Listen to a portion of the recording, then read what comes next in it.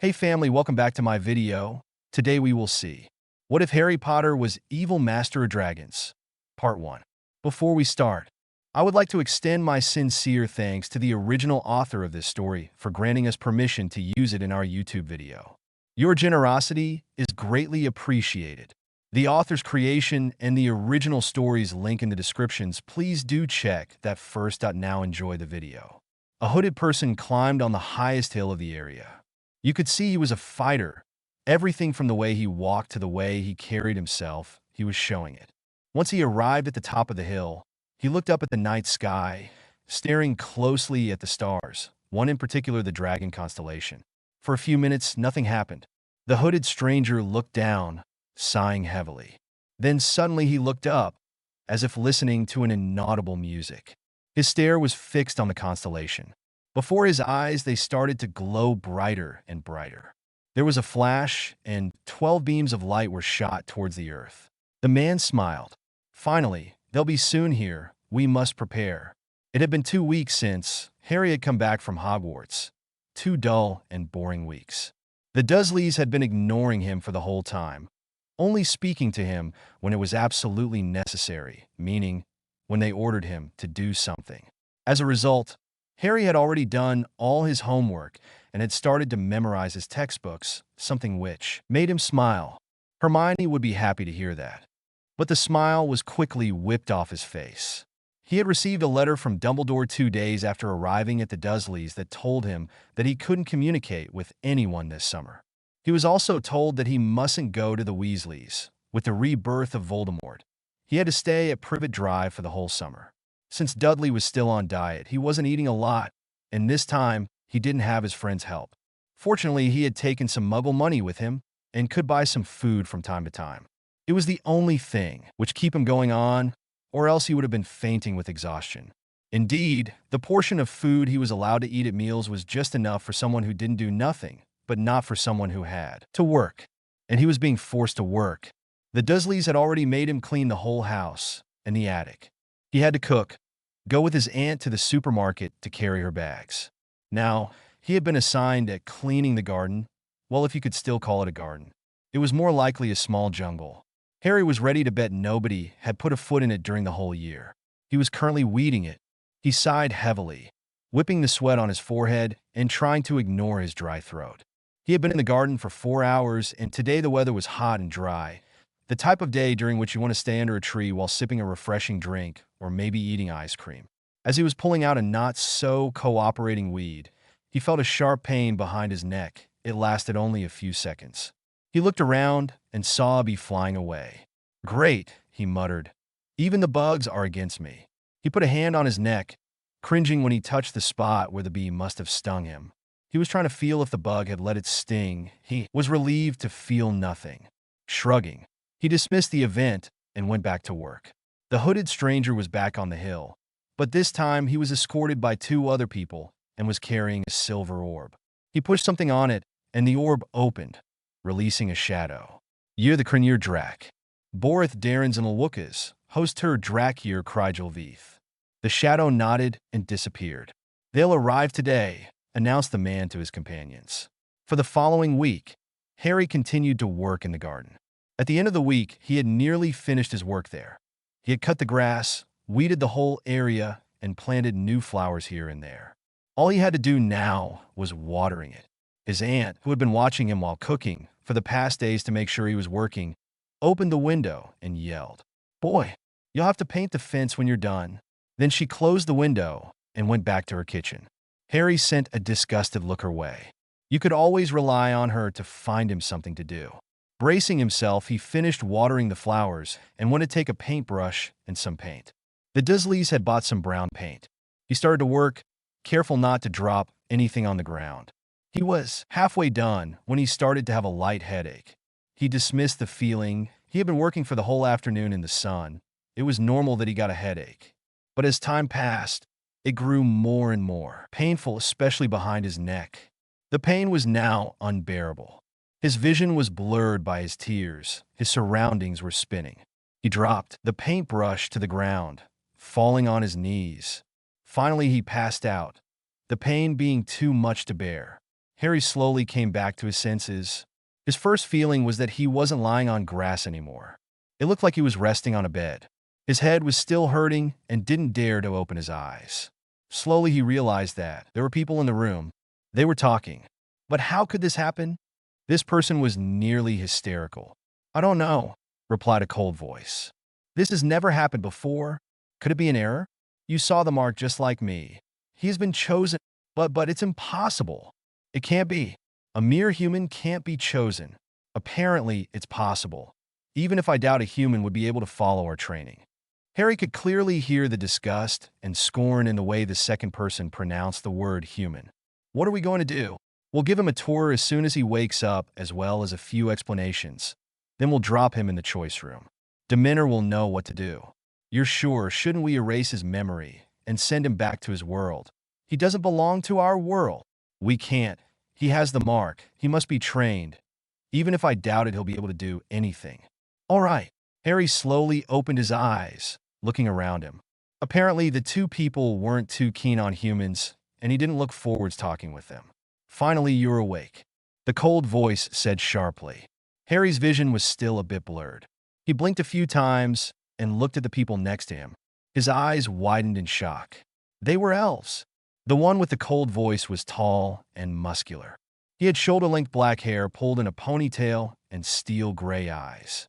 His companion was shorter with chestnut-brown hair reaching his ears and hazel eyes. Both had pointed-shaped ears and a silver lock of hair. The black-haired one sent him a hard look which confused Harry a bit. What had he done to deserve it? "Get up, human. We have a lot of things to do and no time to waste." Harry obeyed immediately and followed them outside the room. Translation: Year the Kryn Drak. Borith Darrens and Lwukas, host her Drak Year Lion Year Krygel Veeth. Salutations, Dragon Spirit. Bring the youths in our care, for the Dragon Master's history to go on. Chapter 1. First Days. The two elves gave him a quick tour, barely speaking, no more than 1 or 2 words to him. Harry was really confused, not only by their behavior, but also by the situation. Where was he? Why? How? All these questions were swirling in his mind. He didn't dare to ask them, seeing the look on their faces. They showed him the headquarters, the apprentice's area where he would stay, the master's one, the common room where they had their meals. The building was quite strange. There seemed to be no roof, and the walls were covered with plants. Then he was led outside and showed the fighting area, the paddocks, and the training rooms. Finally, they brought him back to the main building and stopped before a large door. It was made of steel and silver, with 9 figures imprinted. Studying them closely, Harry noticed there were 9 dragons. He looked expectantly at the 2 elves. The one with black hair faced him. "Listen closely, human." He paused, making sure he had Harry's complete attention. "You're here at the Dragon Master's headquarters. In this room, each new apprentice is chosen by one of the masters who will become his or her surveyor. Each master is responsible for the apprentice until he or she is partnered. When you enter, you must stay silent. Don't speak if you're not spoken to." Harry nodded. "Well, let's go now." He opened the doors and entered, followed by his companion and Harry. The chatter in the room died as they walked in the room. All the eyes were fixed on them, or more precisely on Harry. He looked down, quite uncomfortable with all the attention he was getting. He noticed that the 2 elves had joined their friends. The silence was finally broken by a strong voice. "Very well. Now that we're all here, let's start the ceremony."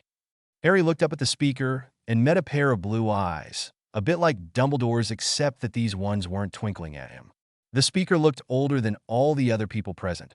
He appeared to be the leader. "Welcome, Dragonlings. I'm Demeanor, leader of this group. Now step forwards and state your name so that you can be chosen."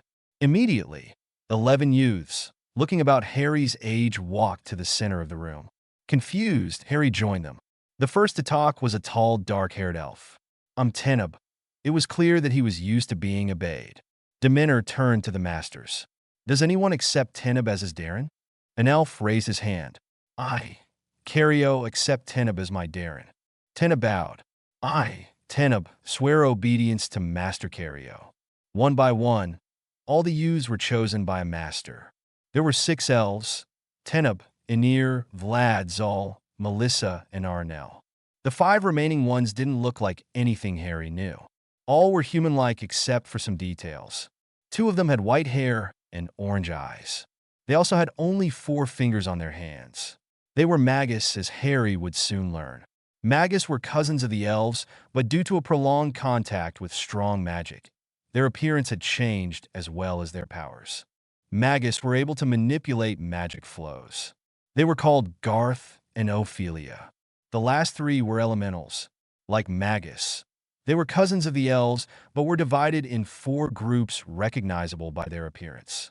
One of the 3 youths, called Cobalt, was obviously a water elemental, with his deep purple hair and his ocean blue eyes. The second, Ribber, was an earth one, having dark green hair and hazel eyes. The last one, Krisian, was an air, with her silver-gray locks and gray eyes. They all had very pale, almost transparent skin. Finally, it was Harry's turn. He stepped forward and said a bit shakily, "I am Hudde. Does anyone accept Harry as his Darren?" Nobody answered. The room was dead silent. Demoner asked his question again, but this time more forcefully. Harry looked around him, only meeting cold and defiant stares. He shifted on his feet, uncomfortably. Finally, the silence was broken by a harsh voice. "Don't bother repeating the question. Demeanor, no of us want to take a weak human as our Darren. He would only bring shame on us." Demeanor sighed at this, as if he had expected this reaction. Harry was now looking at the floor, truly hurt by these words. "Well," said the elf, "as no one wishes to take you, human, I have no other choice but to take you myself." Harry bowed, his cheeks burning with shame. "I, Harry, swear obedience to Master Demeanor." There were a few seconds of silence, which were finally broken by the voice of Demeanor. "All right, will the masters take their Darrens with them and explain a few things? I bid you good night." His voice clearly stated that they were being dismissed. Only Harry and Demeanor stayed in the room. "Well, Harry, your situation is quite peculiar," said the elf slowly. Harry remained silent, not knowing what to say. "Quite peculiar indeed," he repeated. "I think you deserve an explanation." Harry slowly nodded. "All right, you're here at the headquarters of the Dragon Masters. It's a group mostly composed of elves, also a few magus and elementals. Our principal characteristic is that we're all partnered with a dragon." "A dragon?" blurted Harry. There was a faint smile on his lips. "Yes, a dragon, but not the ones you're used to seeing. These dragons are different, more intelligent and resourceful. They can speak telepathically and partnered with someone. There are 9 types, broken into 3 groups. First, the Mind Dragons. They're the Azurian. A picture of a big azure dragon appeared. It was huge with silver claws, sharp small spikes on the head and the neck, big spikes on the dark blue wings, and razor-sharp blade on the legs, as well as at the end of the tail. These are the strongest, most enduring in their group. Then the Donries, another picture followed these words. Large light red wings, a body colored in pastel tones from yellow to red, a crown of spikes on the head, small blades along the neck and the tail, ruby claws. This one was smaller than the Azurian. Really fast, sharp reflexes, and great memory. The last member of this group are the Duskers. Another picture showed up. It was the one of a small dragon covered with scales whose colors were either deep purple, dark blue, or black. Its wings were a dark violet. It had 2 horns on the head, little spikes above the eyes, dark claws, and round spikes on the tail. Its principal advantage is his chameleon's abilities. This dragon can blend in his environment, thus making it difficult to identify them. Demeanor took a huge breath and looked at Harry, who was staring at the pictures.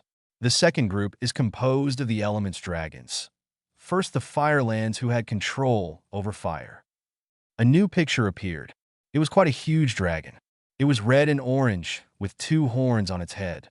Its wing and the end of its tail were made of fire. Then the Duats, who controlled water. The dragon looked a lot like the Azurian, except he was smaller, had less spikes, and that his body seemed made of water. The third are the Whiskand, who mastered the air. This dragon was quite strange. It was hard to describe since his body seemed blurred. Its wings were transparent. He had 2 horns made of swirling air and white fluorescent eyes. Whiskans are able to make themselves invisible. And the last one's the queer with control over Earth. It was the biggest dragon Harry had ever seen. It seemed made of rock with massive legs and huge wings. Its body was covered with tiny spikes. 2 blades were found at the end of his tail. Demeanor paused again. Harry had never been so shocked. Finally, the 2 last dragons. They're magical dragons. First, the Mags. Harry was awestruck by the picture of this dragon. If he had to describe something magical, it would be this.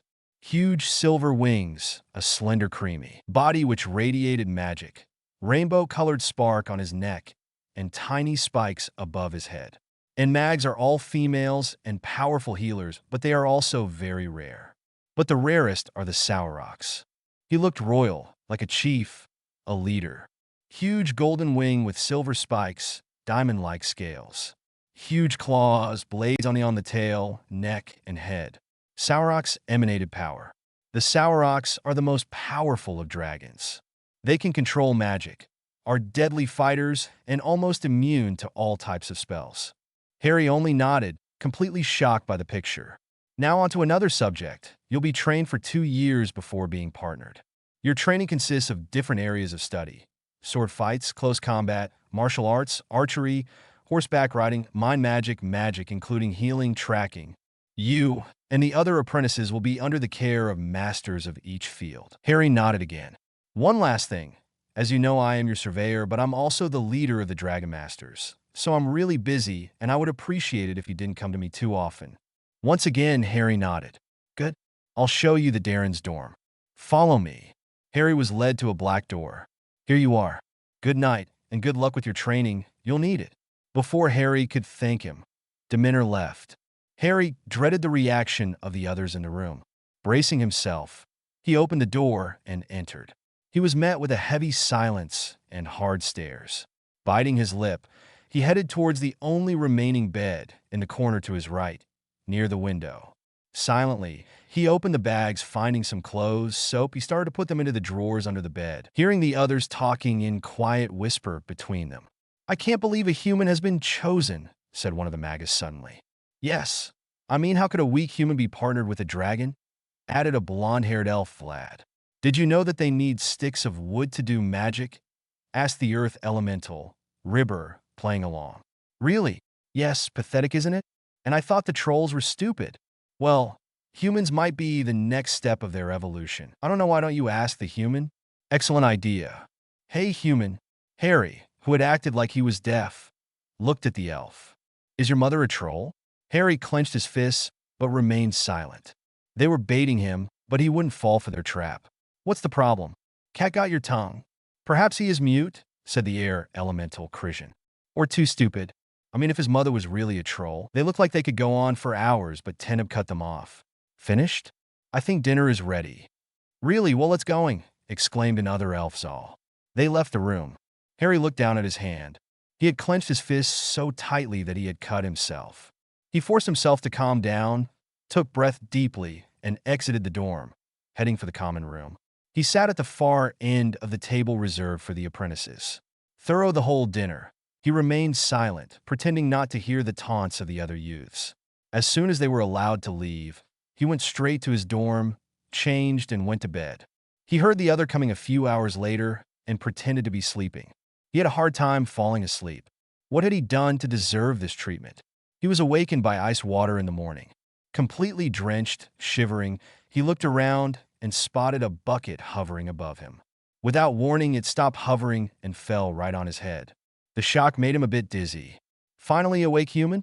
Asked Christian with a fake smile. Hurry up, Chris, or we'll be late for breakfast, shouted Garth. Coming, yelled the young girl before looking back to Harry. You should hurry, human, or you'll be late. As soon as she left, he got up, dressed, and ran to the common room. Everyone was nearly finished. He quickly ate his breakfast and headed to his first class, sword fighting. He was the last one to arrive. Their master gave him a scornful look.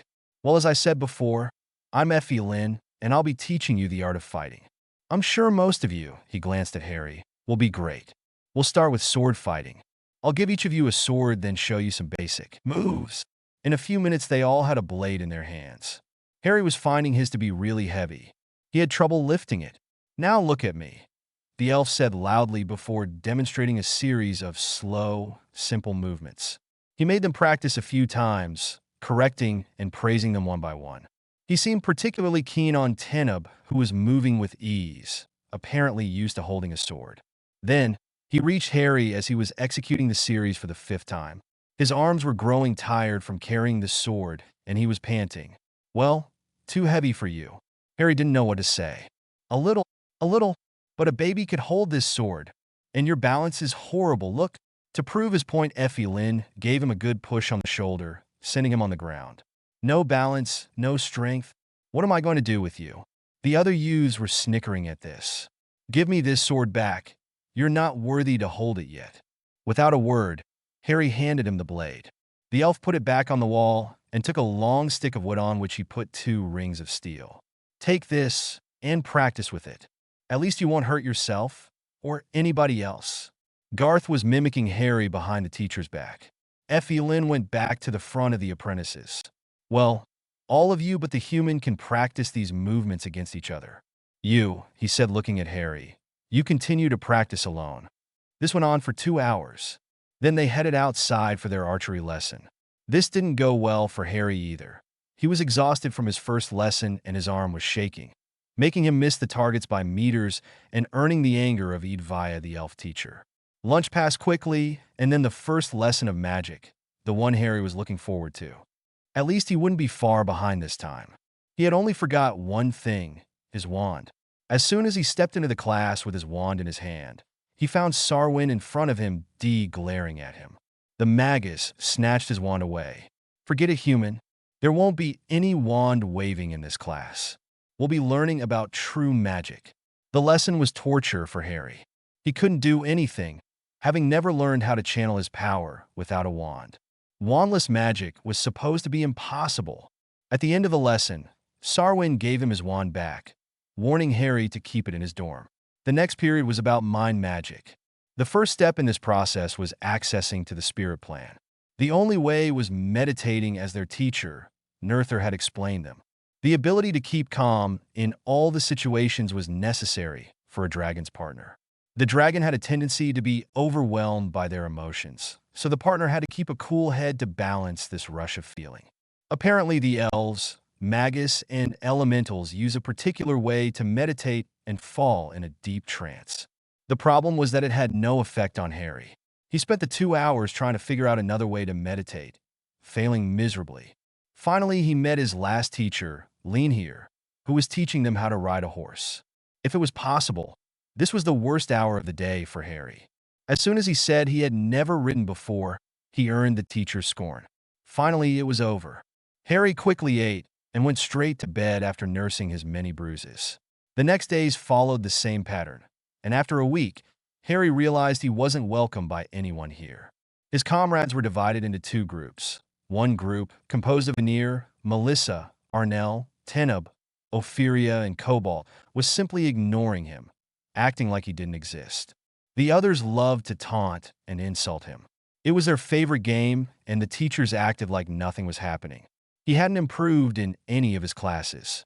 In fighting, he still practiced with his stick or was used by Effie Lynn for demonstrations, meaning that he would act as a punching bag. His aim improved, but Edvia was ignoring him. Magic was still impossible, and the teacher was ready to throw him out. Mind magic wasn't any better. In horse riding class, he had been declared a hopeless case. Add to this the nightly nightmares about Voldemort, Cedric tortures. All in all, his life was a real hell, and the future wasn't looking any better. Harry was quietly eating, ignoring the taunts from Garth and his friends. He was getting used to it. He was amazed with their ability to come up with new insults every day. A ringing was heard above the chatter. Dementor rose on his feet. Darrens, it's a tradition among us to celebrate the end of the first month you have spent with us. So a feast will be held in your honor in 1 week. He sat back among the cheers. Harry was quite happy about it too. The following week was spent talking about the feast. Even the teachers were more lenient. On the night of the feast, the youths were gathered in the dorms, getting ready for it. 10 minutes before the feast, they began to leave the room. As Harry was about to leave too, he felt someone grab his arm. Where do you think you're going? To the feast, Ribber. Harry replied simply, having recognized Ribber's voice. Really? You really thought you were going to be able to come? How thick can you be? Harry looked at him confused. The little human doesn't understand. Let me explain in simple terms. You are not coming. I don't see a reason which could stop me from going. Well, there isn't any, but you won't go. Why? Listen, human, you're nothing but a burden. You'll only bring shame upon us by coming. Who do you think will be happy to see you tonight? Harry looked down. Ribber had hit a nerve and knew it. See, he said, smirking. Good night, human. Harry slowly undressed and lay on his bed. A lonely tear rolled down his cheek. He missed Hogwarts, his friends. He even missed Snape. At least he knew why Snape hated him. He slowly fell into an agitated sleep. 1. Drastic choice. Disclaimer. This story is based on characters and situations created and owned by J.K. Rowling, various publishers including, but not limited to Bloomsbury Books, Scholastic Books and Raincoast Books, and Warner Brothers Incorporated. No money is being made and no copyright or trademark infringement is intended. A/N. Thanks to Sabrina, the Red Dragon Order, and Leandow for baiting this story. Warning. Some dark contents, be warned. Chapter 2. Drastic choices. Harry was quietly resting on his bed. He could hear the noise coming from the party held in the common room. A lonely tear fell on his cheek, followed by a second. Christmas party? It had been 6 months since he arrived there, 6 long months. He could hear the laughter, the music. It only made him more depressed. This wasn't the first party he was kept away from. In fact, he had never been allowed to come to any parties, ceremonies. The past few months came back to his mind. The humiliations during the lessons. Flashback. He was in Effelin's lesson, listening and trying to be as discreet as possible while doing his best to imitate the master with his stick. Apparently, this wasn't enough, as the elf called him to the front. Well, let's see if you improve from being hopeless to being really bad. In a few seconds, Harry was on his back on the floor. Well, I have to rephrase my sentence. You're not hopeless. You're way beyond hopeless. The other students were laughing at him. Harry was looking at his feet, his cheeks red with shame and embarrassment. Go back to try to improve if it's possible. At least be useful and shine the swords in the box. Silently, under the laughter, Harry walked to the back of the room and started to shine the weapons. End of flashback. There's been this time in Noether's class too. Flashback. Harry had been trying for the 100th time to access the trance in order to reach the spirit plane, which was the goal of this course. Once a student reached the plane, he could meet his spirit guardian and receive advice. The shape of the spirit depended on the personality of the student. It was a common thing among the students to try to guess this shape. Bets were made on that. Harry was aware that the others were joking about what his guardian would be. Some said it would be a worm, others a goldfish. Human, snapped the teacher. Harry winced and sighed. Another lecture. How marvelous. I wonder what you were doing here. I've never seen someone less skilled than you. I'm wondering if it doesn't have anything to do with your mind. A 3-year-old child would be able to enter a simple trance, yet you are unable to do the easiest thing. Well, as teaching you seems to be a lost, 'cause I'll give you something else to do. Take these quills and copy down these manuscripts. Even you could be able to do this correctly. As Harry walked slowly to a table, carrying the parchments, he wished with his entire mind that the ground could open and eat him, hiding him from them. End of the flashback.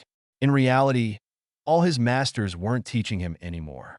Each time, after about 15 minutes, they threw him some snide remarks, pointed out his uneasiness, his clumsiness, and gave him other things to do, in general hard and dirty work or boring tasks. Lean here made him clean the stables. Eadvaya used him to paint targets, refurnish her with stocks, or make arrows. In Sarwin's class, like in Noether's, he had to copy thick manuscripts, old and dusty parchments. At least there, he was learning something. He might not be able to use magic or mind power, but he knew probably more curses, hexes, and theories about these subjects than all the students put together. Added to this, there were the taunts, the insults. Ignore him, he's just a human. Is the little human crying? Oh, poor little human. Go back where you belong. Weak, useless, idiot. Oh, ignore him. He's too stupid to understand. You're a good for nothing. I don't understand why I waste my time with you anyway. You clumsy fool.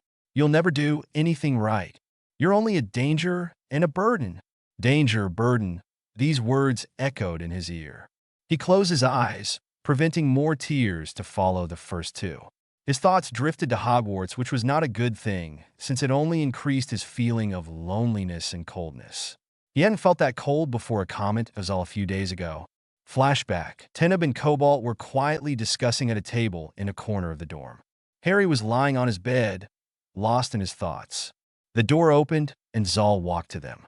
Soon they were talking about the upcoming Christmas and what they would probably receive from their families. Then Zal spotted Harry and smirked before saying loudly, "At least we'll get gifts, won't we?" As Harry hadn't reacted, still thinking deeply and having not heard his comment, Zal taunted him. "Tell me, human, what will your friends give you?" Silence answered him. This time, Harry had heard him, but had found quickly that ignoring them was the best way to deal with the taunts. "Boy, am I stupid," exclaimed the young elf. "You don't have friends, I'd forgotten." Harry remained expressionless. He had learned to do it after spending 2 months there. His face was now a cold mask, rarely showing any feelings. Zal seemed disappointed at this lack of reaction and dropped the subject. But he had hit a nerve, and his remarks had truly hurt the young boy. Into the flashback. His friends, he missed them more than anything else. They should be partying in the Great Hall now. He could picture the icicles, the candles, the trees brought in and decorated by Hagrid, the food, the laughter. Ron and Hermione should be bickering at the Gryffindor table as usual. George and Fred should be plotting another prank or experimenting a new invention on a poor first year. He could see the professors at their table. McGonagall, as strict as ever, Dumbledore with his twinkling blue eyes, Snape surely scowling. Sirius and Remus were probably on some sort of mission. He would give anything to see them again, even Snape and Malfoy. He pushed these thoughts away. He was only making himself feel more depressed than he already was. He closed his eyes and slowly drifted to sleep. But dreams weren't any better than reality. He was walking on the grounds of Hogwarts. The scene was peaceful. Blue sky, sun, and birds chirping. Harry could hear the laughter of the Hogwarts students in the background. He headed for the Quidditch pitch. There, the scenery suddenly changed. Gone were the birds, the sun. The sky was now a dull gray, and thunder could be heard. He looked around, seeing tombstones sprouting everywhere. Kill the spare, hissed someone behind him. He spun around, meeting the red eyes of a smirking Voldemort. "Harry Potter, the murderer is back." Harry took a step backward. "I'm not a murderer," he said, but his tone wasn't that confident. "Really?" whispered the Dark Lord. "Then how do you explain that?" He stepped aside, revealing the body of Cedric, lying on the floor. But it wasn't the body Harry had brought back with him. It was rotten flesh with hollow holes instead of eyes. "No, no." Harry was stepping backward, shaking his head, his eyes fixed on what was remaining of the Hufflepuff Seeker. To his great horror, the body started to get up slowly and shakily. The holes in his face were lit with red fire. He started to stumble towards Harry. "Harry! Cedric! Why? Why did you kill me?" "I didn't." "Why, Harry? Why?" "No, this is not true." "Isn't it?" hissed Voldemort. "Are you sure?" "And what about them?" More people started to appear. All the families he had seen being tortured and killed through his dreams for the past months. A young girl, about 5-year-old, her teddy bear in her arms, was looking at him with a frown. "Why?" She was followed by an old man, a young lady, a mother. They circled him, asking him why he had killed them. Harry put his hands over his ears, trying to block their voices, but to no avail. "Please stop it, I didn't mean to. I couldn't do anything. I'm sorry, please stop," he muttered. Slowly their figures faded, and once again the scenery changed. He was back at Hogwarts, in the Great Hall to be precise, but the happy atmosphere of the school was gone. He could only feel coldness, a coldness which penetrated every fiber of his body and mind. The whole staff and student body were staring at him. Dumbledore stood up with a grim face. "Mr. Potter, you're charged of the murder of a fellow student, Cedric Diggory. Therefore, you are being expelled from this school. You must leave in less than an hour." Harry wanted to speak, to claim his innocence, but his voice was gone. He heard loud shouts around him. "Murderer! Traitor!" The Gryffindors were staring at him with hateful glance. Ron and Hermione looked at him with spite and loathing. "You're no longer a Gryffindor. You're not worth more than a Death Eater," said Ron.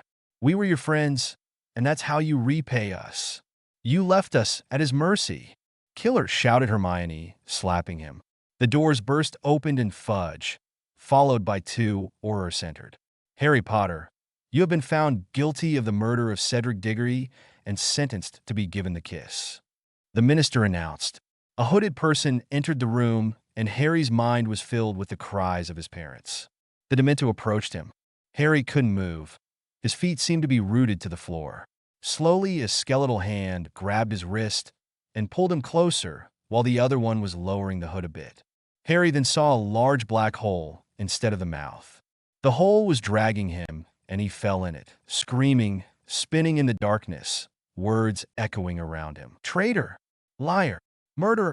It was like a chant that followed him in the darkness until he felt nothing more. Harry bolted upright on his bed, sweating and breathing heavily. It had been a nightmare. The words were still echoing in his head. Murder! Killer! He felt disgusted with himself. It was true.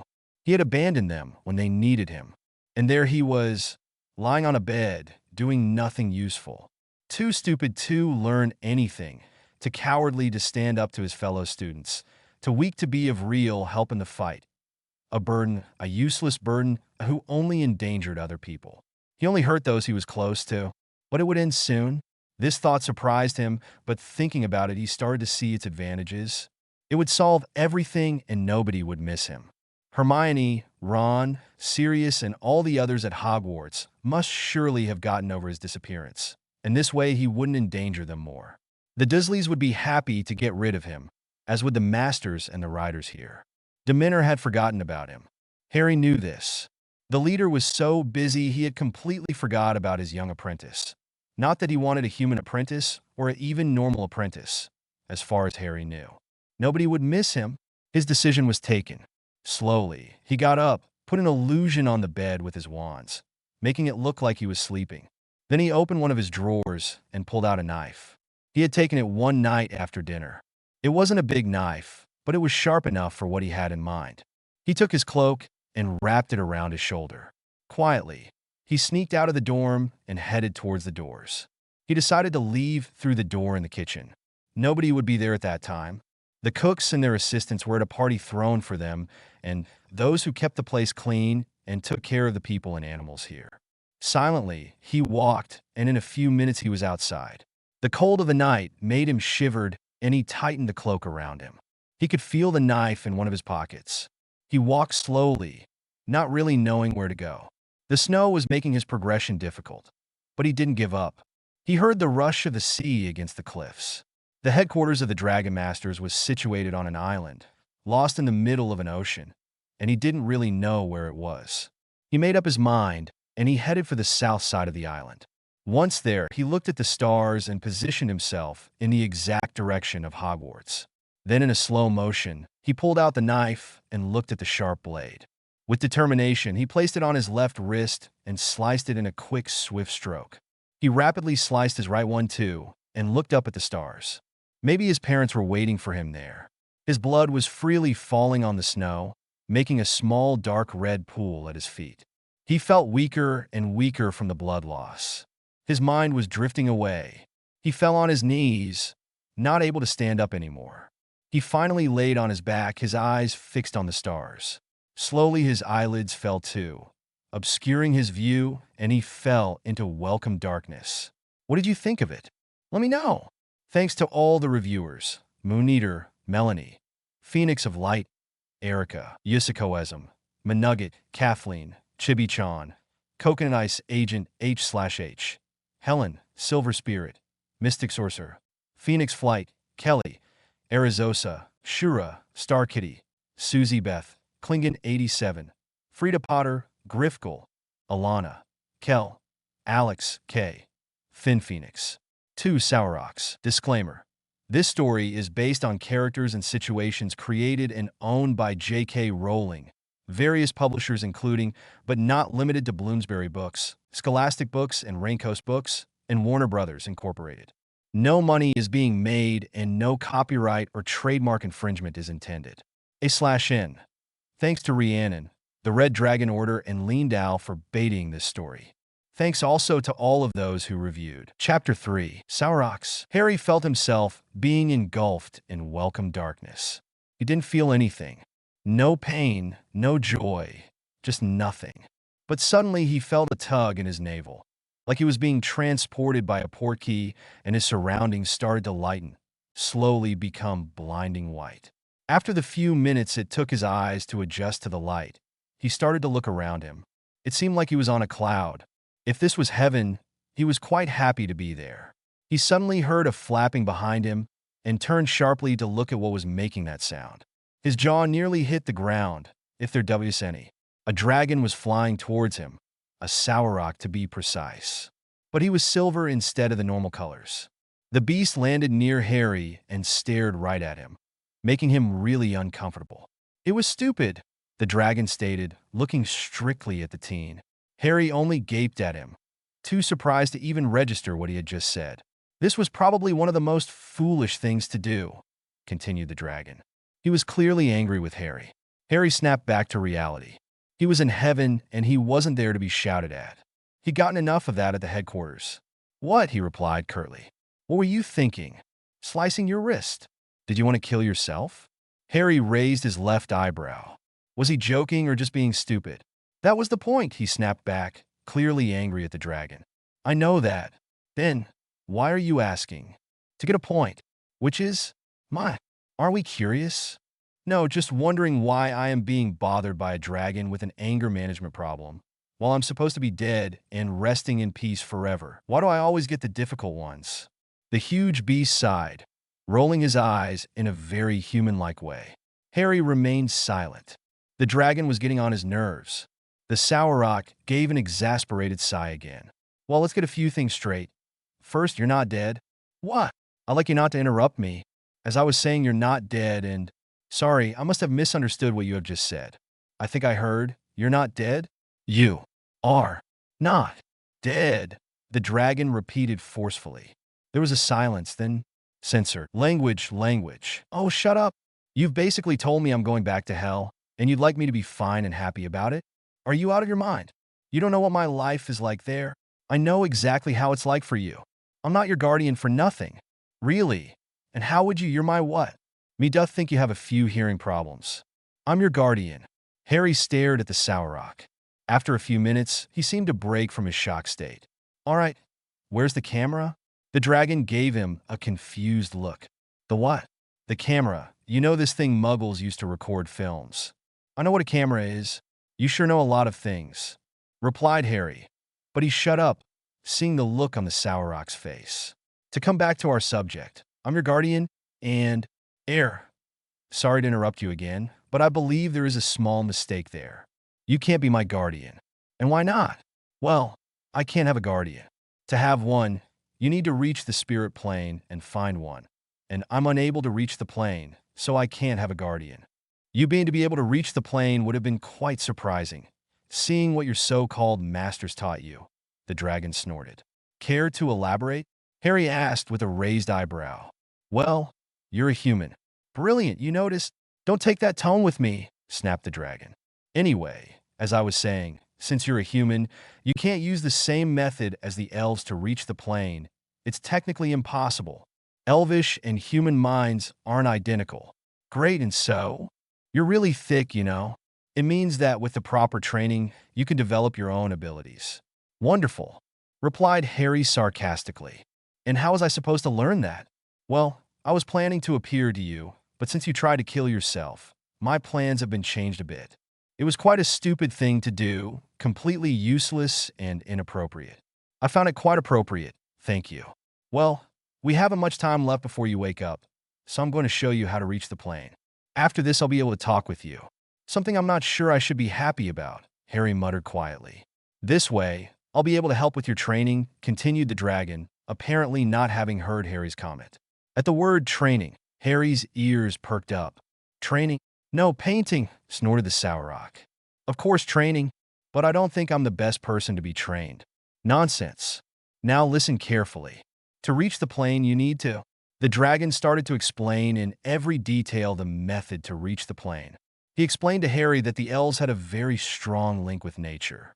They had to link with it, and after relaxing and calming their minds, they used its power and through it, accessed the plane. Then they had to pierce its mists, stabilizing the plane. They would find their guardian only once this was done. As Harry was a human, he said he didn't have these links, so instead of trying to draw his mind out into the nature's power which he couldn't access, for now at least, he had to dive into the depths of his mind to focus inside him on his inner power, locate its origin, and use it to reach the plane.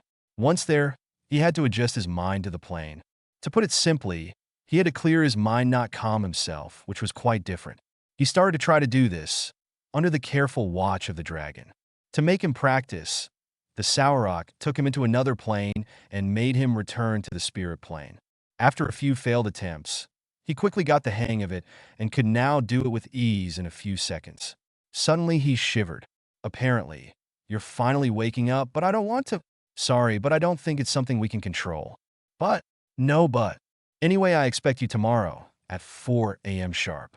Be outside for this. 4 a.m. Are you crazy? I'm perfectly sane, thank you. But we can't have you untrained. You must learn to have control over your abilities. Yeah, whatever. The plane started to fade before Harry's eyes. Remember, tomorrow at 4 a.m., yelled the dragon. Hey, you didn't tell me your name. Arin, shouted the Sauroch before disappearing. Harry opened his eyes slowly, groaning. The light was blinding him. He closed his eyes, shielding them from the light. He smelled salt, but also the sea. He could hear the rush of the sea against the cliff. The dragon was right. He was alive.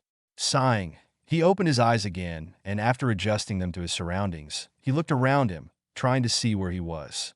I'm in a cave. These were his first thoughts. He was in a cave, probably dug in the cliff. There was a large opening through which the light was coming. You're awake, young one, said someone behind him.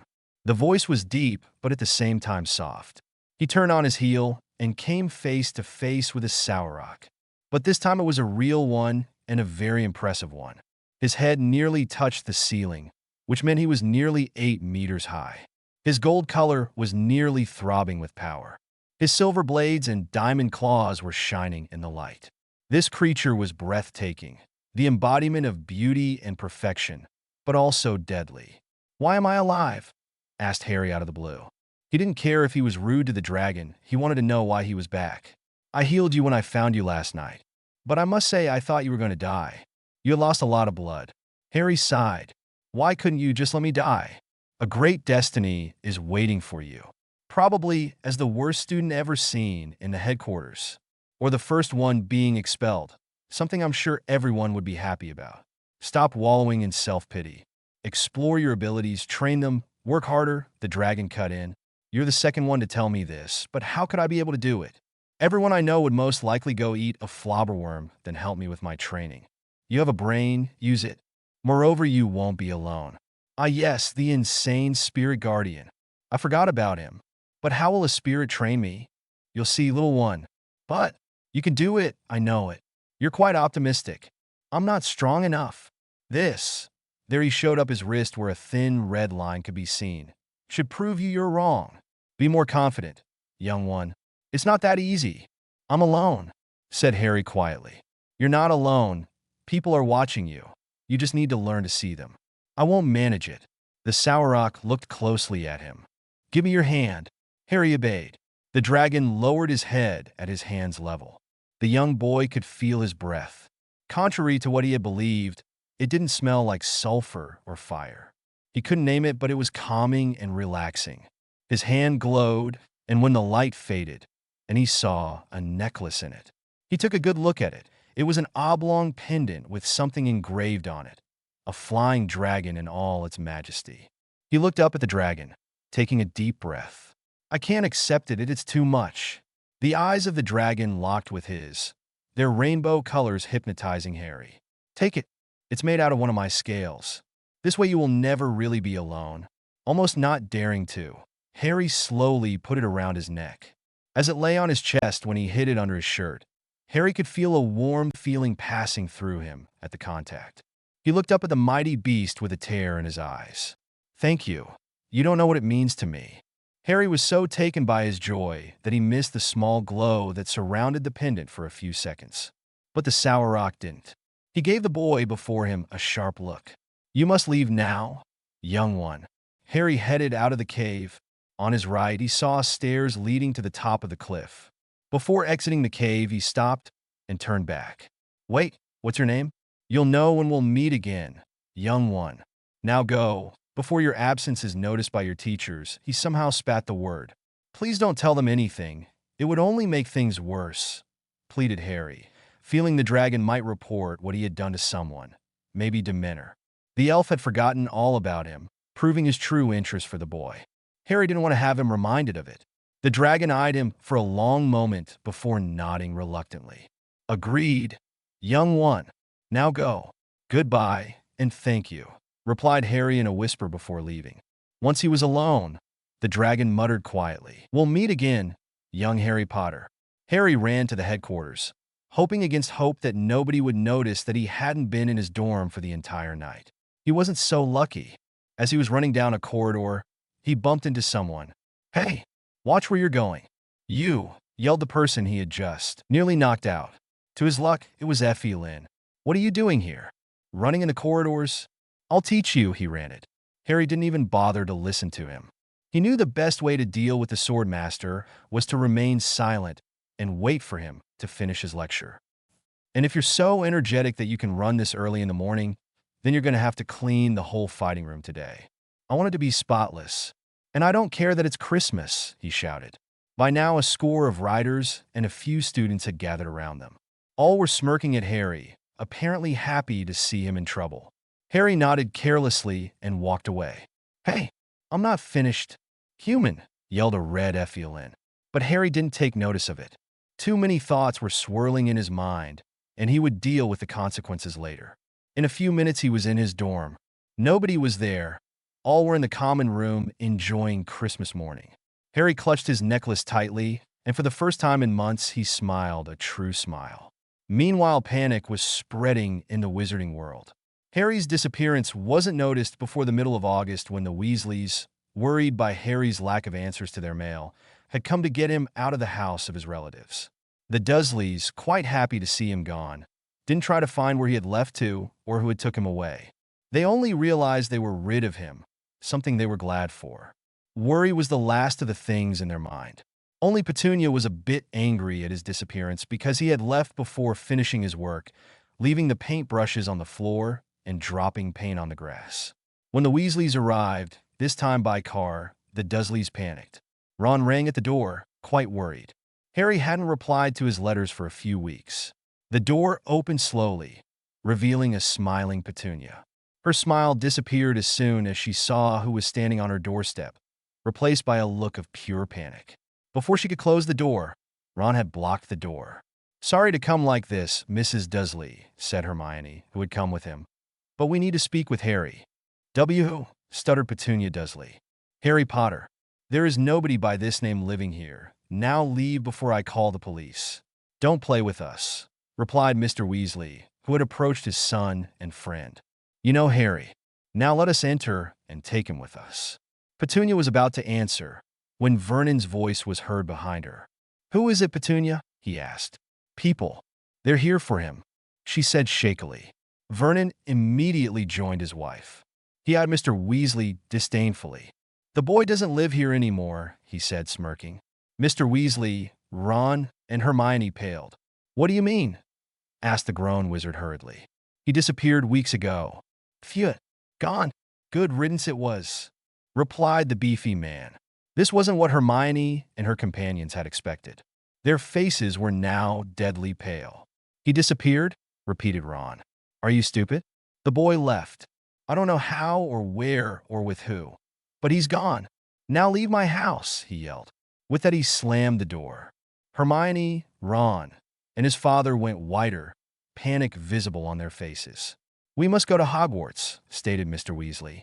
The two youths were too shocked to say anything, so they nodded dumbly and left.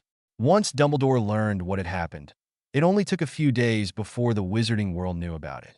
It was in the newspapers. Headlines like "The Boy Who Lived Disappeared" or "Potter Kidnapped" could be seen. The craziest hypotheses were made. A world-scale search was made, but no clues were found. Panic followed. People started to believe in the return of the Dark Lord. Fudge tried to cover it, saying that the Potter boy must have had this thing planned, that who wasn't back. But only a few believed him. Most followed Dumbledore's lead. After a few weeks, as the students boarded the Hogwarts Express, everyone waited for Harry to show up, hoping against hope that he would come. But he never came. During the ride, Hermione had to restrain Ron from punching Malfoy as the young blonde came to their compartment, making snide comments about Harry's disappearance. It was with a depressed mind that Hermione and the others entered the Great Hall. All the Gryffindors were looking sad, silent, and lost, even the twins. The sorting took place in a heavy atmosphere as all the houses, except Slytherin, were worried for their comrade. At the end, Dumbledore stood up, starting his speech. "And I ask you to keep in mind the name of one of your fellow student absent today. Let us hope he is well." And everyone could nearly hear, and that he is not in Voldemort's clutches in his mind. All in all, it wasn't a good start of the year for Hogwarts students. Well, most of them. What did you think of it? Let me know. Thanks to all who reviewed. You're the best. Naya. 3. Training. Disclaimer. This story is based on characters and situations created and owned by J.K. Rowling, various publishers including, but not limited to, Bloomsbury Books, Scholastic Books and Raincoast Books, and Warner Brothers Incorporated. No money is being made and no copyright or trademark infringement is intended. /N. Thanks to my betas Rhiannon, the Red Dragon Order, and Leaned Owl as WL, as to all my reviewers. Chapter 4. Training. Christmas marked a change in Harry's life. From this day on, everything was different. Sure, his teachers' and comrades' attitudes remained the same, but he had changed. Helped by his guardian, he took his training into his own hands. Each morning, from 4 a.m. to 7 a.m., and each night from 9 p.m. to 11 p.m., he trained. Physical training in the morning, magical during the night. Arin kept him busy, therefore keeping him from wallowing in self-pity. The spirit guardian might be a little crazy, but he was quite a good teacher. He followed Harry step by step throughout his work, advising him and correcting him. First, he decided that Harry should have more endurance and be fitter. His answer to this problem was a 2-hour workout in the morning. Jogging, stretching, gymnastics. The jogging part wasn't as difficult as was the stretching one, but gymnastics was another story. The first time Arin showed him the moves he would have to do, he thought the guardian was joking. Flashback. "Now, time for gymnastics," exclaimed Arin. Harry, who was panting on the ground, groaned. "Must you be so energetic this early in the morning? Harry, I'd like to see more enthusiasm on your part." Enthusiasm? Right? More like madness. Maybe, but in this case, I should tell you that you have to be quite crazy if you're arguing with yourself. Technically, you're not a part of myself. That's not the point. Now look, this is what I want you to do. Pictures of men doing flips and jumps passed before Harry's mind. Once it stopped, there was a small silence. "I have only one question," said Harry. "What are you thinking? Are you all right? Do you want to rest for a moment? I'm sane. How many times do I have to tell you this?" "I am fine. Doesn't look like you are," muttered Harry. Harry could practically picture the scowling guardian in his mind. Arin couldn't come into his plane, so the spirit guardian was following him mentally and giving him instructions through mental pictures. "I heard that. Well, it's true. How do you want me to do these things?" "Oh, shut up and do it." "How?" "Do it." All right. No need to get violent." Harry sighed and tried to imitate one of the simplest moves he had just seen. He ended painfully on his back. "See, I told you I couldn't do it. I have only 3 words. Training, training, and training. That's one word, you know. I know it's one word, so stop talking and try this." He showed Harry a simple move. We could just skip this part. It's not like I will improve." "Harry." "Yes?" "Shut up. You were talking. For the last time. And if you are, I don't see why I shouldn't. I'm warning you. It's not really fair if you can talk, and I can't. Shut up and work." "All right. Don't get so worked up." Harry started to practice some basic moves while muttering about a stupid guardian with an anger management problem. Into the flashback. Slowly, he improved. He became fitter, more enduring, and more agile. Once Arin thought he was ready, he started to teach him combat. Sword fighting was quite difficult at first, since Harry rapidly grew tired of holding the sword. But little by little, his skills improved. To train, he used a sword he had managed to bring out of Effelin's room. It was an old and heavy weapon, but well made. He also used a stolen bow and arrows to practice archery, but he was still feeling like he had two left hands. Something, said Arin, which was linked to the fact this bow wasn't adapted to him. His liking for sword fighting started on a precise day. Flashback. Harry had missed his target for the 100th time that morning and was getting fed up with it.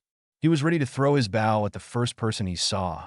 All right, stop. You can't continue like this. You're giving up? Already? Stop talking nonsense, replied the Guardian. I'm going to have you get some appropriate weapons. And how? You'll see. Be here tonight at 9 and be ready to spend the night and following ones up. To make up for this, you won't have training for the time it'll last. What? Surprise. I don't know if I really want to find out. You like it? That's why it's scaring me. Enough talking. Go work on your knife throwing. Your aim wasn't accurate last time. Great, replied Harry, grimacing. He wasn't any better at knife throwing than at archery. Once he was finished with his morning training, he went to his classes. The day passed slowly, and finally, he headed for the place where he trained at night. It was a small cabin 1 kilometer away from the headquarters. Harry had stumbled upon it during one of his morning runs and had been using it for storage since then. Before placing anything in it, he had cast numerous wards, protections, and disillusionment charms on it to prevent any members of the headquarters entering it. Once there, he sat on the ground and waited. Minutes passed and nothing happened. Shifting a bit, he started to list the potion's ingredients needed for an invisibility draft. Time passed and still nothing. Getting a bit restless and annoyed at the wait, he decided to go to the other plane and ask his guardian. Arin? There was no answer. Arin, still no answer. Arin? Yes. What is this yelling about? Can't you speak like a normal person? Since when am I normal? Well, it doesn't matter. You didn't have to yell. I'm not deaf. No, you're insane. I am not. R2. I am not. R2. I am not. R2. I am not. Are not. I am too. Yes. I hate it when you trick me, said Arin dejectedly. Get used to it. Arrogant twit. You're one to talk. Back to the subject at hand. You should go back to your plane. Someone should be there to explain everything to you. I've been waiting for ages and nobody has come. He was a bit delayed, but he should have arrived by now. All right, see you later. Harry came back to his plane quickly. Indeed, somebody else was now present in the cabin. To say Harry was surprised was an understatement. There was a dwarf standing before him. He was about 1.2 meters high, dressed in leather with an axe hanging at his side. He had small eyes, and a few scars crossed his face. His short brown hair was messy and partially blocked his view. He pushed some of his bangs aside, clearing his vision in a quick motion of the hand, before eyeing Harry from head to toe. So you're the one who needs weapons? Why, yes, stuttered Harry, quite nervous. Right, come on, we don't have time to waste talking. Harry grumbled a bit as he followed the dwarf. After all, he wasn't the one who was late. The dwarf led him towards a hill, and after a half-an-hour walk, he knelt on the ground and opened a trapdoor. Harry's eyes widened. He would have never guessed something was hidden there, even if he had come here quite often for his training. The door had to be magical. There wasn't any other explanation for an entrance to be disguised that perfectly. A hole was now visible, but Harry couldn't see where it led as no lights were lighting it. As Harry was lost in his thoughts, the dwarf snapped him back to reality. Come on, we don't have time to waste. They stepped inside the hole and ended in a tunnel lit by fluorescent stones. Follow me closely. It's easy to get lost here, and I don't have time to give you a tour. Harry nodded and obeyed. He didn't want to get lost in those tunnels. They walked for a few minutes before entering a huge cavern. For huge fires were roaring, and a few dwarves were busying themselves around them. Loud sounds of hammers hitting red-hot metal echoed in the cave. Sparks flew each time the metal was hit, and steam was shooting in the air as newly made weapons were cooled down in large basins. Harry's eyes were darting from one dwarf to another, his mind a bit dizzy from all the activity going on there. Sweat started to roll down his back as the atmosphere of the cave was stifling. Well, I'm going to show you how to make your weapons and how to take care of them. Listen attentively. I won't repeat my explanations. Harry nodded again and listened to his guide. First, the dwarf Tyrio showed him how to choose the right materials. He taught Harry how to see the flaws in the metal. Then once it was done, how to create the best mix possible, depending on what you wanted to use your weapons for and the qualities desired by the crafter. Then he showed him the different steps to a sword's creation. He told Harry that learning how to make weapons was a lifetime task and that he would only teach him the basics, but that those would help him to understand his blades better. The night passed quickly under the dwarf's authority. Harry left the underground at 2 a.m. and woke up at 7 a.m. For the whole week, the days followed the same pattern. By the end, the dwarf led Harry to a different room. On their way, they met quite a few dwarves. Some of them Harry had met during his time there, and others were perfect strangers, but none of them paid them a lot of attention. They finally stopped before a huge steel door. This was the first door Harry had seen there. Tyrio turned to Harry. "We keep all the weapons we make in there. Now listen carefully. You don't choose the weapon, it's the weapon which chooses you. Always remember that," he explained. "I will." "Good, follow me." He put his hand on the door, which glowed slightly before opening. They entered slowly, and Harry stared in wonder. He felt like he had opened his Gringotts vault for the first time. There were weapons everywhere. Daggers and swords of all types, sheaths, bows with a quiver, and some arrows, spears, knives. "Have a look around. You will know when you'll found the ones right for you," said Tyrio.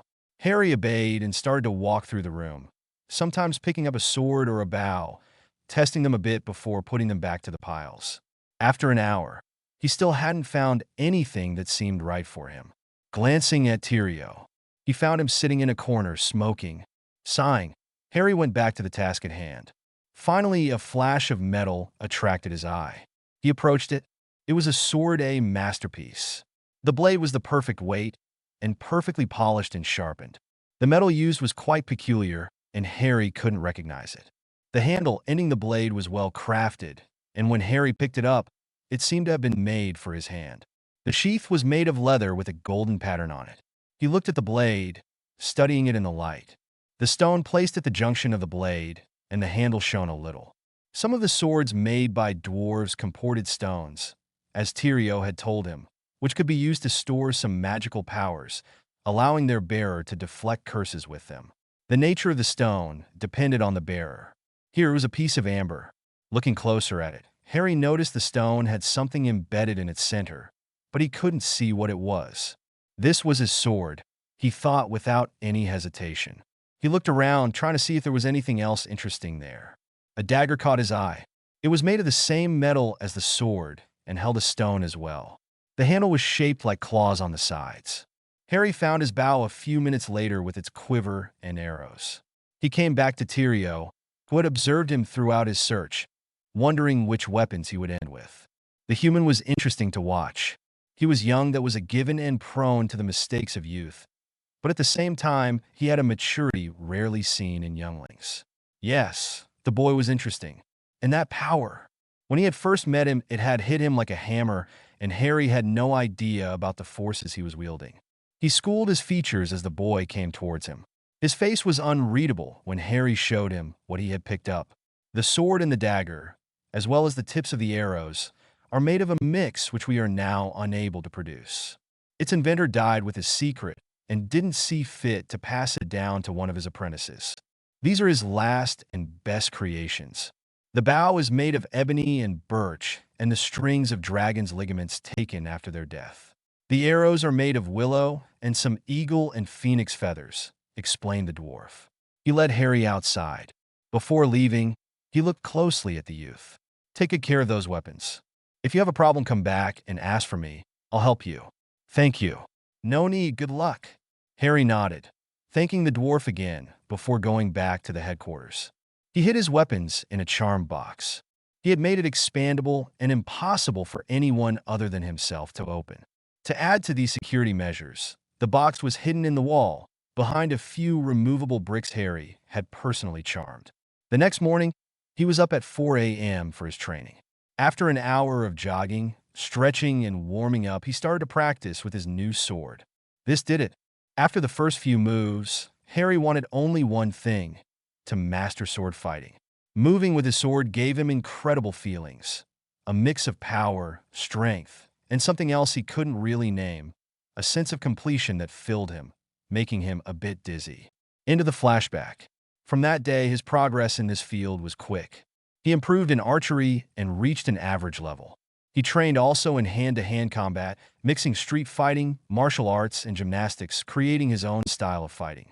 Sometimes he would learn a new technique in hours. Other times, it would take him days before getting another one straight. Arin also trained him to hone his magical abilities. Firstly, he taught him how to channel his magic out of his body, therefore allowing him to use wandless magic. This was a tedious task that took Harry a month to complete.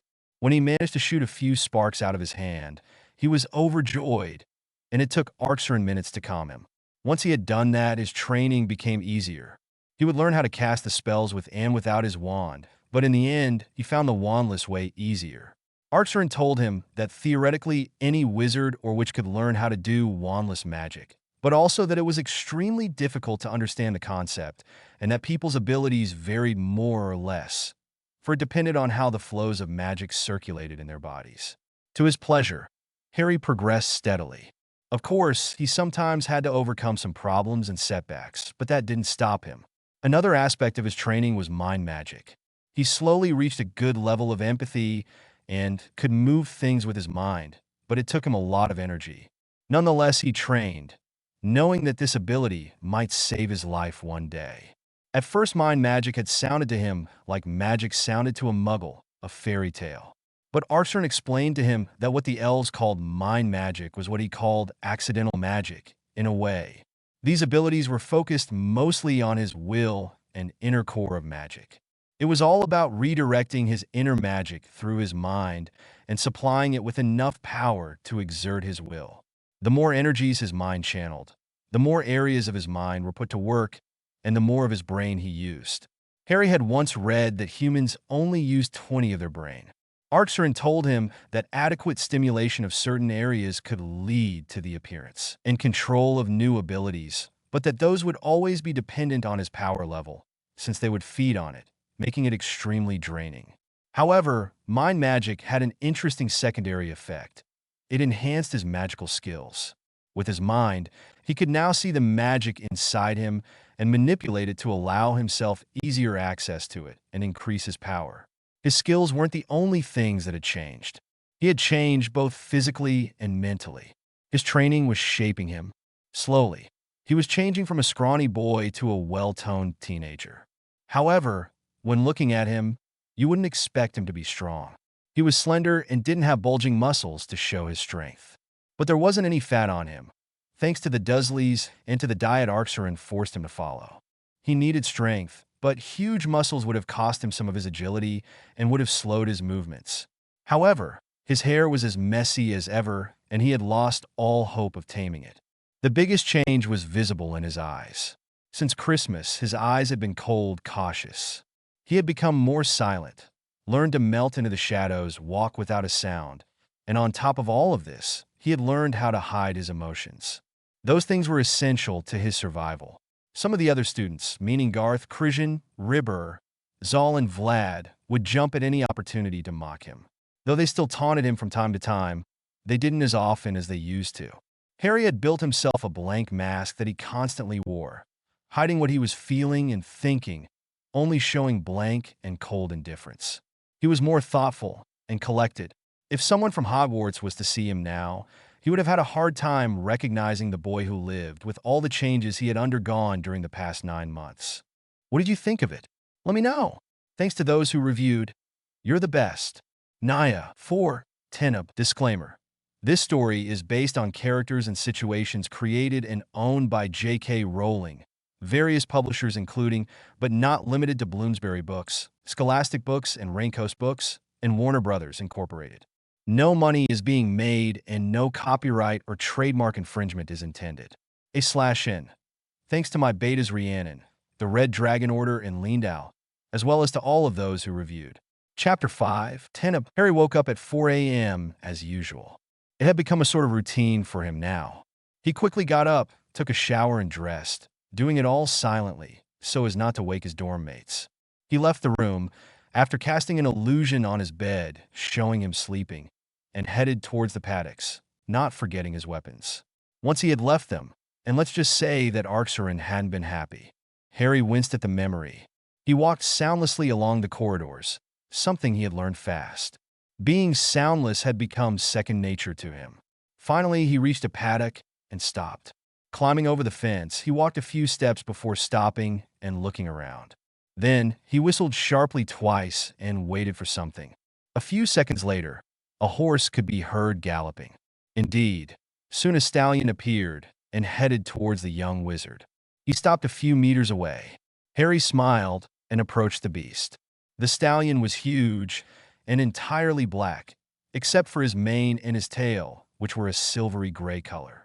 Another characteristic was the two white stockings on his rear legs and a mark shaped like a crescent moon on his forehead. Harry petted the horse, speaking softly to him. Then in a wave of his hand, he readied the horse and jumped on him. Leaning forward, he whispered in his ear, "Go, Shadow." Immediately, the horse started to gallop towards the highest hill of the island. On his back, Harry was thoroughly enjoying the race, the winds hitting his face as his horse accelerated again. He recalled the first time he had met his stallion. Flashback. Harry had just finished cleaning the stables and was starting to feed the horses in the paddocks when he arrived at the one in which Leinir had forbidden him to enter. Curious, he climbed on the fence and tried to see the horse living here. He knew the horse was called Shadow, but everyone agreed that it was a wild beast that nobody could ride. Suddenly, he saw a black shape on the opposite side of the paddock. Against his orders, he jumped down on the other side and walked towards it, curiosity getting the better of him. Finally, the stallion came into view. It was one of the most amazing sights he had ever laid his eyes on. The beast was radiating energy. In its smallest movements, you could see its wildness. Smelling Harry, the stallion, which had been eating, looked up and directed his eyes towards the intruder. The young boy was caught in its gaze.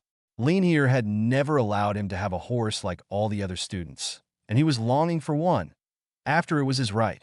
Deciding that it wouldn't do any harm to try to mount this stallion, as nobody wanted to, Harry approached it. As he came closer, the stallion became more and more nervous, shaking his mane, pawing the ground with his hooves. Harry put a hand on his back and in a strong push, jumped onto his back. 5 seconds later, he was laying flat on his own back, seeing little stars dancing around his head. Shakily, he stood up. Then he heard someone laughing. Looking around, he didn't saw anybody. Shaking his head, he dismissed it as an after effect of his fall. But the laughter didn't disappear, quite the opposite, it grew stronger. Then, he guessed whose laughter it was. "That's not funny. Arin, took you long to guess it was me. And sorry, but it was funny. You should have seen your face. Instead of laughing, you could help me." "With what?" "You're really thick." "The horse." "And so, Arin." "What?" "Stop it." "Stop what?" "You're really annoying, you know. That's part of my charm." "Right. You were saying?" "I was asking for your help. I don't recall hearing the magical word." "Please." "That's not the word." "What is it then?" "Arin is the best." "I'm not saying that." "Have it your way." Harry sighed heavily. "All right. Arin is the best." "Happy? Now could you help me?" "That wasn't too difficult, was it?" "What do you want?" "You're doing that on purpose, right?" "Doing what?" "Nothing, never mind." Harry sighed. Sometimes Arin was really being a pain. "Really?" "Yes. I was asking for help to mount this horse." "You put your hand on his back and jump on it." "I did that and I lasted 5 seconds on his back." "Well, in that case, you need to have him used to your weight and your presence." "And how do I do this?" "Listen, first you have to..." Arin gave him a detailed explanation on the method to follow to train Shadow. For the following days, Harry didn't try to mount the stallion again. Instead, he came every evening to take care of him, brushing his coat, combing his mane and tail. Little by little, the horse got used to his scent and became less and less nervous in Harry's presence. He even seemed to take some pleasure in the sessions. Things stayed this way for about 2 weeks. At this time, Shadow had become quite used to Harry's smell and touch. Then, in addition to taking care of him, Harry started to accustom him to his weight, leaning more and more on his back. Finally, after a month, he could lay across Shadow's back. He decided then to try to mount him again. This time he lasted 2 minutes before being thrown to the ground. The stallion had remained still for a minute, his body trembling with contained fury at having someone on his back. However, Harry didn't give up and continued. Little by little, he stayed longer and longer. Harry had never learned to ride and was following Arin's instructions blindly, nursing his bruises every night. He never used trappings as he didn't have any and couldn't take the ones in the stables for fear their disappearance being noticed. He could have conjured some, but Arin had said not to, arguing that if he could stay on the stallion's back and direct him without trappings, he would be able to do the same thing with trappings. All in all, it took him 2 months to manage it, but he did it, and at the end of these 2 months, he could ride Shadow with and without trappings. It was the beginning of a great companionship, Shadow being the only being, except Arin, who would listen to Harry. End of the flashback. Since then, Harry had always ridden Shadow at least once a day. Each morning, he would come to the paddock, get Shadow ready, and ride to the hill, where he would then train for the 2 following hours before coming back to the headquarters. He snapped back to reality as Shadow slowed down. He looked around and smiled. He was on the top of the hill and could see a big part of the island. The sun was up early here around 5 a.m. He climbed off Shadow, deciding to train himself first before starting to work with the stallion, allowing the beast to rest a bit. First, he started to jog, then stretched. After, it was time for his magical training. He practiced a bit on his wandless magic, casting spells, curses, and hexes on targets he had conjured before. Arin advised and corrected him. Then he moved on to his elemental ability. He remembered the first time Arin had told him about him being able to control an element. Flashback. Harry had just finished his training and was sheathing his sword when Arin spoke to him. Harry? Yes? I think you can start practicing your elemental ability. What? What did I say about yelling? Sorry, but I thought I heard you saying I had to train some elemental ability. That's exactly what I said. It's official. You're definitely mad. Why? Because it's impossible. Why? Because it is. Good argument. Don't joke, it's not funny. Harry was getting rather annoyed at the spirit. I'm not joking, you are. Try at least. Why should I? You have nothing to lose. There's no point on try to do something impossible. Just try. But try for God's sake. All right, calm down. What must I do? Focus on the power inside you and try to push it outside. Harry did as he was told, but nothing happened. You see, when I said try, I meant that you had to believe in what you were doing. All right.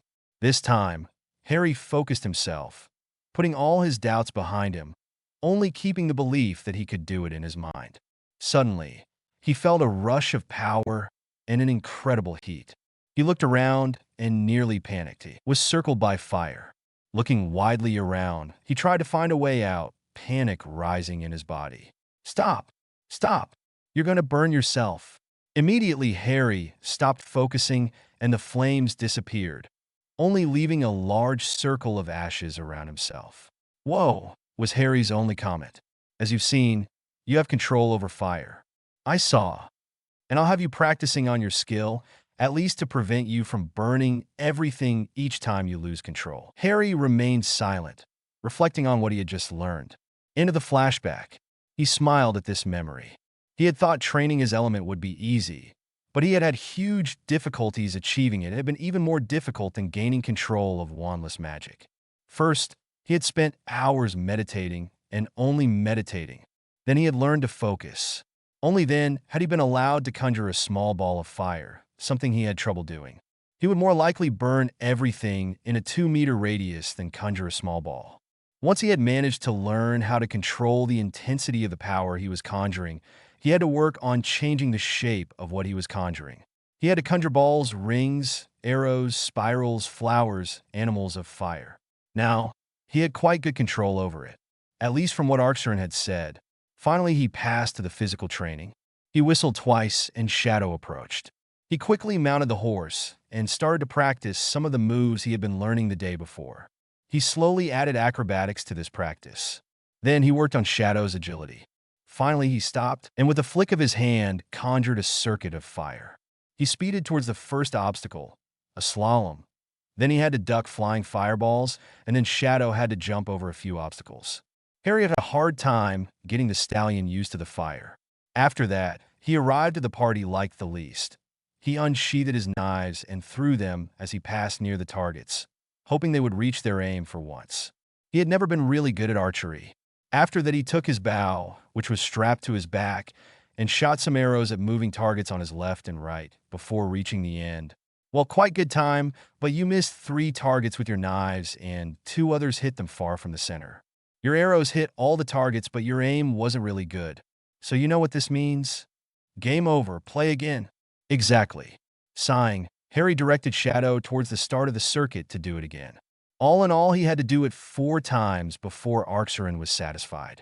Then he dismissed the circuit, climbed off Shadow, cleaned him, and conjured some food for him before unsheathing his swords and starting his training. Arin had made him learn a sequence of movements, a bit like a dance. He had to do it several times, each time accelerating a bit, before slowing down little by little.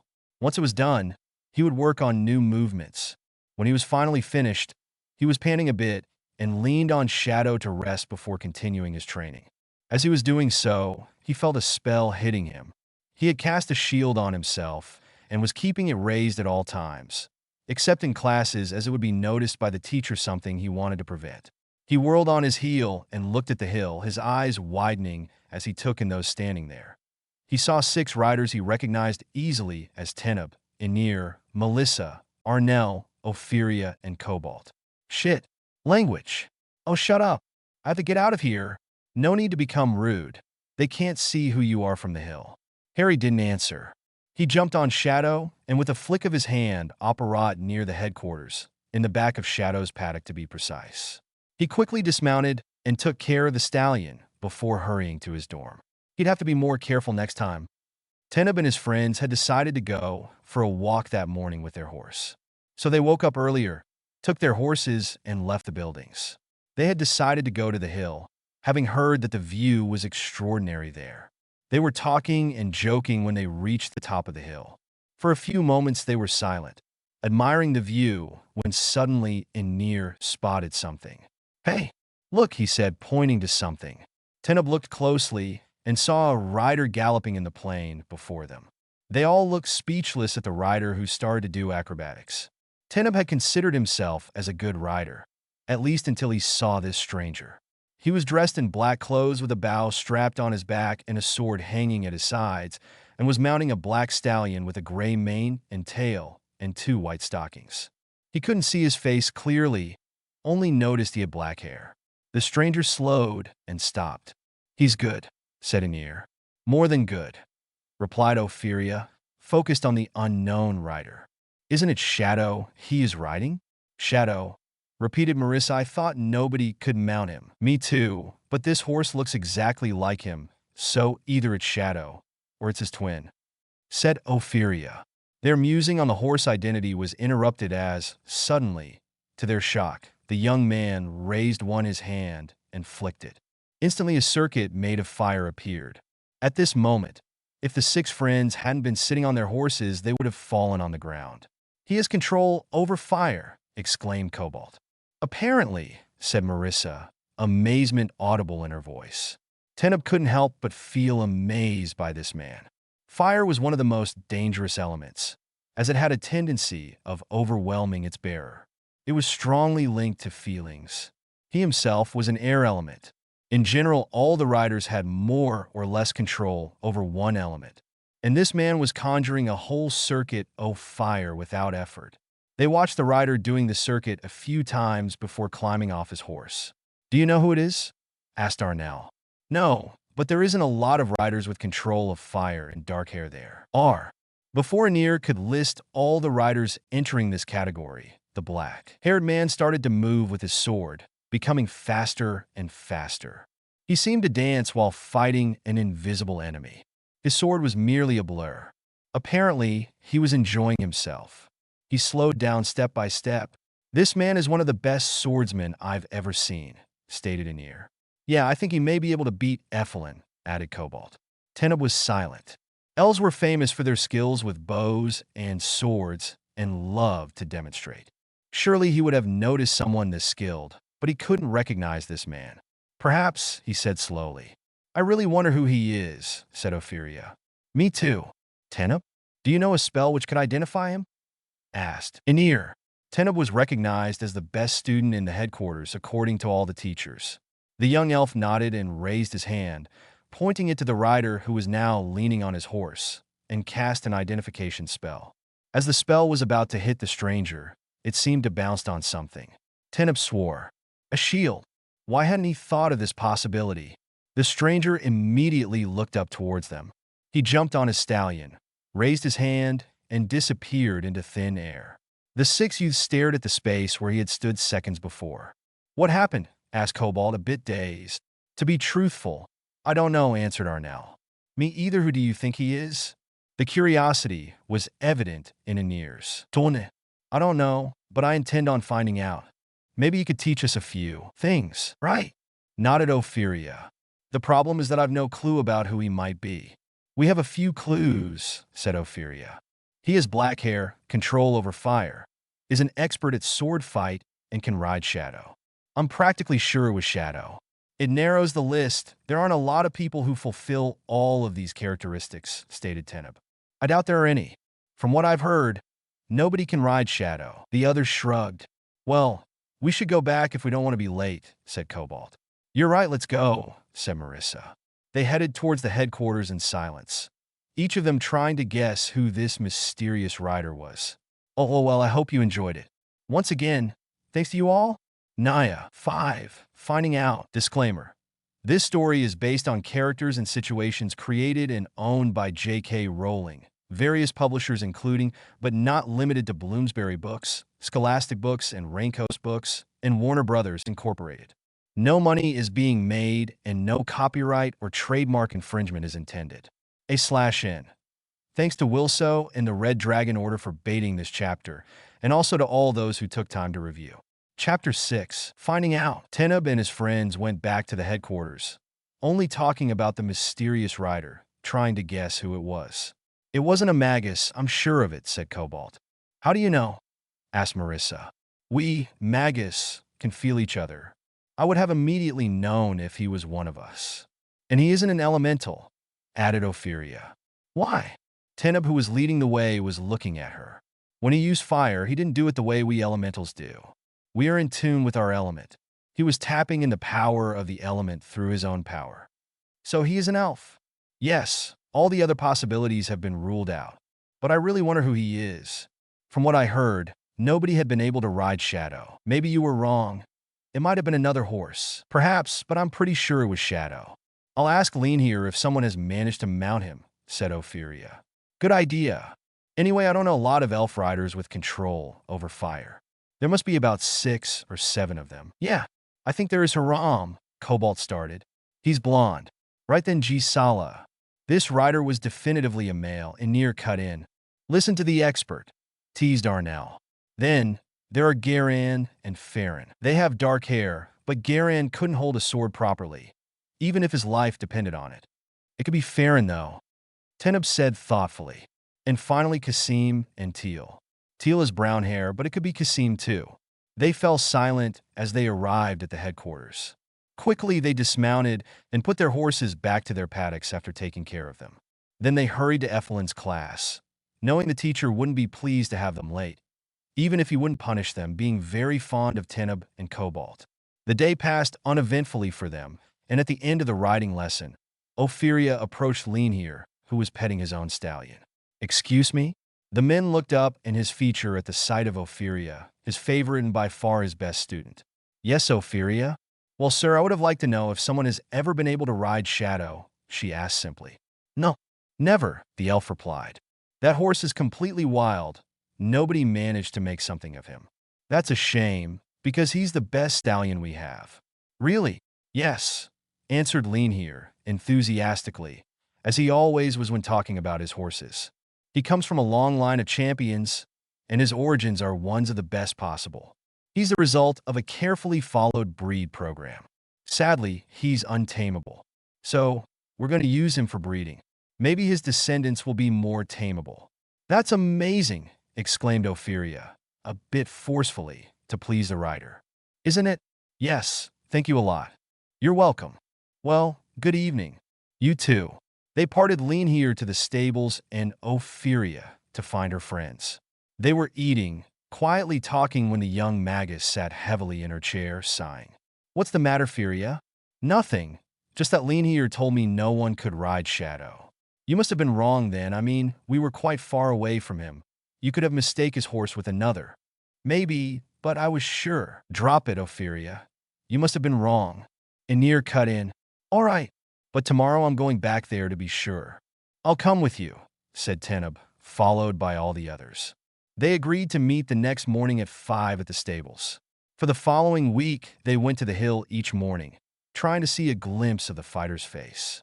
With no success, since the first time they surprised him, he had been more cautious, keeping a close watch of his surroundings, and they hadn't been able to even identify his horse.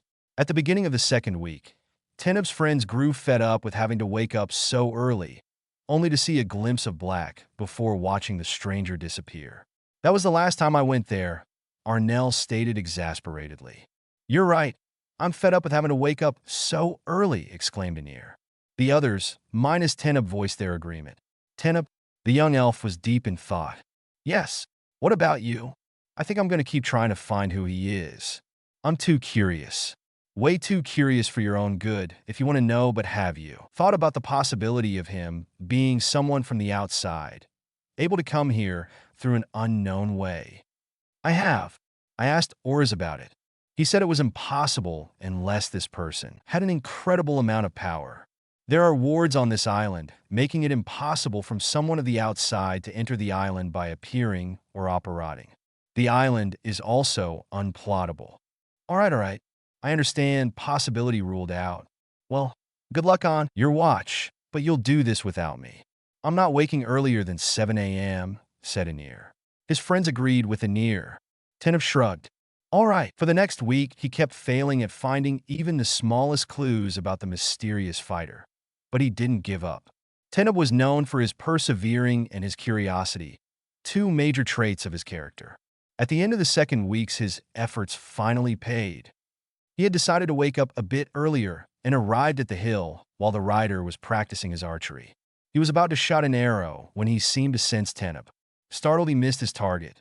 He whistled, clapped his hands, making his stuff disappear before jumping on his horse's back and disappearing too. Teneb sighed, but decided to check the area like he always did, to see if the stranger hadn't left any clues behind him. He climbed of his stallion and walked where he had been standing, looking carefully at the ground. He was ready to give up when something shiny caught his eye. He bent down and picked it up, his breath caught in his throat. It was an arrow. He could see that some willow was used to make it, as well as some eagles and phoenix's feathers, but the metal at the end was puzzling him. He had never seen it before. He turned the weapon in his hand, weighing it. It was perfectly balanced. All in all, it was perfectly made. Looking closer at it, he was a small mark, printed in the wood, a lightning bolt to be precise. He gave the arrow a last look before going back to his horse and tying it to the saddle. His mind was full of unanswered questions. What did this mark mean? Who had made it? Where did it come from? And so forth. He went back to the headquarters, lost in his thoughts, took care of his stallion Mist, put the arrow with his stuff, and headed for his fighting class. He arrived nearly late and saw Effie Lynn giving him a disapproving look before motioning for him to join the others. As he reached his friends, they gave him interrogating looks. Why were you late? Whispered Marissa. I'll tell you all after the class. His friends nodded before switching their attention to the teachers who started to speak. All right, Darrens. Today, we're going to spar a bit before doing a small tournament. I'd like you to. As he spoke, explaining once again the rules of a spar, Teneb's mind drifted back to the stranger. He decided to study the arrow this evening. He scanned the room when he saw the door opening slowly and silently and the human entering. He went to the back of the room discreetly and waited for Effie Lynn to finish. Teneb looked at him curiously. He had totally forgotten about. What was his name? Hassan? Or maybe Hares? He eyed him, noticing the average height, the slender body, and the messy black hair. Then he put his eyes back on the fighter. Effie Lynn had stopped speaking and was looking at the back of the room. Human, he barked. Harry looked up. Teneb was a bit puzzled by the blank look. Wasn't he at least a bit intimidated by the master? Yes, master. Do you think you can arrive late for my class and get away with it? Harry didn't answer. Too stupid to answer? It was to be expected. You're doing nothing except wasting our time. But you must think otherwise, since you thought you could afford coming late to my lesson. A few students snickered at this, but as Teneb studied the human's face, which was a blank one, nothing was showing he had been hurt by these words. This lack of reaction seemed to surprise Ephelin a bit. The master sighed angrily. Since you think so high of yourself, you won't mind facing Teneb? Sure, it shouldn't be too difficult for you. His voice was filled with sarcasm. He clapped his hand. Face your opponent, standard rules. The youths got into place and waited for his signal. As soon as he signaled for them to start, Teneb attacked, deciding to finish the human quickly, preventing him from being more humiliated than he was already. A bit surprisingly, the human parried all his blows. Teneb's brows furrowed. Sure, he was taking things easy to spare him too much humiliation, but if he was as bad as the teacher had said, he shouldn't have been able to stop one of his blows. He moved on more hard stuff, surprised to see his opponent continuing to parry everything, even if he seemed to be in difficulty. As he threw a punch to his face, he watched as the human ducked it, his hair thrown aside, showing his whole face. Suddenly, Teneb noticed something that stunned him beyond all the things imaginable. On the human's forehead stood a lightning bolt, identical to the one on the arrow. Harry swore to himself. He had been interrupted again during his training, but this time he had been so caught up in his practice that he hadn't sensed the intruder coming. He had lost an arrow in his retreat and spent a long time searching it with no success, and now he was late for Ephelin's class. What a day! He slipped into class, praying against all hope that the teacher hadn't noticed his absence. But he didn't have this luck. He half listened to Ephelin's rant, knowing already what he was saying by heart, having heard it quite a lot of times. He was a bit worried with having to fight Teneb, but dismissed his worries. He would just fake a defeat, losing badly enough to content Ephelin. He faced the young elf and waited for the fight to start. As his opponent attacked, he was careful to duck or parry the blows. Faking difficulties and defeat, he nearly missed a punch coming his way and ducked hurriedly. He went back to his defensive stance, expecting a new blow, but nothing came. He looked up and noticed Teneb staring at his forehead, more precisely to his scar. He frowned. What was so interesting with his scar? Sure, it had an odd shape, known through the wizarding world, but there was nothing strange for an elf. Then it hit him. Its shape? The arrow. How could he have been so stupid? Putting this mark on it, mentally slapping himself and quietly swearing. Harry took a step forward, as if he had stumbled on his feet, and grabbed Teneb's arm, knowing that if he openly attacked Teneb, Ephelin would surely notice something was wrong. Don't stand like a stupid, gaping fish. You must win this fight, so attack. It shouldn't be too hard for you to crush the mere and lower human I am, he whispered quickly in the young elf's ear. This seemed to kick Teneb's pride as he snapped out of his stunned state. He attacked violently the young wizard. Harry, who had been ready for this kind of reaction, blocked all the blows and quickly faked his own defeat, falling on his back. Immediately, Ephelin started to yell at him. I give up, human. You're hopeless. I really wonder why you were chosen and why you kept coming to my class, since it looks like you can't even learn the simplest things. He went on for a few minutes, and Harry tried his best to look embarrassed and humiliated, sensing the gaze of Teneb on him. Once the teacher was finished, he turned back to the other students who had finished their fight and had been listening to his lecture, amused to see the human being yelled at. Is everyone finished? Shake hands. Everyone shook the hand of his or her opponent, congratulating him on his fight. Teneb felt a small note passing in his hand as he shook the humans. They parted and Ephelin explained the works of the tournament. As the first two fighters started to spar, Teneb looked at the note. It read, Meet me tomorrow at 5 at the hill. Come alone and don't talk about it to anyone. He looked up towards Harry, seeing him shining the swords, as Ephelin had forbidden him of participating to the small tournament, caught his eyes and nodded. He pocketed the note and readied for his first fight against Garth. The winner wasn't a surprise. Teneb won easily, much to Ephelin's pleasure. During the whole day, he observed the human, trying to see any of the skills he had showed at the hill. When his friends asked about his lateness in the morning, he said his horses had lost a shoe. He could barely restrain himself from grabbing the human and asking him all the questions whirling in his mind. How could have a human become that powerful? It wasn't, right? This was probably the first day he didn't pay attention to his classes, something really unusual. During the whole evening, he was quiet, too lost in his thought to think about something else. He went to bed early. He didn't fall asleep easily, his mind too full of interrogations. But he was up at 4:30 a.m. the next morning, literally bouncing of his bed. As he passed before the human's bed, he did a double take as he saw him still sleeping. He approached and grabbed his arm. Well, to be precise, he only grabbed thin air. He withdrew his hand. An illusion, he muttered. He shook his head, adding this to his list of things to ask. He got ready, left, and reached the hill a bit late. The human was there as usual, and now he clearly recognized him. He was in the middle of his sword's dance, and Teneb decided not to interrupt him. He approached quietly, focused on him, barely acknowledging the horse eating a few meters away, not disturbed at all by his rider's movements. Teneb watched attentively his moves and his face. The day before, he had been puzzled by one thing while observing him: his look. The human had had an unreadable face through the whole day, not showing emotions once, always wearing a cold and indifferent look. Now he was deeply focused and concentrated, unaware of anything except his sword. Teneb watched him captivated. He was amazed at him. The movements were nearly flawless, except for a few minor details which was to be expected in a series like that. Of course an elf would be able to do so, but this human was more graceful than any of the fighters Teneb had seen. There was something in his movements. Teneb could tell the human was putting his whole being in this dance. As Harry finished it, Teneb came closer. The young wizard didn't acknowledge him, his back facing the elf, as he was carefully checking his sword before sheathing it. There a long silence, only broke by Harry. "So you came," he said in a cold voice. He wasn't in the best of moods. He had been discovered, something he had wanted to avoid at all cost, and moreover he had spent a dreadful night. His scar had woken him in the middle of the night, twitching for an hour. It had been doing so for the past 2 months.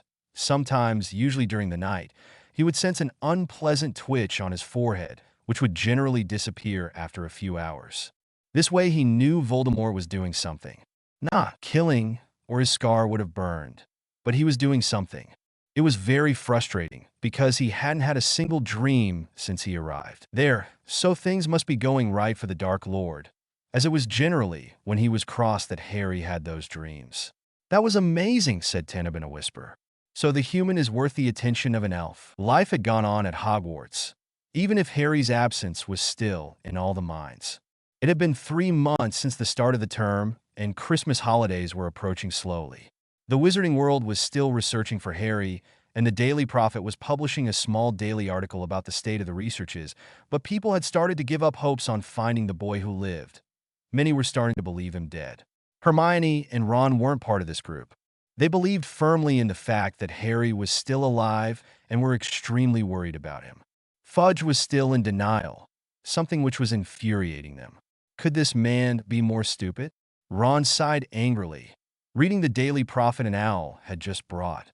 "What has he done again?" asked Hermione. "Listen, I was asked several times about the possible return of you-know-who, and I want to say that this is a gigantic nonsense started by the boy who lived. But need me to remind you that after the death of a student during the Triwizard Tournament, the boy had been slightly delusional, maybe a consequence of the Avada Kedavra. There is absolutely no reason to panic over a boy's words, who was at the moment he said them quite shaken. He must have been victim of illusions or hallucinations. I want to add that Harry Potter will be heard as witness about Diggory's death, too. See if he played a role in it, which is a possibility if the boy is losing control over himself or is delusional.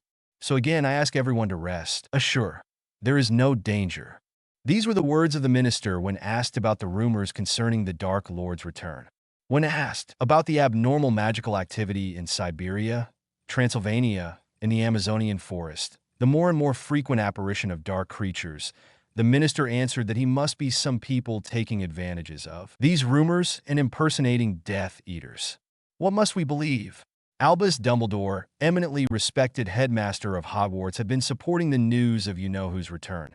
saying that the magical world must prepare itself for his rise.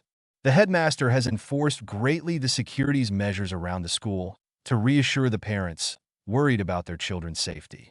Is the Dark Lord really back? Is this some kind of a sick joke? The question remained unanswered. And so forth. I'll spare you the rest of the article, Ron spat angrily.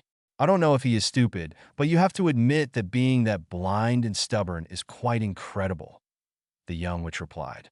Yeah, I'm sure that if he was to become an animagi, it'll be a mule, probably. What have we first? Defense against the dark arts with Ravenclaw.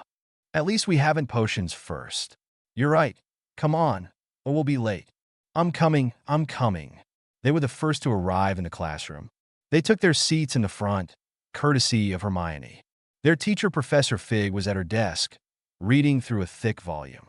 The two Gryffindor put their homework on their table and chatted quietly until the other students arrived. Professor Fig was a great teacher, nearly as great as Lupin. Today they'd start on a new subject. Once everyone was gathered in the room, she put her book down and stood up, collecting their papers. She went back to her desk and faced the students. All right, class, today we're going to talk about dragons and how you can defend yourself from them. Hermione and Ron looked at each other, mouthing Norbert. Now, can someone tell me what is the weak point of a dragon? Not surprisingly, Hermione raised her hand, as well as a few Ravenclaw students. Miss Granger, the dragon's weak point is its eyes. Exactly 5 points to Gryffindor. The eyes of a dragon are one of their only weak points. Can someone tell me why? This time it was a Ravenclaw that answered. The scales of a dragon can shield him from magic. True, 5 points. Now, to blind the dragon, you can use the conjunctivitis charm, which will blind it for some time, but the problem linked to this curse is that it is quite painful. Therefore, it will anger the beast and make it more dangerous. You can also use a simple blinding charm which, even if doesn't last long, will allow you to escape. Now, what are the dangers of a dragon?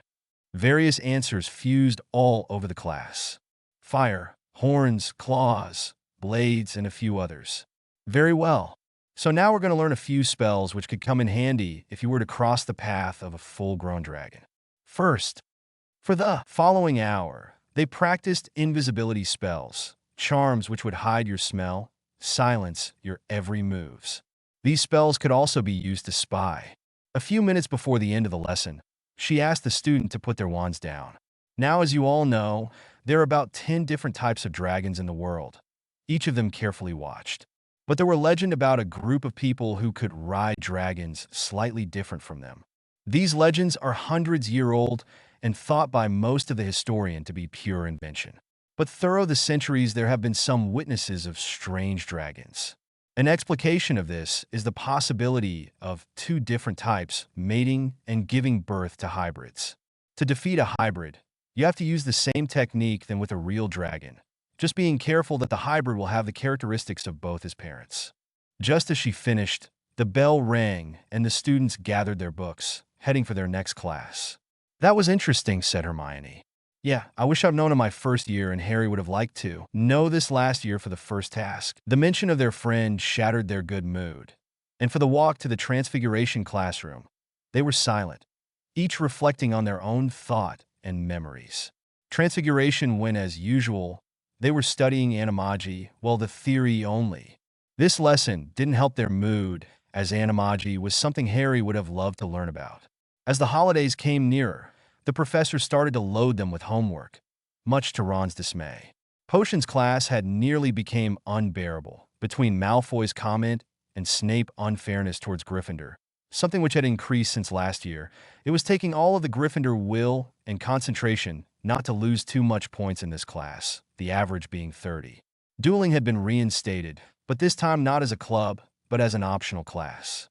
Needless to say that most of the students sign up. It had been quite different from the last time with Lockhart. The Hogwarts students were learning effective curses, defense methods, but also awareness, reflexes, agility. It had been a surprise when they discovered who was teaching them, Moody and Lupin. The return of Professor Lupin had been appreciated by the majority of the student body, especially by all who had had him during his year at Hogwarts.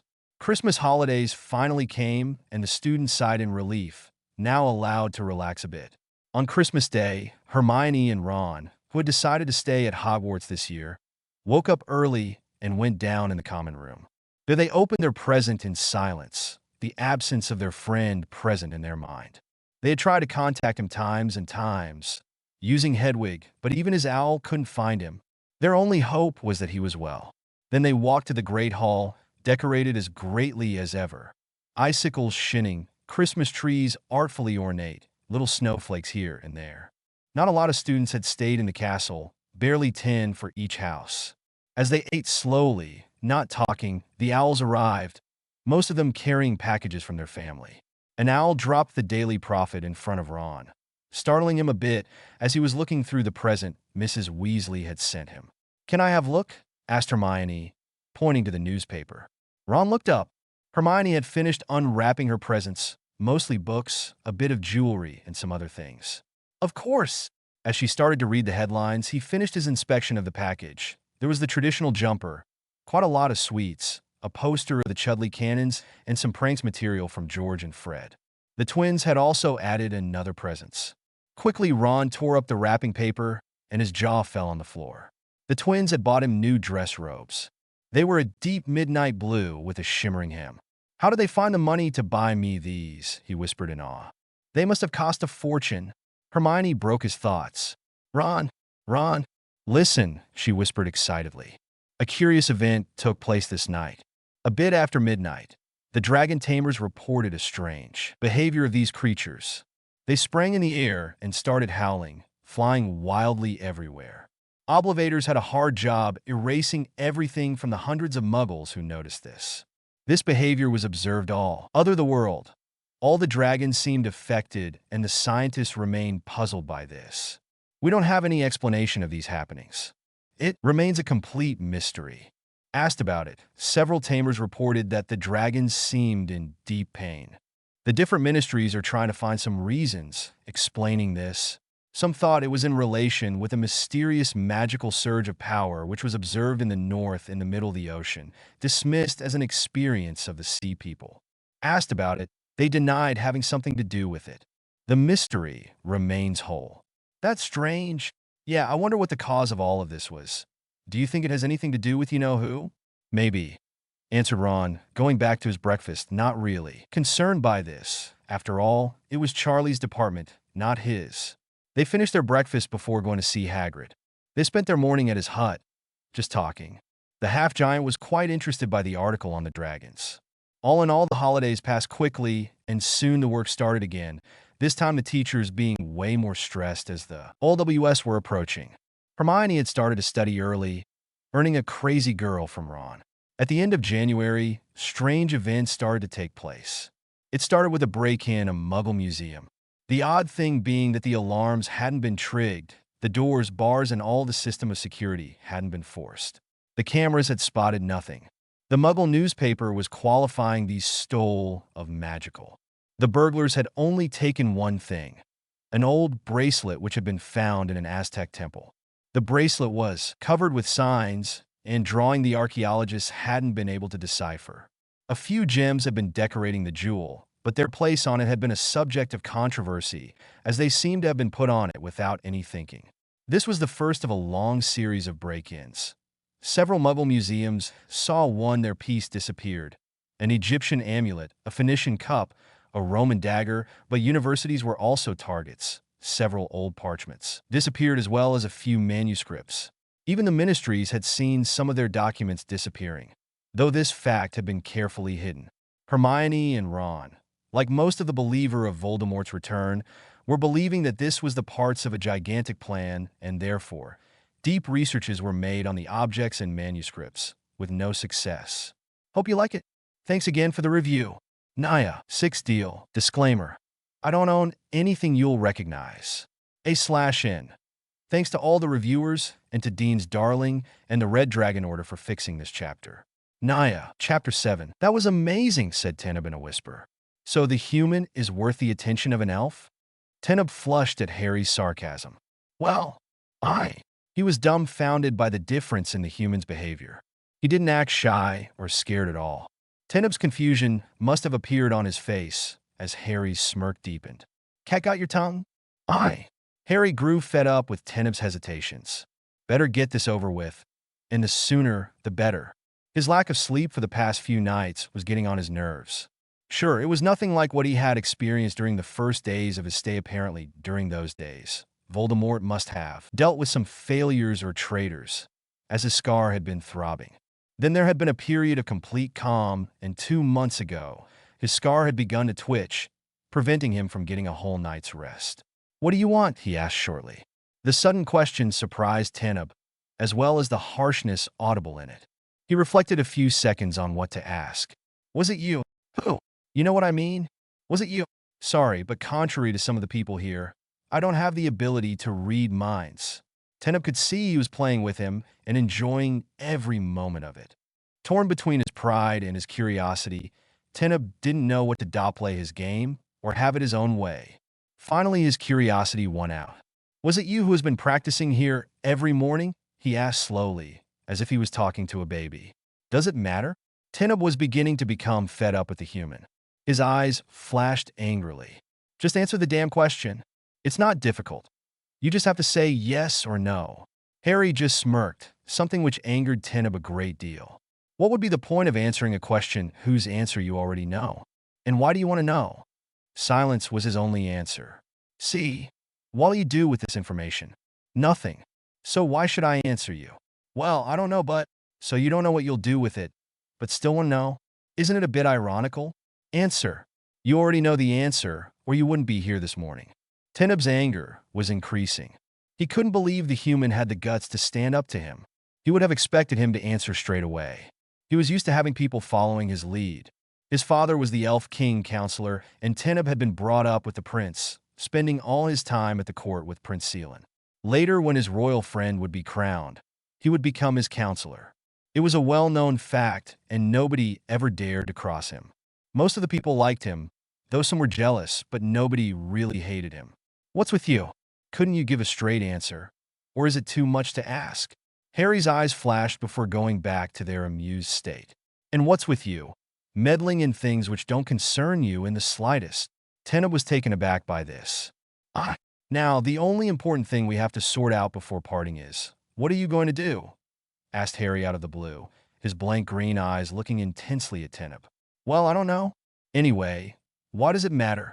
Harry threw him a look that clearly stated, "Aren't one of you doing this on purpose?" "Think, Teneb the elf. Think. Do you think these so-called masters would be very happy to know I can fight and I've reached a good level of magic without their help? Do you think they'll be delighted? Not mentioning I've been riding shadow, something I wasn't allowed to do. So, once again, what are you going to do?" Teneb remained silent, trying to register everything Harry had said. The young wizard sighed. "Well, I'll really appreciate it if you could remain silent about this." His voice was quite harsh. "And if I don't?" cut Teneb, not really appreciating being ordered around. "Then I'll make you. A simple memory charm, and you won't remember anything." Teneb laughed loudly. Memory charms? No danger there. Elves were immune to them, and he himself had built a strong resistance to nearly all the curses, hexes, and charms involving manipulation of the memory. "Are you really stupid, human? Human memory charms don't work on elves. Practically none of the memory charms work on us anyway." "Really? And what about the Aphora charm?" said Harry with a knowing grin. Teneb paled. How could you know that charm?" he stuttered. "So, you know it too. Quite useful charm, isn't it? It will wipe a selective part of your memory and work on everybody, whatever species he is from, meaning humans, elves, magus, elementals." "I know that. But how? Do you know it? This is one of the most guarded secret of the elves. I have my sources." Harry grinned mentally. He wouldn't be able to thank Arin enough for teaching him this charm. And the look on the elf's face was priceless. Teneb remained silent for a few seconds. Was the human bluffing? Or was he serious? On the one hand, he didn't want to submit to the human, but on the other hand, there was the risk of being on the receiving hand of an Aphora charm. "All right, I'll keep my mouth shut about it." "Good." Harry nodded and turned on his heel, heading for his horse, who had been waiting for its rider. "Hey, wait!" shouted Teneb, suddenly grabbing Harry by his arm from behind. Wrong move. Before he realized it, He was on his back, seeing little stars dancing around his head. Harry looked at him a bit apologetically. From his training with Arin, he had developed strong defensive reflexes. Constant vigilance. Moody's phrase was somewhat one of the spirit guardian's first rules. And, although he was restraining them during the day as it would look suspicious if he was to block every attack thrown his way, he had them running high in the morning, the evening, and the night. Deciding to be civil, he pulled out his hand to help the elf. "Sorry about that, but you shouldn't jump on people like that." Teneb was staring wide-eyed at him, speechless. He prided himself on being able to stand up to nearly every kind of situation, and this human and brought him to the ground in seconds. "That wasn't right." "How did you get that strong?" he asked incredulously, dismissing the hand that was offering to help him and getting up himself. Harry's features hardened at being rejected. He whirled on his heels and walked to his horse. "None of your concern." But the elf didn't give up. He quickly caught up with Harry and stopped him, grabbing his arm. "How?" "Become fed up with this." Harry chose to answer, so he would leave him. "I trained." "With who?" asked immediately Teneb, curiosity getting the best of him. "If I answer you, would you leave me alone?" sighed Harry, annoyed. "Deal." "Now who?" "My spirit guardian." There was a silence during which Harry was slowly counting down in his head. 5, 4, 3, 2, 1. Your spirit guardian. Right in time. Do you have some hearing problems? How could you have managed to find your spirit guardian? You can't even manage to enter a right trance, and Nerther told us it would take nearly a year and a half before finding our guardian. Who said he had to be right? He is a master. Doesn't mean he knows everything. But there is no but. If you don't believe me, all right, I don't care now. Could you let go of my wrist? Teneb realized he hadn't released the human's arm. He was about to do it, but something caught his attention. He tightened his grip and narrowed his eyes. Sure, there was no mistake. He could clearly see the crescent moon scars on both wrists. He looked up at the human who was now expressionless, his face not giving away his emotions. "How did you get those?" Teneb knew this question was stupid even before he asked it. The look on the human's face went from expressionless to icy. "What does it look like to you?" Teneb was stunned. "How? Why would you do something that stupid?" He knew immediately it hadn't been the smartest thing to say. "Stupid," repeated Harry, showing for the first time some emotions. Disbelief, but also anger. Then he laughed a harsh, bitter laugh. "You, of all the people, asked me why I did it." His disbelief was replaced by restrained anger. "Well, think and guess." Harry walked away and jumped on Shadow. Before leaving, he turned to look down at Teneb. "By the way, I have a name." With this, he disappeared. Teneb stood there, quite shocked, not knowing what to think. His mind was a mess. Slowly, he went back to his horse and headed to the headquarters. During the whole day, he couldn't concentrate. He kept wondering about the human's last sentences. Throughout the day, Teneb watched, trying to decipher, with no real success, the mystery of the human. Not the human he thought. He has a name. He remembered it being said the first day and a few times in the following week, but after that he had always been the human. What was it? Julian? No. Kev? No. Alan? No. He looked several times his way, trying to find answers to the many questions which were circling in his mind. His teachers noticed he was a bit distracted but dismissed it. They all had a soft spot for the young elf and never got him into trouble. Harry carefully avoided him for the whole day, but unfortunately, couldn't avoid the teachers and the other students. The day passed as slowly as usual, and he acted like he always did, faking weakness, clumsiness, fear, and everything which was expected from him by teachers or students. He would endure this, but once his training would be over, he'd have a few things to say to a few people here before leaving. At the end of the day, he quickly left after having eaten a bit. He could feel Teneb's gaze on him as he passed through the doors. He shrugged, went to his dorm, put the usual illusions on his bed, plus a few charms in case the students had the lovely idea to play a few tricks on him, thinking he was sleeping. He dressed, took his weapons, and slipped outside. He spent the evening and a part of the night training. He liked to train at dusk and in the dark. Arin was pleased with his improvements. He was becoming better and better with his sword. He could control fire, and wandless magic was now coming naturally to him. The only weak point was archery. His aim wasn't bad, but it was average. He had started on healing methods, and animagus transformation. Teneb couldn't sleep. He was tossing back and forth in his bed. Around midnight, he heard small creaks, signaling the hum. No, Harry's return. He raised his head to try to see him, but to no avail. He seemed to blend in with the shadows. He had found the human's name on the shelves where the lists of the students were put. These lists were updated each time new students entered the headquarters. Moments later, he heard his bed creak and a sigh. Teneb laid back. Why had he tried to kill himself? What could have pushed him to that point? He kept thinking about that for a big part of the night when finally it clicked. The joy of finding why was soon replaced by a mixed feeling. It wasn't really heavy guilt. Sure, he was guilty a bit, but he was also shocked. He tried to persuade himself that it wasn't true. It was impossible. Elves wouldn't do that. If there was one thing the elves were proud about, it was the fact that they had never purposely hurt a living creature for the pleasure to hurt. But if this was true then, no, it couldn't be. It wasn't possible. He cast a look in the direction of the human's bed. But Teneb couldn't dismiss the evidence. He had tried to kill himself. Why? Surely being a bit pushed around couldn't have led him to suicide. It was way too drastic. It was then that Teneb decided to do something he knew would regret. Slowly, he sat on his bed, falling into a meditating stance. He slowed his breath and tried to project his mind towards the sleeping figure. Teneb was proud of his mind-reading capacities from what Nerthur had told him. He was one of the most powerful telepaths here, and he prided himself with being able to go through any spirits. But this time, he felt like he had hit a wall. He withdrew himself a bit and opened his spirit senses. He could sense a powerful shield around the mind of the human, hiding his thoughts.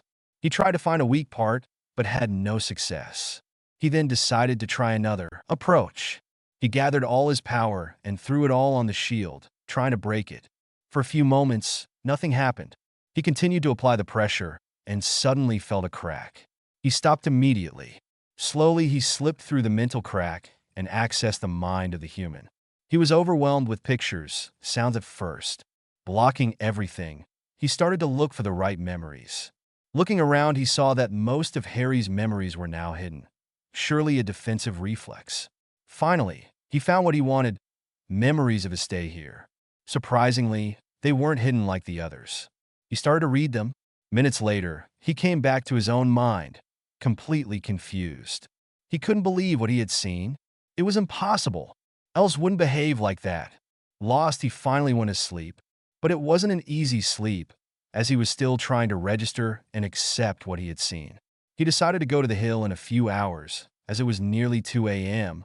Grausu, grausu, grausu, grausu, grausu, grausu, grausu, grausu, grausu, grausu, grausu, grausu, grausu, grausu, grausu, grausu, grausu. A few hours later, he was awake, mostly thanks to a small energy charm and getting ready. He quickly equipped his horse and galloped to the hill. There he saw the human, sitting on the ground, his legs and arms crossed, a look of deep concentration upon his face. He was sweating a bit, and his eyebrows were furrowed. He was a few meters away when Harry's eyes snapped wide open and looked sharply at him. "You came back? I thought I made myself clear." His voice was harsh, and Teneb could see he was annoyed. He ignored it. "Would it do some good if I apologized?" Harry narrowed his eyes. "Not really, because you're not really meaning it. You're not sorry for what you and your friends, as well the teachers and the writers did to me, but for the fact they broke one of your principles. You're perceptive. I have to be." There was a silence. "What do you want?" asked Harry sharply. Ten bit his lower lip. Was he that predictable? "Why are you asking that?" he asked, hesitating a bit. "If I've learned one thing here, it's that elves wouldn't associate with humans if their lives depended on it, unless they had something to gain. Now would you answer me or leave me alone?" "Would you help me with my training?" asked Teneb. For once, he was happy to see the human looking quite startled. Harry blinked a few times. "You're joking," he spluttered. "I am not. You must have hit your head pretty bad yesterday, if you're asking me this," retorted Harry. Teneb, the teacher's pet, the future king's counselor, the one always given as an example, is asking the mere human I am, the clumsy, weak, foolish human, to help him with his training? Excuse me, but don't you think there is a slight mistake in this sentence? Not really. You can help me, so why not ask? Sorry, but there's a catch. Look, on the one hand, you have a respected and privileged student praised by the whole faculty. And on the other, you have someone who had been either ignored completely or persecuted by his fellow classmates, humiliated by the teachers and writers. Do I have to spell it out to you? Teneb gave him an annoyed look which Harry was only too happy to return. What? Would it bother you? This was too much for Harry.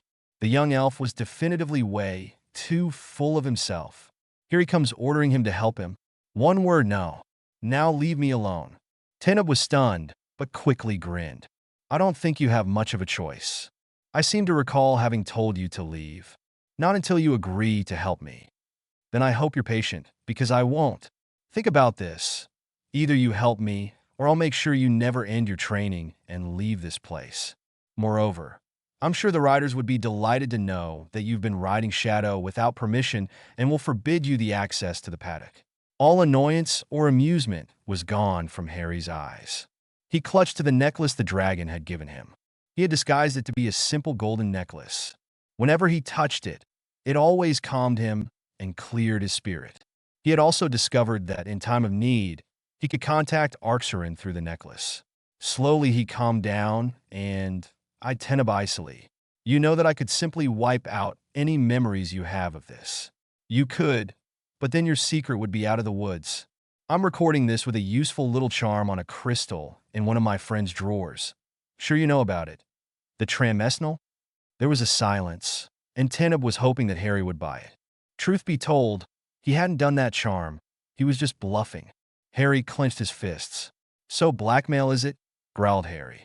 Blackmail is such a vile word. I prefer exchange of services. You help me, and I keep your secret quiet. Harry grit his teeth. Damn him. He should have been more careful. All right, he said tensely. I'll help you. I want a magical binding contract. Grudgingly, Harry submitted to the formalities of the binding contract.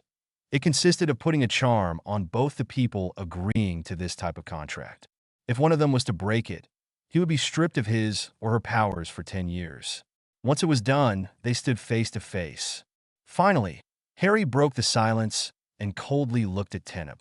The elf could see a boiling and restrained anger in the deep green eyes, nearly giving them a strange glow. Well, I'll show you how to meet your spirit guardian. He will take care of you as mine is doing. Or trying to, at least. Hey, I heard that. I thought you were gone. I've been trying to contact you for ages. I was chatting with a friend. How many times must I remember you that you finding a girlfriend will happen the day hell freezes over? And why, may I ask? You're too damn annoying for them to support.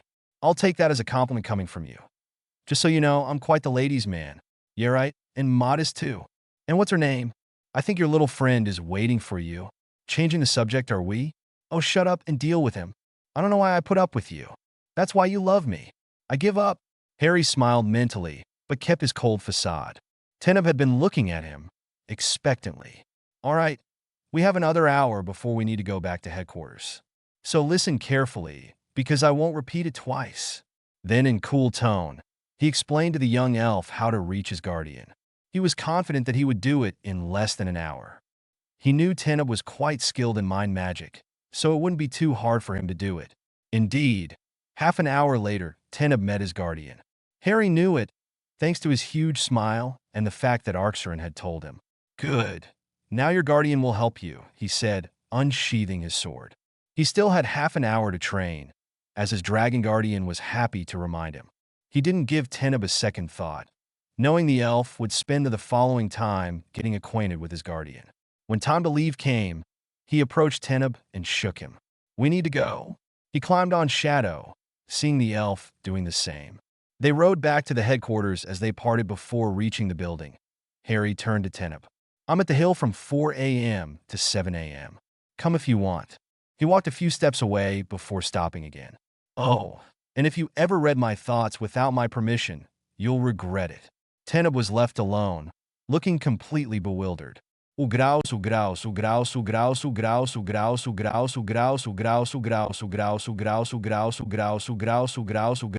Thanks again for the reviews. Phoenix of Light. Thanks a lot. For romance, well, I'll see later in the story if I should put some. I don't want to ruin the plot by putting unnecessary romance. I prefer H/HR2, but I don't mind others, and I'm not sure if this pairing would work in this story. I don't know what pairing I'll use in this story if I decide to put some romance. For now, I don't think romance could fit in this plot. Not fully human. Thank you for your review. I quite agree with you. I wanted to ask something. Apparently, there is something about the elves in Magical Beast and where to find them. Could tell me what it says? I don't have this book. It would really help me if I knew what it says. I hope this doesn't bother you. ADJ, thanks a lot. I'll try to keep this story original. As for your requests, well, I update as soon as I can. I have to continue with my other stories and keep up with my studies. As the end of the term was approaching, our TAkers loaded us with homework and tests. And for the second one, well, Harry won't suddenly forgive everything and became 10 a best friend. It wouldn't logical. 7. Outburst and Voldemort. Disclaimer. I don't own anything you'll recognize. And thanks to all those who reviewed this story. I hope you'll enjoy this chapter. Thanks to Dean's Darling and the Red Dragon's Order for their help with spelling and grammar. Chapter 8. Harry sped towards the headquarters. Stupid, stupid, stupid. I couldn't agree more. It was quite dumb to let him know who you are. Oh, stop it. I didn't do it on purpose. If you had been more careful with this arrow, he wouldn't have found out. Spare me the lecture, will you? You have already made your point. I have? Yes. And believe me, having an insane spirit yelling as loud as he can in your head isn't what I call fun. You deserved it. I think I got the point when you called me a stupid, careless little boy with as much attention and focus as a baby troll. I'll have to remember that phrase. Harry rolled his eyes. And don't roll your eyes at me. I may be a spirit, but I'm not blind and dumb. Forgive me. Oh, great one. Flattery won't do any good. It can't hurt to try. I give up. That's the 10th time you've said that. Oh, shut up. Chuckling lightly, Harry arrived at Shadow's paddock, dismounted the stallion, and took care of him before heading to his first lesson. Harry's routine hadn't changed a lot. He still went to the hill at the same times. The only change was Teneb's presence. He had hoped that having to wake up at 3:30 each morning would put its strain on him. But no, he had to admit that the elf was persevering. The young wizard was startled out of his musings by Ethelin's yells. Human! The familiar cry of the fighting master echoed in the now silent room. Harry didn't even bother to look his way. He knew, too well, the master's rant. Yes, master, he asked in a dull voice, his eyes still on the sword he was polishing. I asked you to order the swords by their length, not by their properties. I also remember telling you to clean and polish them. But I did, master. Do you call that polished? He bellowed. This time, Harry looked up at the elf. Ethelyn had a long sword. The ornate handle was heavily encrusted gems that glinted at Harry as the sword master waved it in front of him. Harry had two choices. He could either answer the man and aggravate his situation further, or remain silent. The second option was safer. At least the elf wouldn't be able to rant on his insolence if he kept his mouth shut. Moreover, he knew this sword was polished. Well, I'm waiting. What do you have to say about his? Harry remained silent. Answer me. Silence. Harry knew he was upsetting Ethelyn, but he was upsetting him only by being here, so why bother answering? Suddenly, there was a loud clang as the sword fell to the floor, and he felt himself being lifted by his collar. His green eyes met the steel-blue eyes of the teacher. You'll answer me when I address you, human. Harry only nodded. I'll not tolerate your cheek in this classroom. Now pick up this sword. Harry hesitated, not wanting to kneel before this man. Now, Harry. Arxerin's mental interference brought him to his senses, and he took the sword.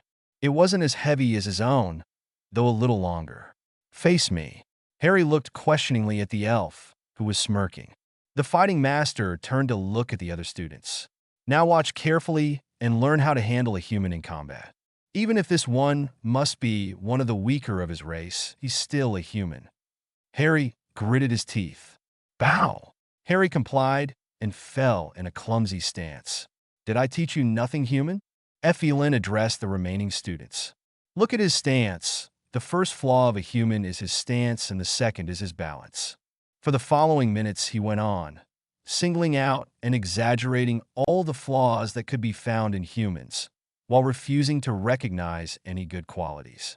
During those minutes, Harry let himself be smashed by the elf, knowing that he would have his revenge one day. Finally, Effie Lynn stopped as Harry fell to the floor once again, with the master's sword pointed to his throat. "Get up, Darren. Did you understand what I said?" The elves, magus, and elementals nodded, smirking. Teneb forced himself to give a superior smirk at Harry's defeat. Effie Lynn turned to Harry and threw his sword at him. "Clean this one. That's all you're good for. Your parents must have been too worthless, good-for-nothing, feeble humans to have a son like you. They're dead." Harry cut in with a growl, and fists clenched around the handle of the sword, his eyes blazing. Probably of shame, Harry's knuckles were now white. His emerald eyes were turning an unnatural shade of green. Not the usual deep emerald or dark green, but blazing, hypnotizing green. You could nearly see a fire in them. "Harry, calm down immediately." Harry's mind was foggy, blinded by anger. He could accept taunts and insults thrown at him. He could handle being persecuted by elves, magus, and elementals with an attitude problem, but he would not allow his parents to be tainted by this. His grip on the sword hilt tightened so much that the muscles in his arm began to shake slightly. He was slowly losing control. The room started to grow warmer. "Harry!" This time, Arin's yell reached his mind and made him cool down a bit. "What?" He yelled back, every bit as angry as he had ever been. "Snap out of this. You can't afford to lose your control. But you'll kick his ass later. Don't blow your cover. Because of him, don't give him the satisfaction." Slowly, Harry calmed down, taking slow, deep breaths and allowing Arin's voice to drown out the still ranting elf. When he had nearly come back to his senses, another comment of the master made his anger go haywire. "But then it's a blessing that the world is now rid of their taint." Harry, grasping at the thinly won restraint on his temper, he dropped the sword on the floor and walked out of the room, ignoring the sword master's yells and the stares of the other students. Once outside, he ran. He ran as fast and as far as he could, letting the physical exertion wipe away the anger that had gripped him. He found himself at the cliff. There, he gathered his power and let his anger out. Blazing flames suddenly surrounded him. An explosion echoed off the surrounding hills. Then everything went blank for a few minutes. Once he came to himself again, he looked around, taking in the blackened circle that surrounded him, still quite dazed. His mind refused to register what he had just done. It was still focused on the words that Effie Lynn spat at him. Teneb watched Harry leave until the door swung closed behind him, then turned and watched as Effie Lynn continued in his temper tantrum. The elf was getting redder and redder, and Teneb was afraid that he might explode. He turned again to the door that Harry had stormed through. This was the first time he had seen the human that angry. The fighting teacher must have hit a nerve. While the master was still ranting on about Harry, he looked down at the sword that the young human had dropped, picked it up, and immediately dropped it again with a hiss. The weapon was burning, as if it had been set on fire. He silently cast a quick cooling spell on the sword before picking it up again. He immediately noticed something odd about the handle. There was a handprint. It seemed that the metal had melted under the fingers of the one holding it. Teneb furrowed his brows, trying to understand, when it hit him. The human had control over fire. That was it. He cast a glance at Effie Lynn and shook his head. The sword master had been lucky not to have been fried on the spot. Fire was quite unpredictable, as were the people controlling it, and they had a tendency to have very short tempers. He himself knew an elf with the power of fire, and had learned very early not to anger him. He hid the sword, not wanting the others to find out about some of the human's abilities. After all, he had a contract to fulfill. They didn't do anything else in that lesson, as Effie Lynn was still ranting on about how low humans were. Teneb couldn't help being a bit confused by what the master was saying. There was quite a difference between what he was being told by his teachers, friends, parents, and elders, and what he knew Harry to be capable of. The human was hiding his true self, and Teneb couldn't get rid of the doubts that had started to grow in him, especially after seeing some of Harry's memories. "You're done now?" A grim silence answered the spirit guardian. "Harry, I know you hear me, so answer this instant." All right. Finally, So are you done with your let's wallow in self-pity time? No. Too bad for you. And why is that? One word: training. This made Harry even angrier. I'm tired of it. That's all I've been doing. Wake up, eat breakfast, train, get yelled at, get humiliated, eat lunch, more humiliation and more yelling, eat dinner, train, and sleep. I'm sick of it. I quit. Do you really want to quit? Sigh yes. Well, in that case, I'll leave you. I just wanted to tell you we were going to start on spirit talking. But seeing that you want to quit, I'll respect your wishes. It's been good knowing you, Harry. The spirit's voice started to fade. Wait.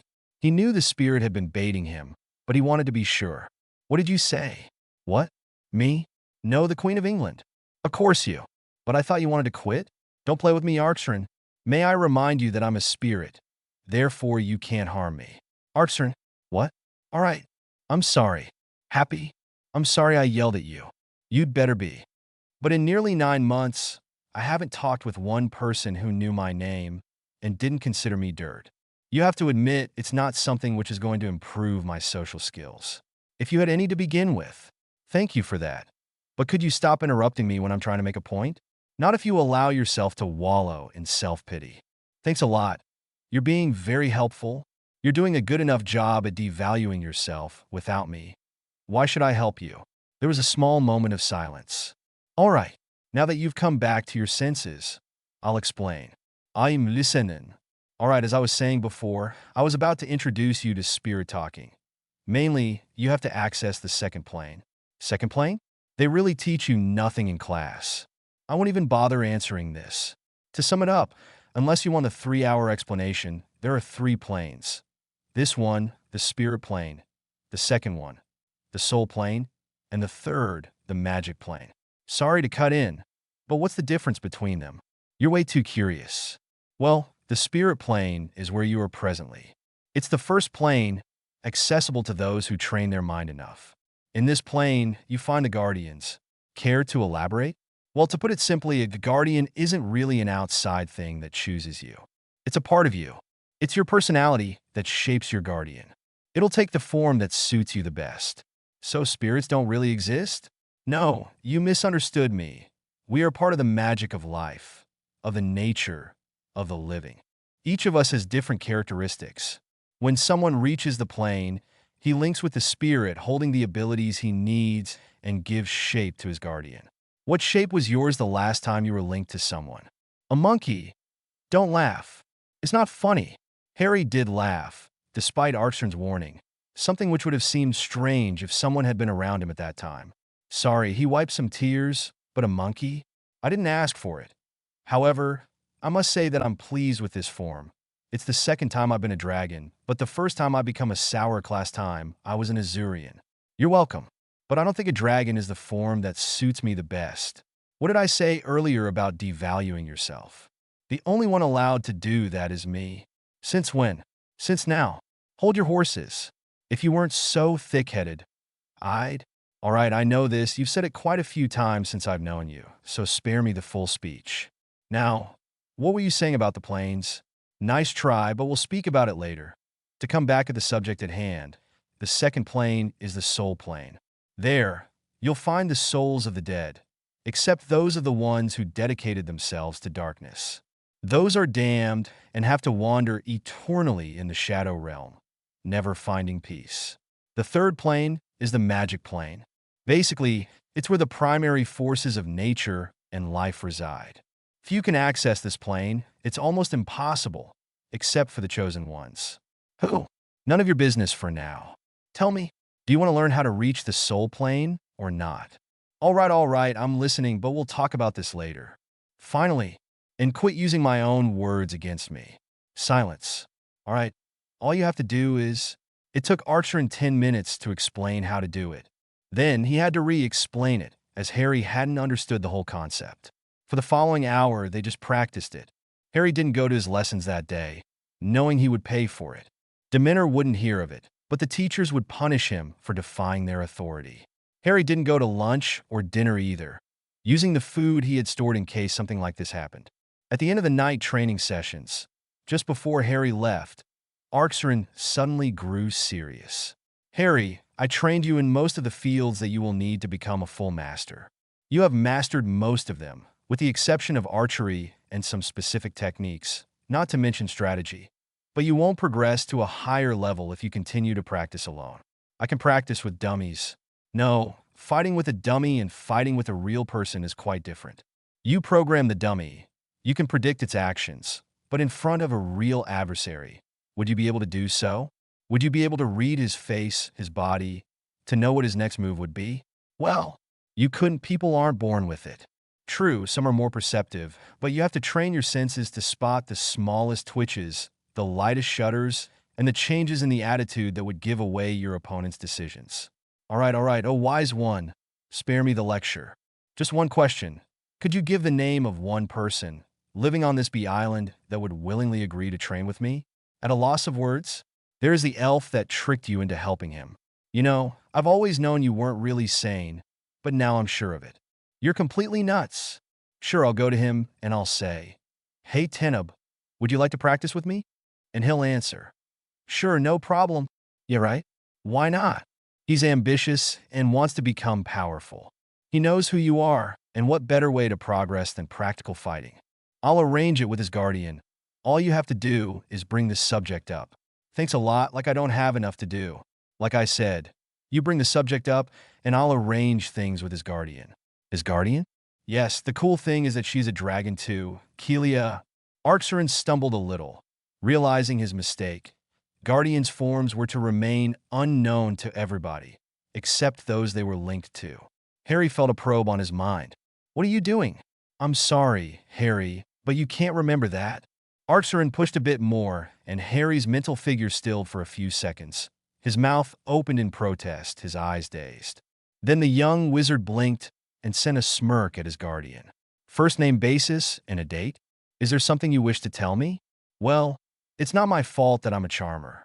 Had he been a real creature, Arin would have taken a relieved breath. Yeah, right. Should I call you Gilderoy from now on? No, thank you. I like my name. You're sure? 100 sure. Well, if you don't mind, I'll go to bed. I think tomorrow will be an eventful day. Seeing how you acted with the elf, and the fact that you didn't go to any of your classes today, you could say that. Thank you for that reminder. You're welcome. Well, I'll go now. Good night if there's a night in your plane. See you tomorrow morning at 4 a.m. sharp. I was hoping you'd forget about that. Not a chance. Harry shook his head and headed back to the headquarters, pondering the day's events. He hadn't been able to reach the second plane, but Arin had told him he was doing great. Soon, he hoped he'd be able to talk to his parents.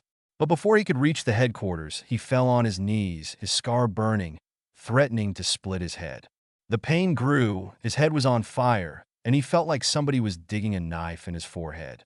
Finally, he blacked out, not able to bear the pain any longer. Albus Dumbledore was standing in front of the window in his office, absently stroking Fawkes' head. Sensing his master's sorrow, the Phoenix gave a questioning shrill.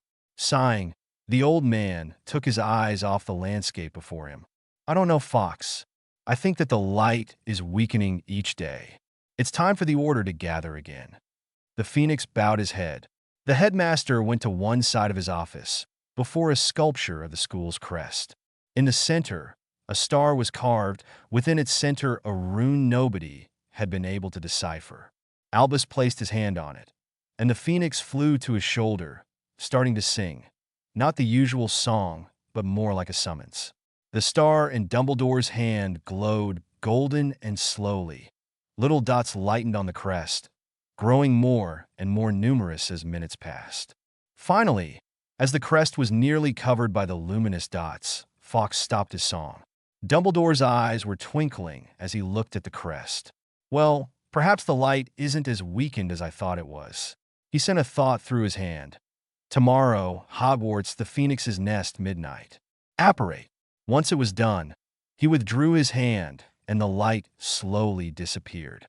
Now, my friend, we wait. In the Gryffindor's common room, Ron and Hermione were sitting at a table in a corner of the room, silently working on their homework. Hermione was engrossed in the reading of a thick book entitled Magical Artifacts and Their Meanings, while Ron was taking notes on another called Muggle and Magical Artifacts. What are their uses?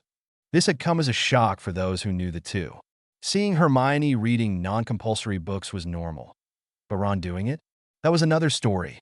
Before them, parchments covered with writing, diagrams, and drawings were sprawled on the table. Since the beginning of the burglaries, soon after Christmas, they had tried to find a pattern in them, a motive, or a link between the stolen artifacts. There had been 10 artifacts stolen from Muggle museums. The sun's bracelet, an Aztec jewel, found on the sculpture of one of the main Aztec gods, symbolizing the sun. The desert's burn, an Egyptian amulet dedicated to Seth's cult. The cup of Arin, which had been owned by a powerful Phoenician mage. Naren's dagger, which was the one he killed many people with. Maya's heart, which was a big ruby. It was used by Maya to store the energy of the people they sacrificed. The dragon eye, a Chinese crystal ball, said to show the destiny of its holder, if he had enough power. Heracles' bow and arrows. Well, the Muggles thought they were ordinary weapons, but they were Heracles' Otilush sword. The Shadow's knife, used by torturers back in the Romans' time. An African mask, picturing a war god, the Mask of the Summons. Along with all of this, there were all the manuscripts taken from universities and from the ministry. But all they knew about this was that it was old books of prophecies or indecipherable parchment, giving vague indication and warning against the rise of the basilisk and asking to look for the dragon. Ron sighed. He was getting nowhere. Hermione, I need a break. Why don't we go to visit Hagrid? It's been a long time since we last saw him. What? Oh. All right, let me finish this chapter. Okay, I'll get our cloaks. See you in a minute. Minutes later, they were heading for the hut. They knocked on the door. The booming voice of Hagrid answered them. Come in. They opened the door and stepped inside. Hagrid was feeding Fong in a corner. Hermione, Ron. Hello, Hagrid, said Hermione, taking her cloak off and putting it on the back of a chair. Do you want some tea? Or some cakes? I've just made a batch of my marble cakes. Just tea. Thank you. You're welcome, answered the semi-giant, while putting 3 cups on the table and pouring tea in them. How are you doing? Well, the teachers are going crazy with the coming newts, and Snape is nastier than ever, Ron replied, earning a good kick in his leg for the last bit. Hagrid looked closely at Ron. I wouldn't say this normally, but don't be too quick to judge Snape.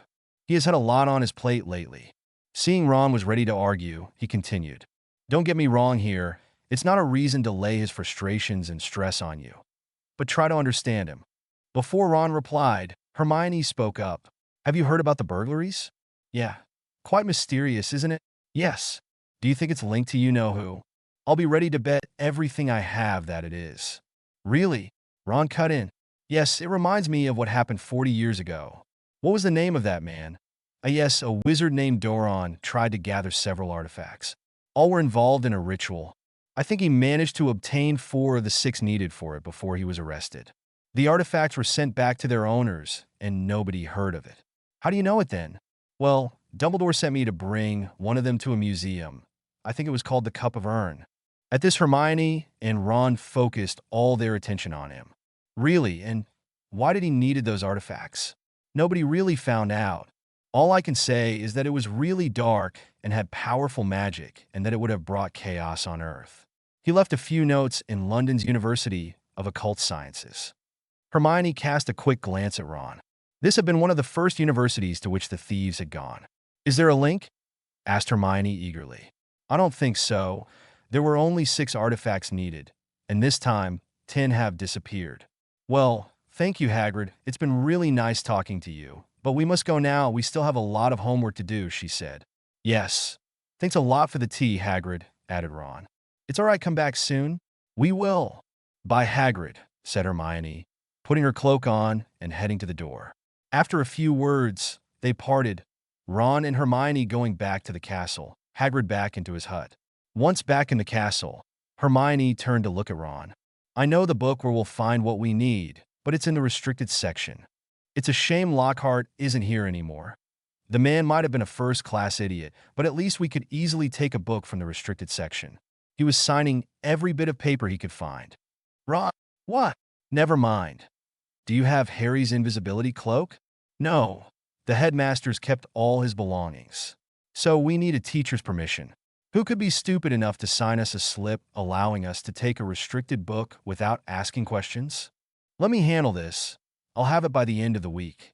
Really? Since when did I lie to you? Trust me. All right, don't get so worked up. Come on. It's nearly curfew. We have to go back to the tower. The two youths ran back to their tower, slipping past the fat lady's portrait after giving the password Phoenix's Rise. They were the first ones to go up to their dorms that night. Somewhere in the world, Snape was standing in a dark room, his face hidden under his hood, his eyes studying the man before him. He was tall, pale, but his face was becoming more and more human. Voldemort was becoming again the charismatic man Snape had encountered years before. During his first rise, the Dark Lord had been a great leader who could give his men strength just by speaking. He had a gift for making speeches. Snape had believed him at the beginning. He had fallen under his charm, having thought to act in the wizarding world's interest for the rise of a better society, a society that would suppress all social evils. Snape had to give it to the man. He had a way with words, an aura, and a charisma that had attracted many of the wizards deceived or disappointed by the ministry. His power, the ease at which he cast even the hardest spells, was fascinating too. Snape had believed in him until one event opened his eyes. Flashback. Snape never took part in Voldemort's raids against those who were blinded by the Ministry's lies and refused to acknowledge the truth. He was a potions master, one of the best in his area. One night, he was called to his master. He immediately apparat to him, bowing before him. Severus, my lord, I called you tonight to be one of us in our little raid. I know of your skills, and I'm perfectly aware that you prefer the beauty of your potions to the intricacies of a wand, but I think that it will be an useful experience for you. The occasion to see the beauty of the way a spell breaks through someone, making him lose his mind, his senses, making him fall under your power. And with what? A few words in your wand. It can be compared to the way your potions act. And I want you to learn this. Thank you, my lord. Get ready, young Severus. We'll leave in half an hour. It had been a nightmare. Along with 10 other Death Eaters, they had apparat to a small house in the countryside. It was nearly Christmas time, and Snape could hear the family in the house. Raise your hood, Voldemort ordered. They obeyed and waited for their master's sign. At the moment he raised his arm, they stormed in the house, surprising its inhabitants. Snape recognized them. It was a well-known, old and respected family, the Lawrences, who had always played a big role in the ministry. The whole family was there, from the grandparents to the grandchildren, the youngest being a few months old. That night, Snape saw the horror of Voldemort for the first time. He witnessed the death of all the family, a girl only a couple of years old being tortured for the amusement of a few men. He heard them laughing as a woman writhed on the floor. He watched them commit atrocities. That night, Snape killed a man at the order of Voldemort, something he would never forgive himself for. When it was finished, they left quickly. As they stepped out, Voldemort turned to him. As it's your first time, Severus, you'll have the honor of conjuring the mark. With his arm shaking slightly, Snape raised his wand and uttered the word, Mors Mordre. A jet of black light shot up in the air. Laughing merrily, Voldemort turned to his men. You did well tonight. I think this will teach the Mudbloods, the Mudblood lovers and Dumbledore's followers, what is awaiting them. Apparate back to your homes. I'll call you soon again. Snape apparated back to his house with a pop and threw up the moment he arrived. Into the flashback. Since that day, he hadn't been able to look at Voldemort in the same way. Each time he tried, he saw the face of the little girl, screaming in agony. As time passed, the memories faded, but he never felt again the admiration he had had for the Dark Lord. Slowly, he started to question Voldemort's ideas, though of course never openly. Little by little, he distanced himself from the Lord. He always answered to his calls and obeyed him, but he was doubtful. Then, one day, he found himself in his old headmaster's office. Flashback. Albus Dumbledore was looking at him with his piercing and twinkling blue eyes. Snape eyed the old man. He was the only wizard the Dark Lord still feared, and Snape knew that Voldemort's main purpose was to destroy Hogwarts. Its current headmaster was particularly bothersome to him. Already admired and revered for his defeat of Grindelwald, Albus Dumbledore had not lost his importance and had made the school his territory. Voldemort could also see the use of having free reign over Hogwarts. The school molded the future generation of wizards, and he would need it to raise the youths to respect his very name and yearn to serve him. Once he gained control of Hogwarts, he could use the children as a guarantee of their parents' behavior and teach them to be his servants. With Dumbledore defeated, the aged wizard would lose support and more wizards would rally to him. Nothing would stop him. "What can I do for you, Mr. Snape?" "I need your help, headmaster." "Call me Albus, Mr. Snape. I'm no longer your headmaster." "What sort of help do you need?" Snape uncovered his left forearm, revealing his mark. "I wish to help your side," he said, looking at the old man before him. The blue eyes were piercing him, as though evaluating him. "Mr. Snape, showing me this mark isn't really proof of your desire to help our side. I made a mistake. I want to try to make amends." "Really?" "Excuse me, Mr. Snape, but what caused this change?" "It is very unusual to see a member of Voldemort's army changing sides. I've seen what he's doing. I was at the Lawrence's residence the night they were killed." Snape's face was expressionless, and his eyes were fixed on something only he could see. "It's not something I can forget, headmaster."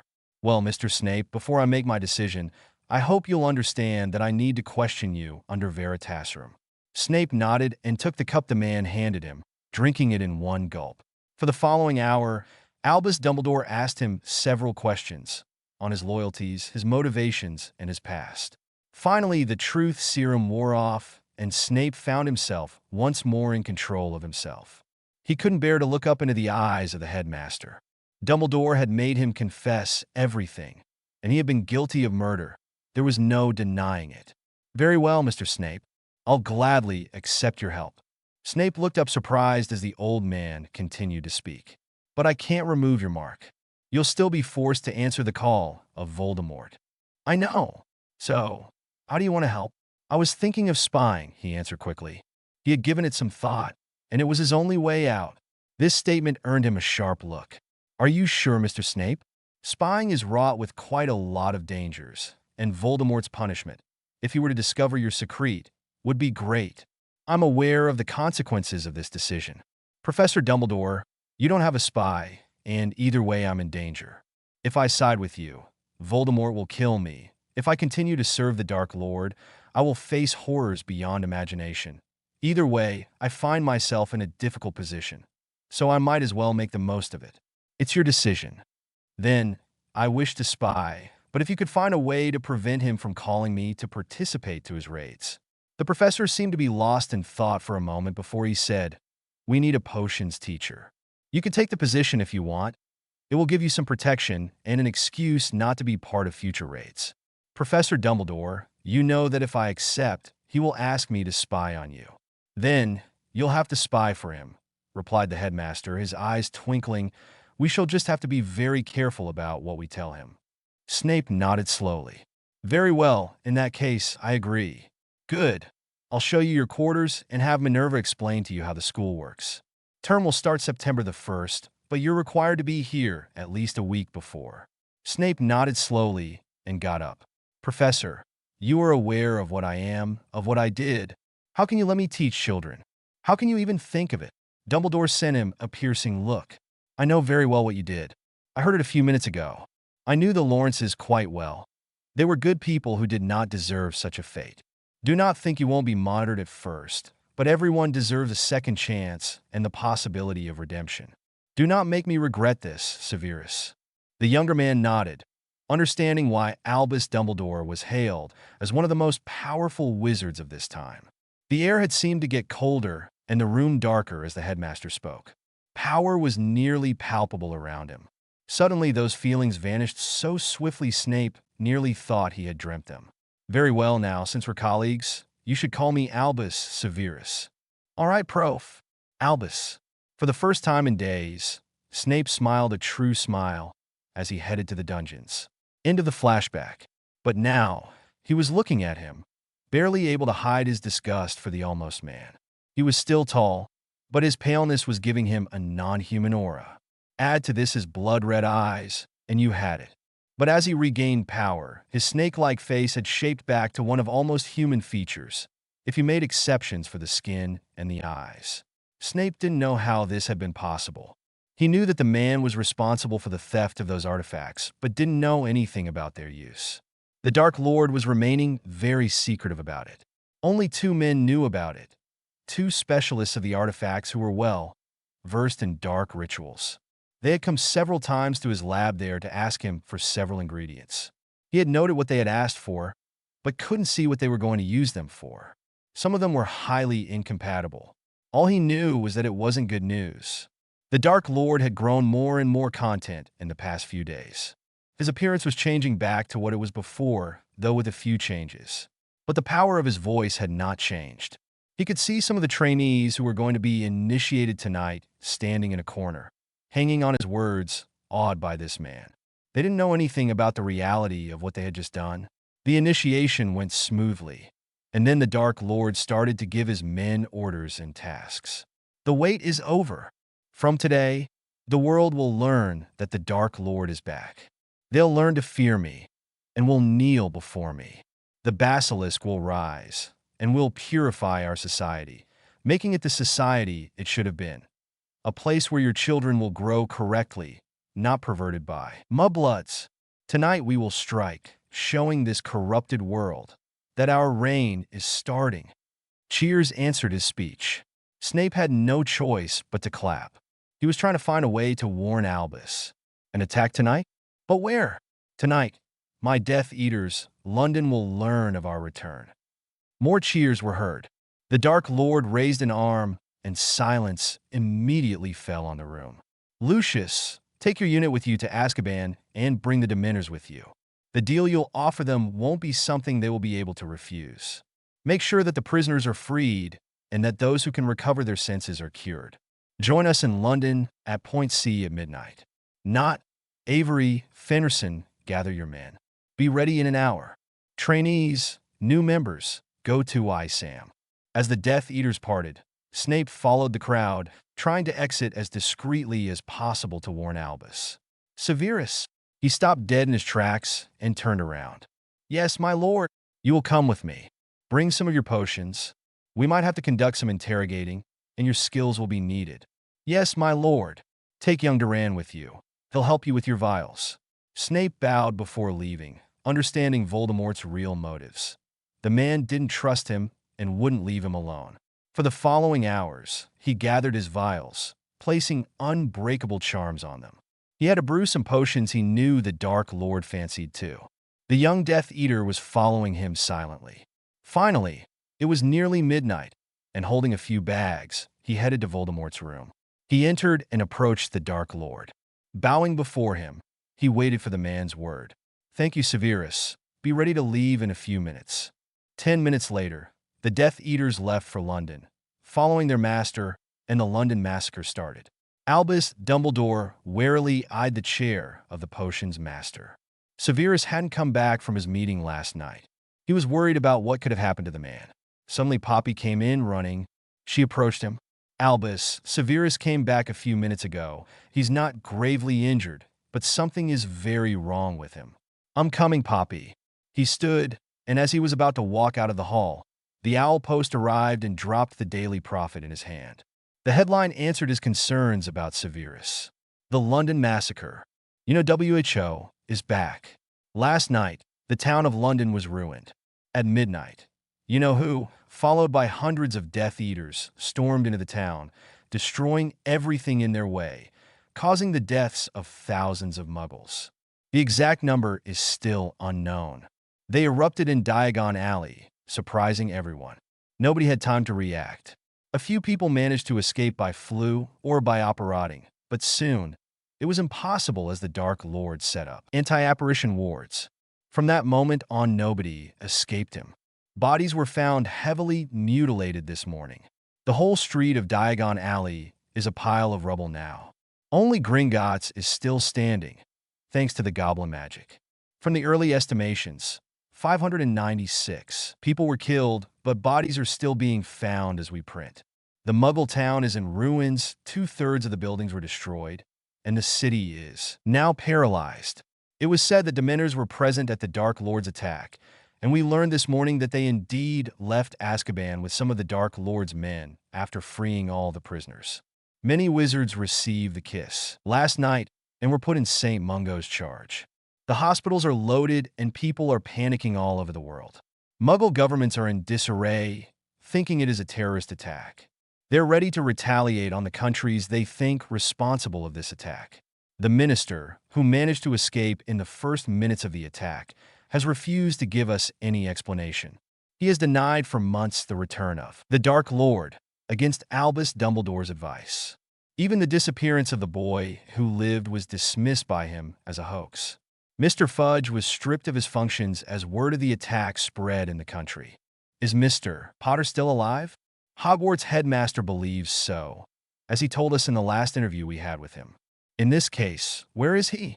The article continued for 4 pages with testimony of witnesses, interviews of foreign ministers, and worse, photos of destroyed buildings, bodies. Albus Dumbledore stood still in the hall before dropping the newspaper. As he stood, a wave of owls arrived, most of them carrying black letters. Before the students receiving them opened them, he spoke up. As you might have learned, London was destroyed and many were killed. Let me assure you that you're protected here and that as long as I am here, I'll make certain that this school remains unharmed by Voldemort. I give those of you that have lost someone all my support. The staff and myself will always be ready to talk if you need to. With that, he exited the hall, nearly running to the hospital wing in his haste to talk with Severus. In the hall, the professors didn't know what to do. Several students were crying, some were in hysterics, and many were surrounded by their friends who were trying to calm them. Chaos was spreading in the hall. Only the Slytherins remained quite calm. The professors looked at each other, sensing the fear of their students. But it was only the beginning. Thanks again to all of you for the reviews and comments. Tima, thanks for the review. Elia, je l'ai déjà dit, mais ma pauvre, tu es complètement folle. Je suis pas mieux, tu vas dire, ce qui n'est pas faux.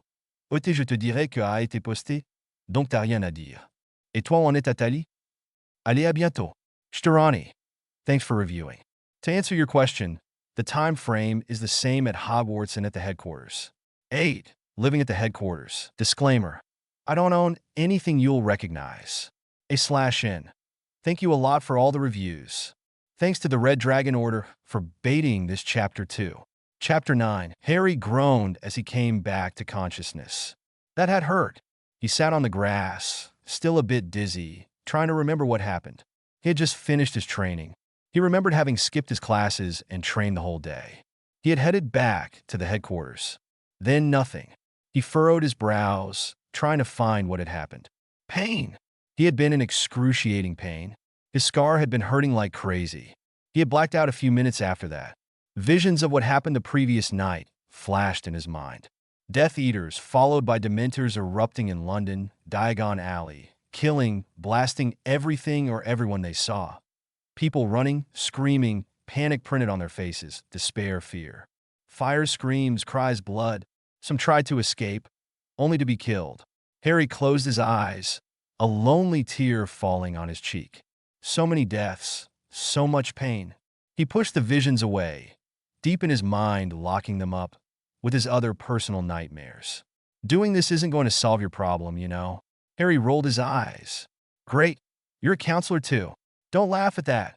I'm serious. For once. Harry, it's none of your business what I do with my thoughts. It is when you're doing something which could endanger your health or your sanity. I don't want to talk about it. All right, but what are you doing when this will happen again? Clearly this guy isn't going to stop, and you're going to watch everything. What'll you do when it'll become too much to bear? I don't know. But what I know is that you should keep your nose out of MY business. You need to talk about it to someone. It's my choice, so stay out of it. All right, what time is it? Well, it's time for our little session if you want to know. Couldn't you let me go of this one? Maybe I would if your soon-to-be partner hadn't been here. Don't tell me you're still on it. I already told you that. What? He's standing behind you. In a few seconds, Harry was on his feet, facing a confused Teneb, leaning on his horse.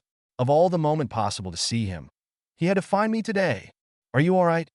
He heard the elf ask him. Teneb had woken early, like he always did since he had found about the human nearly 2 weeks ago. He quickly dressed and went to the stables. In a times and times practice pattern, he readied his horse, petting it lovingly before mounting him and heading for the hill. His stallion had been a gift of his friend, Prince Seelin. He had called him Mist because of its gray coat and deep black mane, tail, and stockings on each legs. The horse also had a small white star-shaped mark on its forehead. He was of the same breed than Shadow and looked a bit like the great black stallion. He was only a bit shorter and more slender. He directed his mount where he knew he would meet the human. He was halfway when Mystic stopped abruptly. Startled, he looked around him to see what had made his horse stop like this. He frowned. There was nothing strange. Then he looked down. His eyes widened in surprise. Harry was sitting in the grass, looking completely dizzy. His attention was caught by his forehead. He could see dry blood around his scar. He saw him frown, wince, and tense. Then he opened his eyes and looked at him. "Are you all right?" he asked, knowing the moment the words left his lips that it was a stupid question. Harry sighed. He was probably doing that on purpose. "Do I look all right?" "Not really." "Why have you dry blood on your forehead?" "What? Why have you?" "I understood that part, thank you." He raised his hand and touched his scar lightly, wincing a bit when his hand came in contact with it. "Great." And Teneb had to show up at this precise moment. "Care to explain?" asked the young elf, dismounting his stallion. "Not really. It has nothing to do with you," replied Harry. "Just with my past," he added in a whisper. Apparently the elf heard him, as he raised his eyebrows, but for once, and Harry was grateful for that, he didn't press him to explain. Harry stood up and looked around. He put a hand in one of his trousers pockets and pulled out a small whistle, carved in wood. "Be ready to go," he said to Teneb. Seconds later, 2 sharp whistles could be heard, and minutes later Shadow arrived. He didn't stop, and Harry jumped on his back as he passed near him. They galloped towards the hill, Teneb on their tail, as it had taken the young elf a few seconds to register what had just happened. They arrived at their usual spot a few minutes later. Once there, they silently climbed out of their horses, and Teneb took off his stallion's equipment. Before he could try to contact his guardian, Harry spoke up. "My guardian wants me to talk to you about something. In fact, I think he already talked with your guardian about it." Teneb looked at him a bit surprised. Generally, Harry barely acknowledged him, much less spoke to him. "Yes, and to sum up, he thinks that I should practice against a real opponent, meaning you." This time, Teneb was shocked, but immediately, he started to weigh the pros and the cons. "You're not obliged to accept," added Harry. Teneb was still thinking. Training with Harry could only help him to improve. He had to admit that the human was great and could teach him a lot. Moreover, a few well-chosen words from his guardian achieved to convince him. "All right." Harry looked up at him, a bit surprised by his quick agreement. "You sure? When do we begin?" Harry smirked. "All right, if he wants to have it this way. Now." He summoned his sword and other weapons, making them appear near him. Picking up his sword, he raised before bowing, imitated by Teneb. They faced each other for a few minutes. Then Teneb lunged at Harry, who parried his blow easily, retaliating immediately. After half an hour, during which Teneb found himself more often on his back than standing, out of the blue, Harry stopped and sheathed his sword. "All right, this isn't going anyway. What's the problem? Just an advice, if you have to fight one day, don't use your sword. You'd be killed in a few minutes." "Why?" asked Teneb a bit curtly. He was proud of his fighting skills and was often praised about them. "Well, you know how to fight, the stance, the tricks, the ways, but you have a little default that could mean your death in a fight. You're too readable, too predictable. I know your move at least 5 seconds before you do it." "How is this possible?" Teneb was stunned by this. His teachers never said anything about that. "Easy, before attacking, you fix the spot where you'll put your attack. If you're going to attack on your right, you put all your weight on your left side, just before delivering your blow, and the opposite if you attack on the left. You furrow your eyebrows before attacking too. Moreover, you're doing unnecessary moves like jumps, turns. You only tire yourself." "And you're an expert?" said sarcastically Teneb. "It's only an advice, but that's what my guardian taught me. Always keep your opponent in the doubt. And when you fight, you seem to plaster your intentions on your body. But you can do whatever you want." At this, Teneb was torn between 2 feelings. One being pride. He didn't like the tone Harry took while talking to him. The second being his thirst for improvement, his desire to best his abilities. He sighed.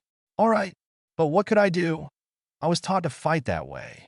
Well, if I want someone to practice with, we'll definitively have to correct this default of yours.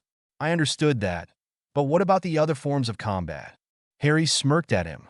We're going to find out how much you have to learn. An hour and a half later, Teneb fell on the floor, completely worn out. I'm dead. Why are you still talking then? Teneb glared at Harry. That was an image. Really? Teneb only glared more. You're loving it? What? Annoying me. Me? How could you think me capable of doing such a thing? Replied Harry, batting his eyelashes, faking innocence, his voice filled with sarcasm.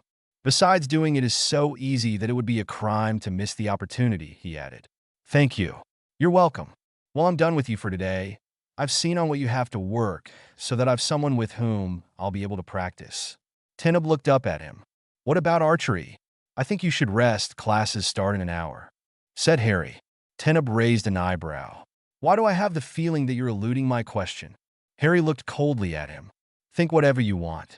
With that, he approached Shadow and jumped on the stallion, speeding towards the headquarters. Teneb watched him galloping away, making an assessment of today's session. Pros.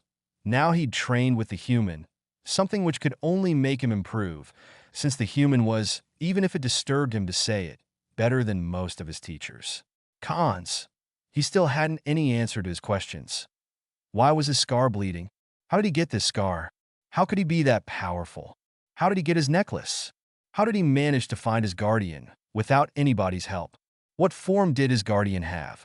What was this necklace he was always wearing? And now, why didn't he want to practice on archery?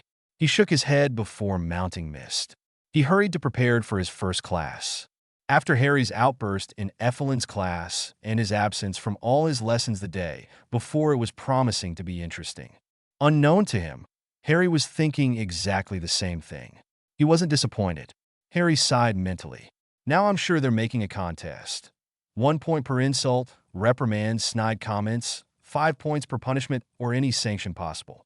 Evelyn's class had been more horrible than usual, and that was something. Apparently, the elf hadn't appreciated in the slightest to see Harry openly disobeying to him. After having him running around the room for half the class, seeing it wasn't tiring him, he used him as his assistant, meaning his punching ball and lackey for the rest of the class. To his disappointment, Harry hadn't complained or showed any pain at this treatment, and he couldn't really do worse than that. It deviated lessons. There had been a reason behind Harry's refusal of practicing archery with Teneb. He knew that the elf was way better than him. Archery was one of his weakest points. He wasn't really bad, just average. Sword fighting came naturally to him. When he was holding his sword, he was in tune with it, seeing it as an expansion of his arm. Hand-to-hand combat was easy for him too, as he had set up his own style, adapted to his skills, agility, speed, and he wasn't quite bad with knives. He hadn't had a lot of problems with magic. The copying he did in Nerther's and Sarwin's class finally found a use. Dueling was his strong point. He could do it with or without his wand as he continued to practice with it, knowing his wandless abilities would have to remain secret when he'll come back to Hogwarts. He was good at manipulating his element too. Mind magic had been difficult for him to learn, but with training he had reached a good level. He had very strong mental defenses, could read minds or dreams if he entered a trance, had a fairly good empathy and telepathy, and if need arise, could do some telekinesis. But the last one was particularly draining. Healing magic wasn't his forte. He could heal minors' wounds like bruises, mild cuts, dislocated members, simple fractures, but any serious injuries was beyond his ability. His Animagus training was progressing quite well, even if he still didn't know his form. But archery. He could use a bow if necessary, but in a battle he would avoid it at all costs. It felt weird to use this weapon, and he would never hit near the center. For him, archery would always be a bothering necessity. He had to admit that the bow he got from the dwarfs made it easier for him. Anyway, if he wanted to hit a faraway target, he would throw a fireball, some flames, his aim would be more accurate. So, in a devious lesson, he didn't have to fake his uneasiness. And this time, she had decided to put him through hell. Once the lesson was over, he dragged himself to the common room for his lunch. But apparently the teachers had had other plans for him. As he seated himself, he saw his favorite teachers heading towards him. Great, the whole Harry torture group. Effie Lynn, Edvia, Sarwin, Nerthur and Leinheer approached him with a satisfied gleam in their eyes. Oh, trouble's coming. I wonder what they come up with. What are you doing here? Enjoy the show? No, just curiosity. Great in front, crazy and human haters. In my head, crazy and lunatic guardian. I'm doomed. Took you long enough to notice this. Human, we met to deal with your behavior yesterday and came up with a right punishment, said Sarwin. Effie Lynn threw him a piece of garment. You're expected in the kitchen. Now, he barked. Nerthur smirked. You'll work there for 3 days, and Istian has been warned about you. Harry was staring at the masters in shock. I don't know if it's bad or good news. Knowing them, I would say bad. Yes, but at least I'm lesson-free for 3 days. But as Harry found out, it was a mere compensation against what he was told to do. As he went to the hill this evening, he was fuming. Once he was there, he dismounted Shadow and started pacing. A servant. They made me a servant. Breath, Harry, breath. In out and out. I won't calm down. These stupid, brainless idiots made a slave for 3 days. Then training will calm you. Now run. Aye. Run. Harry complied without arguing for once. He trained longer than usual, and this time, Teneb didn't join him, something he was grateful for, as he would have probably fried the first elf he saw on the spot. Once he was done, he sat on the ground, panting, feeling drained but now calmer. He knew Teneb would improve quickly. He couldn't deny that he was skilled, so he'd have to take him to Tyrio. He will need to find his weapons. He had argued other this with Arxerin, who had been the one to mention it, but in the end, he had lost. He took his necklace in his hand, closing his hand on it. As always, it had a calming effect on him. I'm not alone. This thought contributed to finish to appease him. He called Shadow and petted the stallion. He had come to the point where he considered the fierce animal as a friend. He mounted the horse and headed for the headquarters. Before slipping in his bed, he left a note for Teneb, then fell in a welcomed sleep. Teneb stared at the ceiling. He had waited for Harry to come back, deciding against joining him for training. He had seen him at the end of classes and he looked murderous. Teneb had judged that it would be safer for him not to approach him until he cooled off, as elf, magus, or elementals must not have been on the friend list of the human. Not that he had them already in great esteem to begin with. He was quite confused by his teacher's behavior. Once Garth had skipped a whole day, and they hadn't said anything after, even to ask for explanations. Why did they act this way towards the human? He heard someone drop something on his bedside and made a mental note to look at it first thing in the morning. When he woke up, he saw a small note and quickly snatched it. He produced a small light, as everyone was still asleep. There won't be morning session for the following 3 days. You can come in the evening around 9 p.m., same place. Teneb looked a bit confused at the message, then shrugged. Why not? The next day was a day of pure torture for Harry. Everyone there took advantage of the situation, and once it was nearly over, Harry was on the edge of explosion. Between the ridiculous outfit he had been forced to wear, the taunts, and being ordered around for the day, he had reached his limits. Garth's group had particularly been happy with this situation. He sat down on the far end of the Darren's table and started to eat his meal, which was nearly cold, as he had served everyone before being able to eat. Dementor hadn't even looked at him once during the meal. So Mentor he has completely forgotten about me. Harry was quite saddened by this thought. He missed having someone to talk to. Dumbledore had assumed this role, and against everything, he had always hoped that the leader would remember him and help him one day. The teachers must have told him some story because he didn't question Harry's clothes or behavior. Finally, once dinner was over, he stood up and clapped his hands a few times to attract attention. Darren's? May I have your attention, please? Silence fell on the room. You have been here for nearly 10 months, so at the end of this week, the presentation will take place. Listen carefully to what your teachers will say, as they will prepare you for this ceremony. Arxerin? I'll explain tonight. Oh, and we'll try to access the soul plan too. Really? Yes. There was a small silence then. Thank you for everything. Arxerin didn't answer. There was nothing to say. Dodge. Parry lunge. Clang. Your feet. Clang. You're too open. Clang, clang, screech. Your eyes. Stop looking at your aim. Stop exposing your arm. Clang. Bam. Don't let yourself be distracted by your opponent, said Harry, summoning the elf's sword to him and handing it to him. Teneb was panting, his hands on his knee, trying to catch his breath. I'm going to teach you a basic sequence, like the one I'm practicing, only more simple. Look, he executed a series of moves. Got it? Follow me, sword up, slash, parry, push, drop, sweep. For a few minutes, he explained the sequence, then watched Teneb execute it, correcting him with curt words, then making him accelerate. All right, I'm going to attack, and you'll retaliate with this series, understand? Okay, said the elf, a bit forcefully as he had trouble catching his breath. Good, in position, ready, go. He lunged at Teneb, who replied by the movements he had just learned. Well done, admitted Harry once it was done. Enough for tonight. I'm going to present you to someone.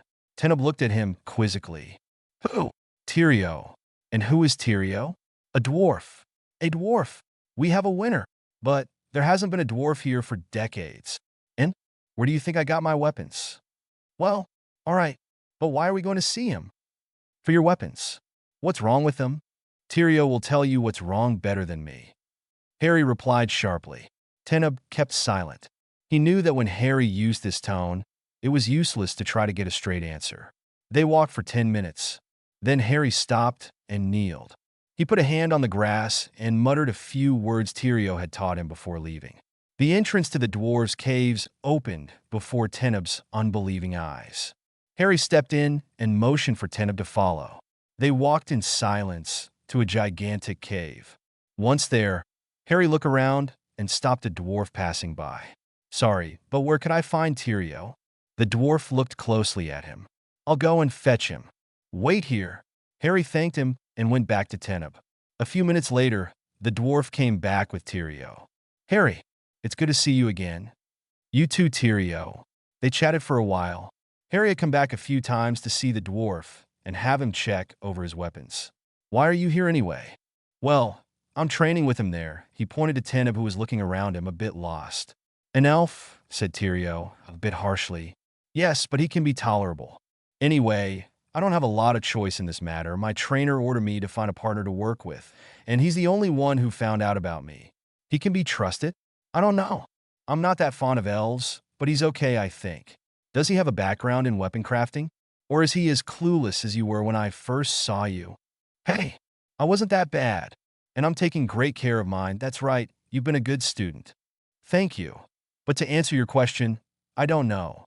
All right, leave him here. I'm going to see how much he knows. Then I'll take the matter in my hands. Thanks a lot. I'll come back in 3 hours. See you then. They approached Teneb. Teneb, this is Tyrio. He's going to show you around. Tyrio started immediately to question the young elf. Harry used this moment to disappear and went outside. All right, now that your little companion isn't here, I'll explain about the presentation. Then we'll try to reach the plan. Sounds good. Well, the presentation takes place 10 months after the beginning of the training and 2 months before the binding. During this ceremony, the Darrens are presented to the dragons.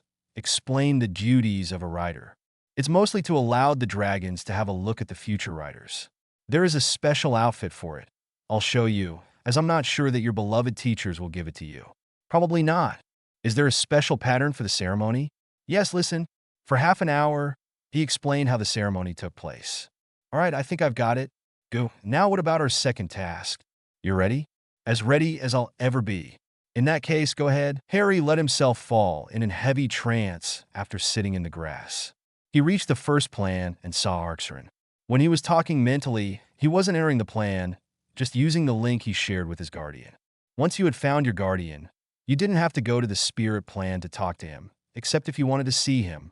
Good. You're getting better at it. Thank you. It had always surprised Harry to be able to speak normally in the plan and not mentally.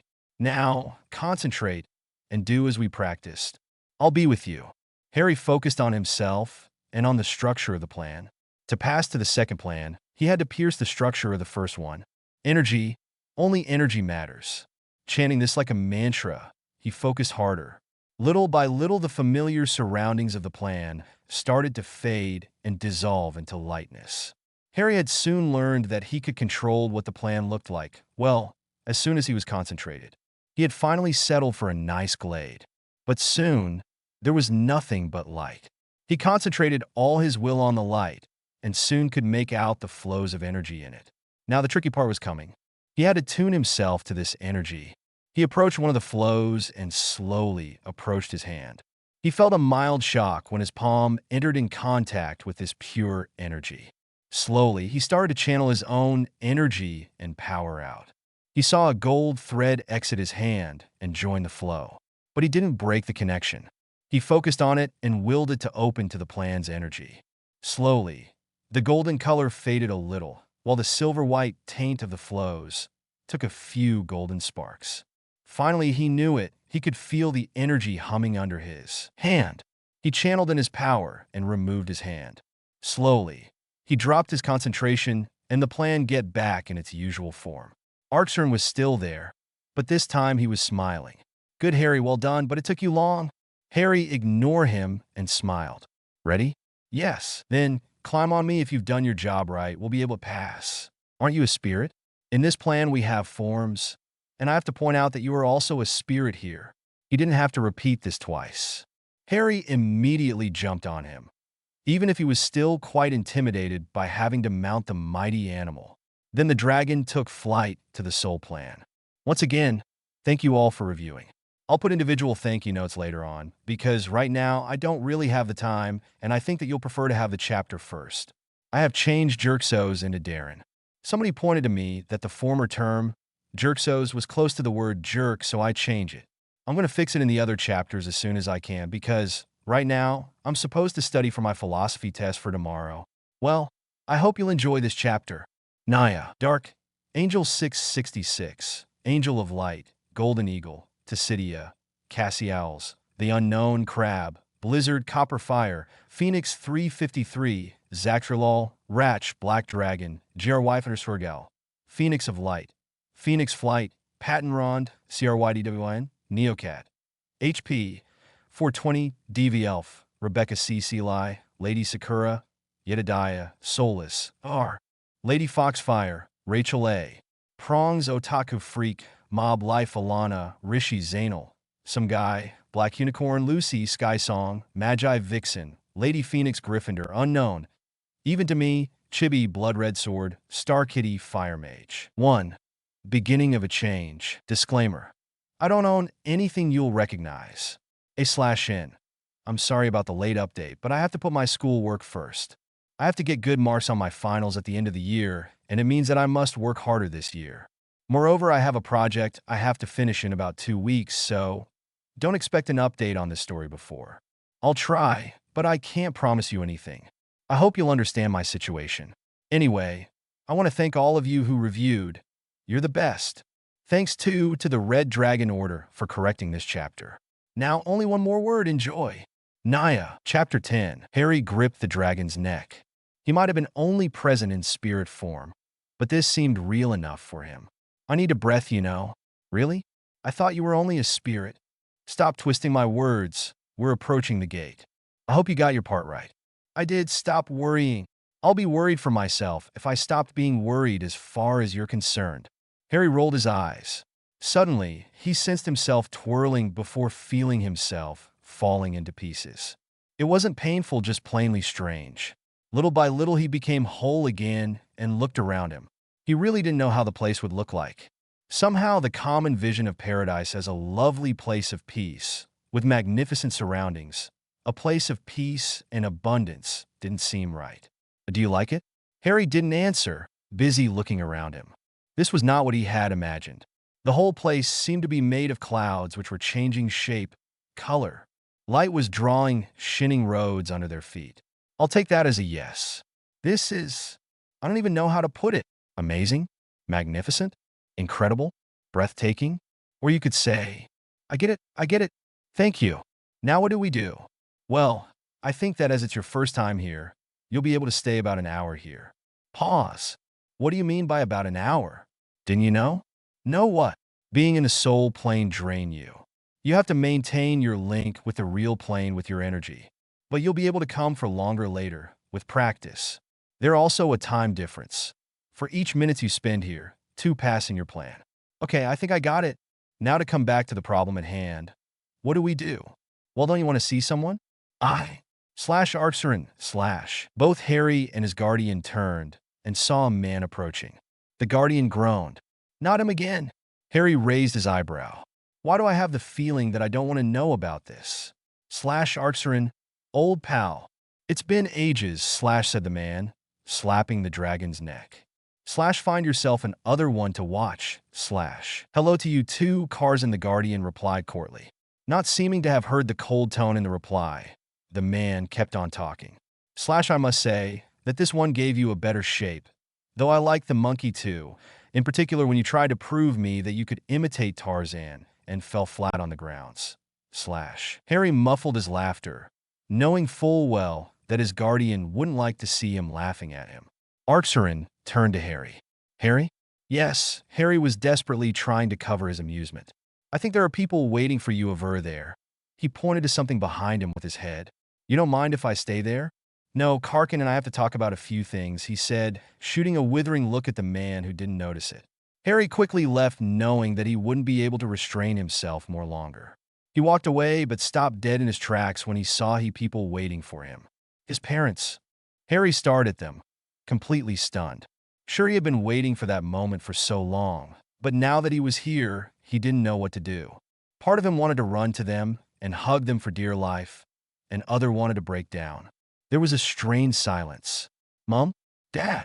His parents' faces broke in a relieved but somewhat sad smile. Harry, that was it. Harry cracked. He felt silent tears running down his cheeks and looked down. Suddenly, he felt a pair of arms hugging him and a hand running in his hair. He heard the soft, soothing voice of his mother murmuring comforting words to him. He leaned on her and buried his head in her shoulder. He cried, something he hadn't done in months since he arrived here, but that now seemed natural. Everything he had bottled up for those times escaped. Once he calmed down, he didn't move. He was now being hugged by his father too, and it felt right. We're sorry, Harry. This surprised him. Why should they be sorry?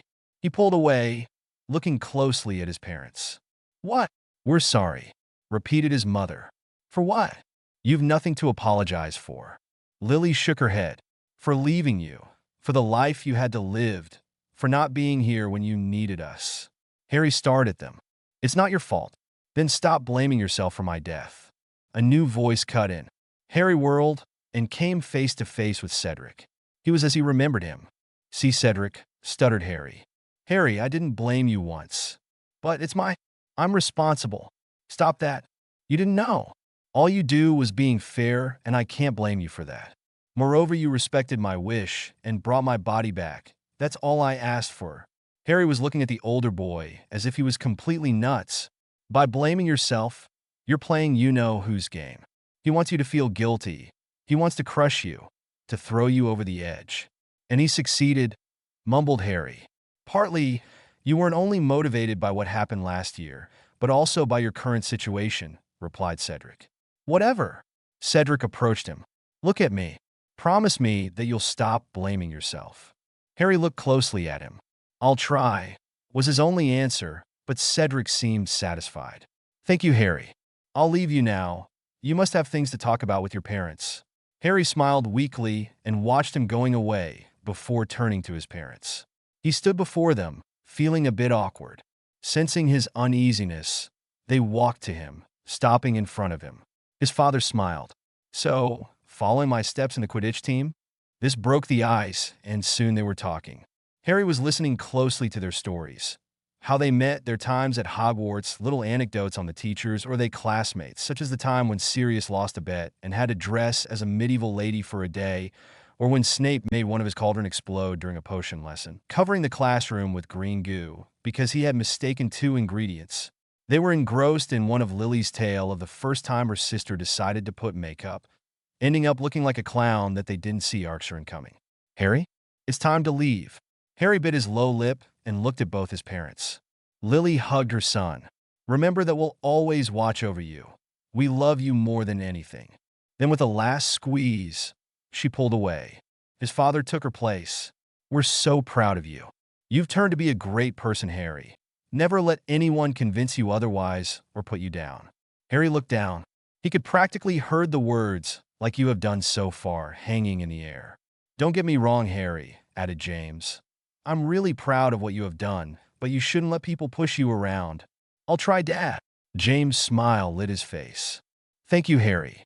Harry, we must go now. His parents hugged him a last time, reminding him to come back soon and that they'll always be with him. Harry and Arin came back to the first plane. Arin, yes? Will I be able to access the soul plane without you? Of course. You didn't think I'll always bring you. Now, you're keyed to the plane. All you have to do is summon a Paget. He will take you to the second plane. A what? A Paget. They are messengers and can bring people from the spirit plane to the soul one if the person is keyed. You just have to say Semra, and one of them will come. Harry smiled. Thank you a lot. You're welcome now. Who was this guy? A Karzan? Yes, he seemed to know you well. Unfortunately, we had to work on something together times ago, and since then I can't get him off of my back. I'll talk with him. He seemed to know quite interesting stories about you. Don't you dare. Harry couldn't help laughing at the panic-stricken face of his guardian. Before Arin could reply, he left the plane and come back to the real world. He stretched, his body a bit cramped from having remained 2 hours in the same position. Standing up, he looked around. Well, tried to as it was now near pitch black. Flicking his hand, he conjured a small fireball and headed back to the dwarves. He entered their caves and went straight for the one where he left Teneb. He sighed in relief, seeing them talking quietly in a corner. He had to admit that he had been a bit afraid of what he might have found. Dwarves didn't really appreciate elves, finding them snobby and too full of themselves. Add to that the fact that elves refused to help the dwarves during their war against the trolls hundreds of years before, arguing that they wished to remain neutral and that they weren't warriors, something even the stupidest dwarf wouldn't have believed, as elves were taught archery and sword fight very young. The dwarves managed to win, but the conflict ended with a bloodshed on both sides. They had had a huge city cave in a mountain with about 80,000 inhabitants. They all died as the mountain crashed on them. The troll had managed to steal a sort of explosive and provoked the fall of the mountain, killing all of the inhabitants. The war ended a few weeks later, in a final showdown that left most of its protagonists dead on the grounds. The trolls fled, and the dwarves started rebuilding everything. From that day, the relations between elves and dwarves had always been very tensed. The dwarves never really forgave them to have refused to help them, or at least gave them something to protect their cities, as they had asked. Harry said Tyrio. Yes, brought him here tomorrow and the day after. He knows quite a lot, but has still some things to learn. I'll give him his weapons in 3 days. Same time? Yes. Thank you a lot, Tyrio. The dwarf smiled. You're welcome, Harry. Come back when you wish. I will, don't worry. They parted. Teneb hadn't said a word to Harry since he came back. Harry, the young wizard turned to the elf. What? How long have you known him? A few months. He doesn't seem to be like dwarves are said to be. Harry narrowed his eyes. I think that it's time you get your own opinion on something instead of agreeing blindly to what people say. You'll have to make your own choices. His tone was a bit harsh, but he didn't care at that moment. See you tomorrow night. Same time, same place. He turned and left Teneb at his own thoughts. The elf looked at the human. Once again, he didn't know what to think. What should he believe? What he was seeing or what he was taught? The 2 following days followed the same pattern. Harry was still punished. In the evening, he brought Teneb to Tyrio, then left and trained. He wasn't ready to go to the soul plane again, so he practiced on his animagus skills. He had nearly finished self-transformations, which were the first steps to achieving animagus forms. He could now transform a huge part of his body into animals' limbs in a heartbeat. Harry?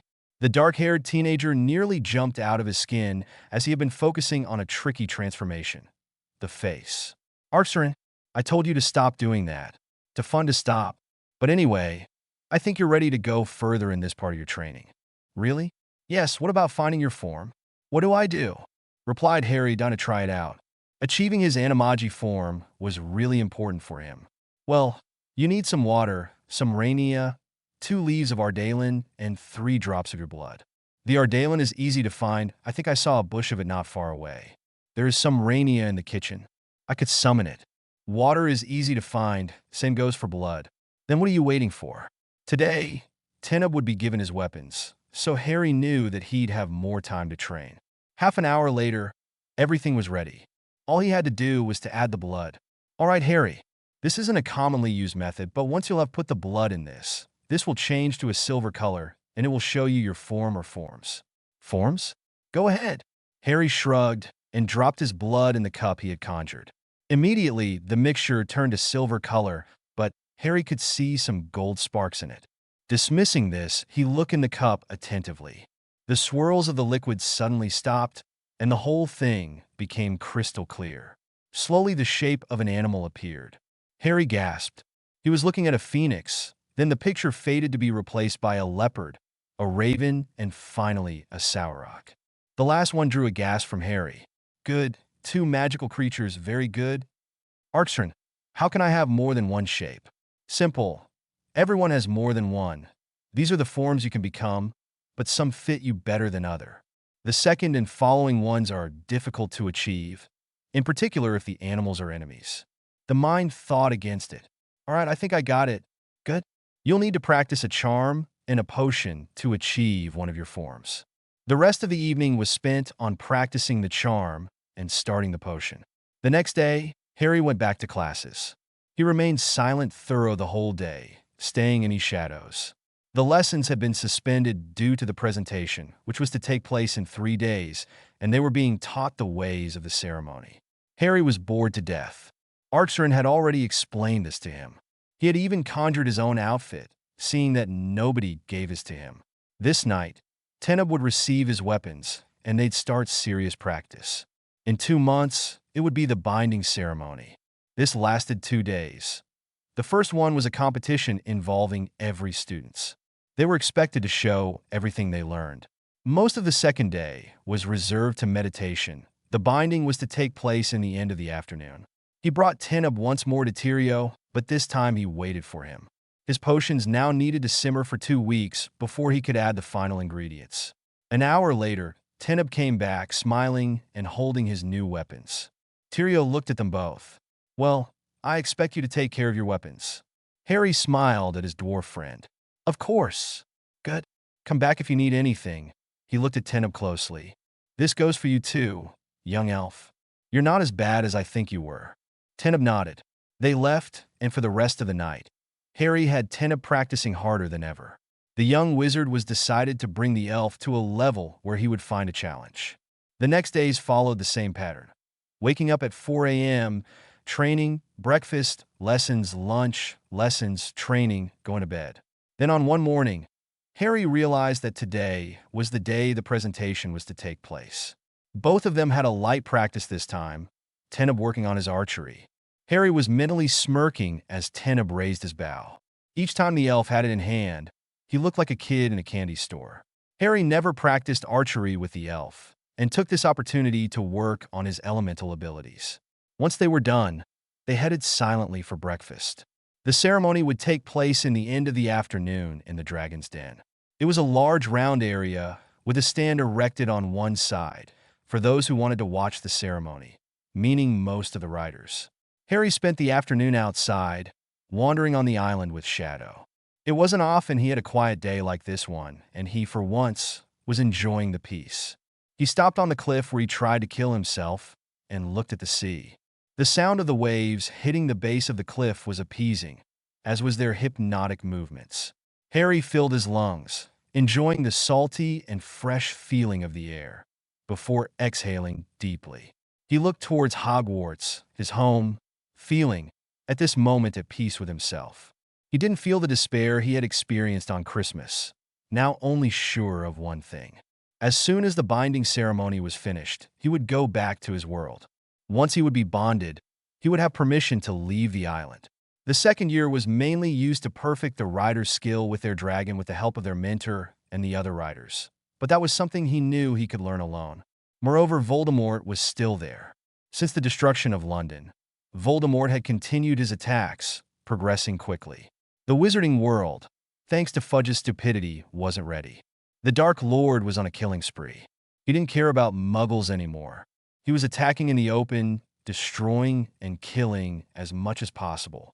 Harry knew this all too well, as he had to witness everything.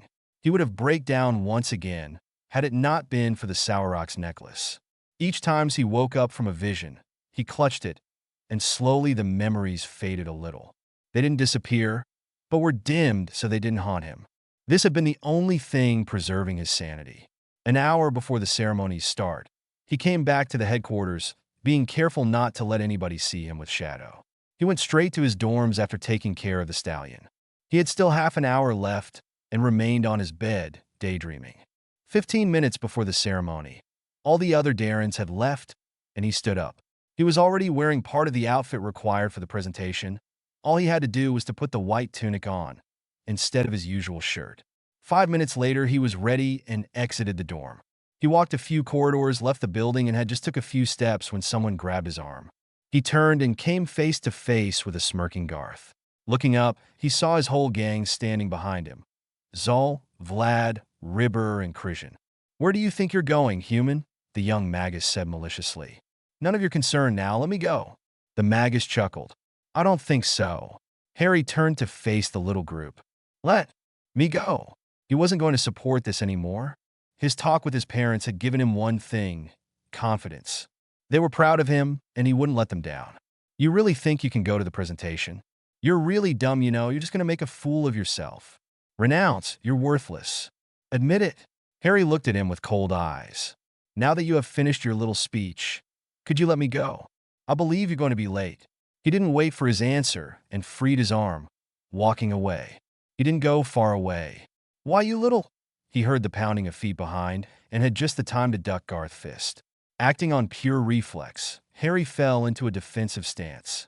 He caught the surprised look on Garth's face.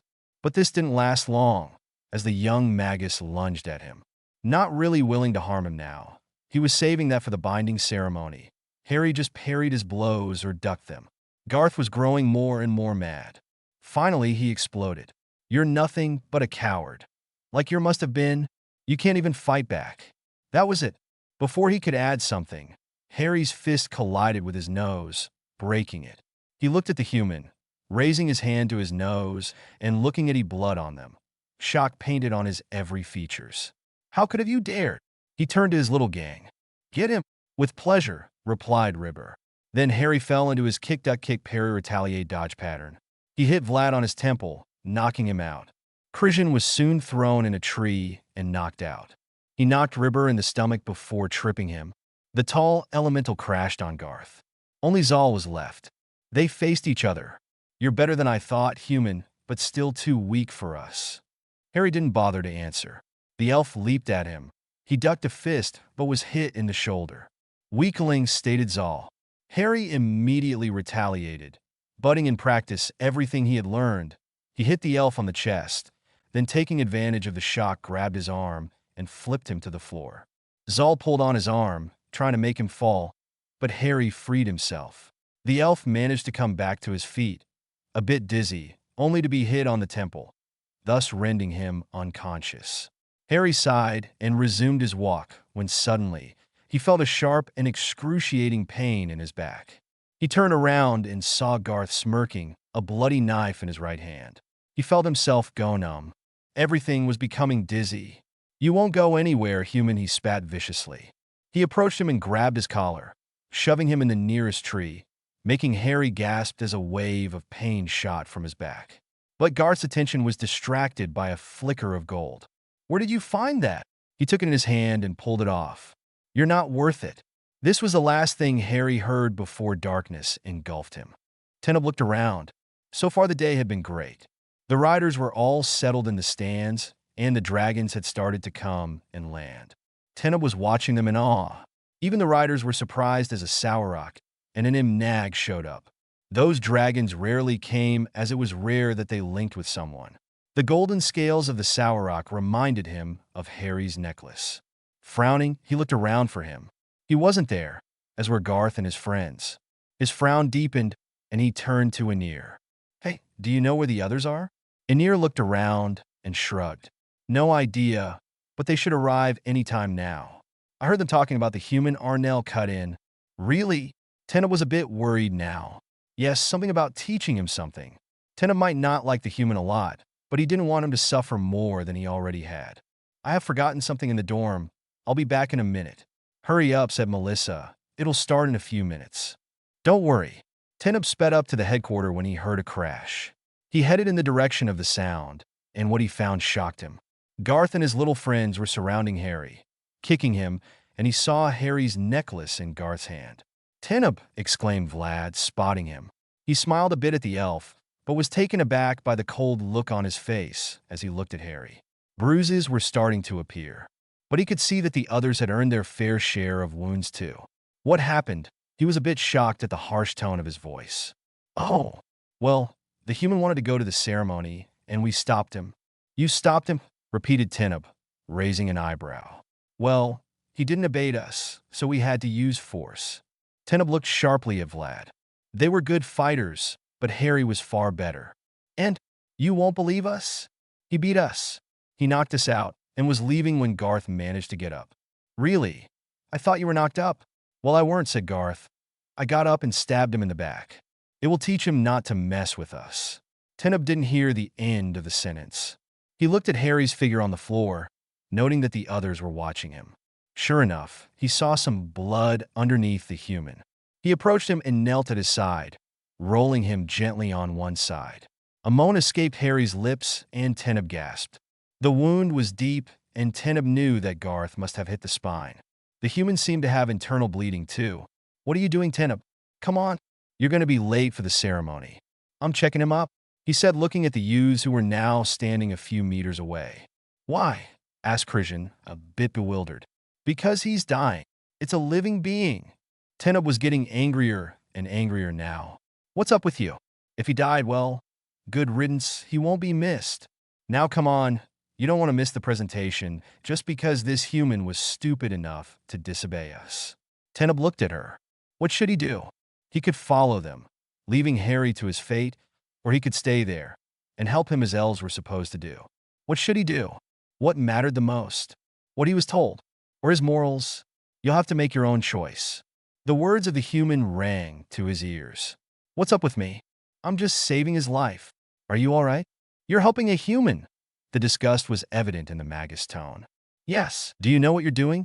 Asked Garth in a threatening tone. I am. The magist took a few steps in Teneb's direction, but was stopped as Teneb summoned his sword and pointed the blade at him. He looked at the weapon, then at Teneb. Traitor, he spat, filthy traitor. Coming from you, I'll take that as a compliment. Garth sent him a scornful glance before taking a few steps backwards. He walked away, but then stopped and turned to Teneb. Oh, bury this with him. He threw Harry's necklace at him. Teneb met his eyes with a stony look. They left after a few seconds, hurrying to the presentation. He drew his attention back to Harry, checking for a pulse and trying to stop the bleeding. Feeling a feeble pulse, he started to panic. Harry, wake up! Wake up! Suddenly, the young wizard stopped breathing. Teneb looked at him in shock. He bowed his head and slowly took the human hand, putting his necklace in it. May you rest in peace. Suddenly, the necklace glowed golden. Startled, Teneb took a few steps back, staring at the glowing form of Harry. Suddenly, he heard something behind him. He gasped. Before him was standing a mighty Sauroch, his whole body glowing. But he couldn't help noticing the anger radiating from the dragon. What happened? A minute before, Garth and his friends had arrived. They had healed themselves on the way to the dragon's den. They approached the other Darrens. Suddenly a roar could be heard from the dragon. Everyone looked their way. Suddenly the Sauroch leaped in the air and disappeared. The other dragons were agitated. Suddenly the Imnag followed the Sauroch, disappearing too. Demeter stood up. Darrens, we will now start the ceremony. Those who aren't present will catch up when they come. Calming a bit, the ceremony began. What happened? Teneb stuttered a bit. The dragon looked at him and calmed down a bit. Speak with no fear, young one. Quickly, Ten told him the whole thing. Once he was done, he could see the Sauroch was really mad. Shaking its golden head, he approached Harry, who was still surrounded by the golden glow. Can you save him? The dragon's sharp gaze turned to Teneb. I'll need your help, little one, as well as the support of one of my kind. He had drifted far away, and I don't know if I'll manage to bring him back this time. But I'll try. As he finished to talk, an Imnag appeared next to them. She turned to Teneb, her eyes piercing him. Are you willing to help, young one? Teneb didn't hesitate.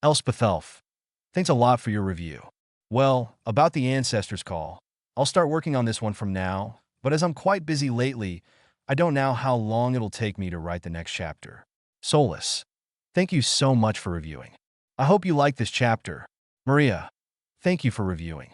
Well, as for Harry and Teneb, well, they can't really be compared, as they have different abilities. Shtirani, thank you for reviewing.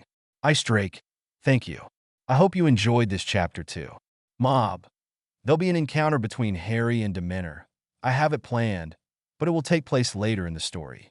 Otaku Freak, thank you for reviewing. Orion, thanks a lot. Lomariba, it's coming closer. You just have to wait for about 3 or 4 chapter, I think. Thank you for the review. Zed, thank you a lot.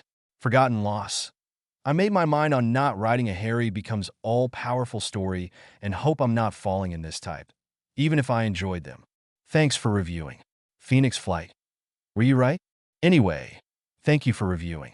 I hope you liked this chapter. Alana. No, it's a meeting. The choice is during the second ceremony, which should take place in a few chapters. Thank you a lot for reviewing. Thanks you a lot for the review. Chikujin. Thanks for reviewing. Hope you didn't have to experiment the joy of an hangover. 1. Understanding. Disclaimer. I don't own anything you'll recognize. A/N. Once again, I must apologize for the time it took me to write this. I spent my holidays, which I wanted to spend reading, writing while enjoying myself, studying. Not a good thing. Reason. I've been having fake finals for the whole week. Hours-long tests in philosophy, 4H, mathematics, 4H, history and geography, 4H, English, 3H, physics and chemistry, 3H30, biology, 3H30, German, 2H30. Anyway, I hope you'll enjoy this chapter and forgive me for the long wait. Thanks. Thanks to all who reviewed. You're the best. Thanks a lot to the Red Dragon Order for baiting this story. Naya, Chapter 11. Teneb looked around. He was in a bedroom. Suddenly, he heard shouts downstairs, someone running. A woman entered the bedroom, looking panicked. She took a baby from a crib and held it against her chest. Teneb could hear shouts from downstairs, then a cry and a small laugh. Footsteps were heard, and the door was opened brutally. The man Teneb had seen before stepped in the room, wand raised. Evil was the only word to describe him. The woman took a few steps backwards, holding her baby closer. Step aside. No, please, not Harry. Step aside, and you'll be sparred. No, take me instead. Not Harry. Have mercy. Avada Kedavra. A green light flashed in the room, and the woman fell on the floor, dead, still holding her child. The last Potter, whispered the man. He raised his wand to the face of the baby. Avada Kedavra. Those 2 words were accompanied by a maniacal laugh. Teneb watched with dread as the green light ran to the baby. He was expecting to see the lifeless body of the young child, but the light seemed to rebound on him and hit the man. The scene started to fade, but before it got completely dark, he saw a lightning bolt-shaped scar on the forehead of the baby, who was now wailing. A survivor, stated a deep voice in the background. The scene changed. He was now in a small cupboard. Boy! Teneb was startled at the screech. There was a young boy about 6 or 7, woke up startled. He watched as he got dressed, putting several spiders aside as he did before getting out of the dark place. As he hurried to the kitchen and started to pull out cooking tools, as a horse-like woman, a bull-like man, and a pig-like boy settle at the table, waiting for their breakfast, completely ignoring the little dark-haired boy as he struggled with a pan. He served them their food before taking a piece of bread and a glass of water, which had been put on the counter. A boy, said the same voice. Another scene. The boy looked older, around 11. He was in a little pub, surrounded by people trying to talk to him, to shake his hand. Teneb could see his confused look. A celebrity. Yet another change. They were in a castle, in a class. A small man was standing on the desk, waving his wand in the air and pronouncing an incantation. The children tried to imitate him with more or less success. A wizard. This time he saw him surrounded by 2 people, a boy with flaming red hair, freckles, and a girl with bushy brown hair, carrying a few books. They were laughing together, talking happily. A friend. The scenery faded to be replaced with the sight of a cemetery. He shuddered. Two teenagers appeared, holding a cup. They looked confused. Suddenly a green light. 3 words, "Kill the spare," and one of them was down dead. Teneb watched as the young dark-haired boy was tied to a tombstone. As a little man took some blood from him and poured it in a cauldron with some ashes in his hand, and a man rose from the cauldron. Well, he didn't look really like a man. Red eyes, snake-like face. The little man gave him a robe before stuttering to him, pointing to his arm. The tall man took a long stick and waved it under the spot where the hand had been, and suddenly a silver hand appeared. He touched the left arm of the little man, pressing on a dark thing, and several other people dressed in black and wearing masks appeared and bowed to him.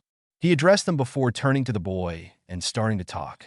Teneb couldn't hear what they were saying, but he saw the little man giving the wand back to the boy and untied him. The tall man and the boy stood face to face, bowed and raised their wand. A small fight ensued. The man was casting spells as the boy was dodging them. Suddenly, they both cast a curse at the same time, and the 2 lights collided, creating a golden link between them. Shadows started to appear. The boy who had been killed a few minutes before, an old man, a woman, and finally the couple Teneb had seen first. Somehow the boy broke the link, ran, took the body of his fallen friend, and summoned the cup before disappearing. A fighter. Teneb was still wondering about the boy's identity when it struck him. The scar. How could he be that stupid? This was Harry's memories, but seen from an other point of view. The pace of the scenes quickened. Harry's life flashed before him. He stared, dumbfounded before the thing the human had to face. Suddenly, he found himself surrounded by darkness, a thick, dark fog encircling him. He looked around, panicked. Remember, light is your ally. What light? You must find your light. Light, light, light. What light? There's no light here. Only darkness, despair, no hope. Teneb shook his head. He mustn't give up. His guardian, Kelia, would help him. As he concentrated on his guardian, he didn't see light leaking from his body and pushing the darkness away. Teneb? Kelia, what are you doing here? I have to help Harry? Why? Teneb reflected on this question. Why? Because I have to. Why? Because it's right. Good. You have changed for the better, young one. Teneb was a bit confused by this. Had he changed? He pushed his thoughts away. Now he had to concentrate on the task at hand. What should I do, Kelia? You must give him the will to live. How? You've seen his life. There must be something he wants to live for. Teneb's mind was racing. What could make the human want to live? Not his powers. Duty? No. An image came back to his mind. 3 children, laughing happily. His friends. Good, now concentrate on it. Teneb obeyed. His mind focused on the joy he had seen in the children's face, their laugh, their carelessness, their complicity. Slowly the darkness dimmed, turning a mild gray. Think, a young one, said a deep voice. We will bring him back now, added another voice, lighter, more musical. Trust us. Teneb relaxed. He trusted these 2 voices. There was a flash of light, a surge of power, and suddenly he was back to his body. He opened his eyes to come face to face with the Sauroch and the Imnag. You did well, young one. Teneb bowed his head. He looked at Harry. The young wizard stirred and slowly opened his eyes. He blinked a few times before looking around. What happened? What do you remember? Harry looked closely at Teneb. There was something different about the elf. Well, Garth and his little gang ambushed me. We fought. I knocked them out and was about to go to his ceremony when this son of a back stabbed me. Now what happened? Well, I came to see why you wasn't there, and I found you unconscious, bleeding, and Garth and his friends beating you up. I stopped them. They left to the ceremony. Then the Sauroch arrived, followed by the Imnag, and I helped bring you back to the living. At the word Sauroch, Harry looked at the golden dragon. You saved me again. Thank you both, he said, bowing at the 2 dragons. There's no need to bow to us, young dragonling. You are worthy of our care, said the Imnag. This is the 2nd time we have to come to your help, little one. I'll make sure there is no third, said the Sauroch, looking towards the den with anger in his eyes. Teneb shuddered. He didn't want to be the one to face the angry dragon. Don't, said Harry, pleadingly. Why? They broke one of the oaths of the riders. Never attack a peer. They must face their punishment. The bonding ceremony will be held in 2 months. I will have my revenge then. Your intervention could do more harm than good. Teneb had to agree to this. If the others were to know Harry's connection to the Golden Dragon, it would only bring jealousy, envy, and resentment to him. The Sauroch frowned at Harry. I'm not sure that's wise, but I will follow your wish. But if we were to come to your help again, I will put a stop to this. However, be sure that no dragon will bond with those responsible of this. Harry nodded, fastening his necklace around his neck. Seeing this, the Sauroch softened. Always wear it, young one. He turned to the other dragon, nodded, took off, and disappeared. The Imnag came closer to Teneb. You prove yourself today, young one. You deserve my gift. A silver glow engulfed Teneb's right hand. He looked at it curious. In his palm rested a necklace similar to Harry's, the difference being that his was silver, like the scales of the dragon facing him. He bowed, thanking the mighty beast. Don't take it off. We will see each other again. Then the dragon disappeared. Harry and Teneb looked at each other. Well, I think we need to talk, but before we need to go to this ceremony, said Harry. Come on. They ran to the den. Fortunately, they weren't really too late. They took place in the back. The dragons were still agitated, and the Sauroch and the Imnag hadn't come back. Demeter was finishing to recite the oath of the riders. Harry raised an eyebrow as he heard his so-called mentor talk about solidarity, helpfulness, tolerance. Tolerance, what a laugh. Then the Darrens stepped forwards and started to recite the pledge. We, Darrens, bearing the mark of the dragon, swear allegiance to the Nine, by their names and powers. Side and Sarah, keepers of the water and the earth, Faist and Dia, bearers of the fire and the air. Altai, the wise and his companion, the graceful Arin, Des, the judge, guardian of the spirits. Gi, the kind, embodiment of magic Rexarin, ruler of them all, fair and brave. They bowed towards the dragon's constellation. The dragons present roared, but the riders watching the ceremony couldn't help but feeling something was wrong. The dragons hadn't communicated all with the future Darrens, although it was something that was common. The last part of the ceremony came. All the Darrens came close to an altar. On it stood an ornate cup. It was made of a metal whose fabrication people had long forgotten. A dagger was laying next to it. The tradition was that every rider had to put one drop of his blood in it. The cup was filled with a silver swirling liquid. Nobody knew what it was, but it had been here since the first bonding between a dragon and an other being. Harry went to the back of the line. He didn't want to do that, but he had to. Finally, it was his turn. There was a red tinge of color in the liquid now. Sighing, he took the dagger and cut his left thumb. A drop of blood formed on his finger and fell in the cup. No one noticed a faint glow around the drop as it came in contact with the liquid. This marked the end of the ceremony. Silently, the dragon sprang in the air before disappearing. The riders exchanged confused glances but shrugged. Harry cast a look at Teneb, meaning come on. The two of them slipped away, unnoticed.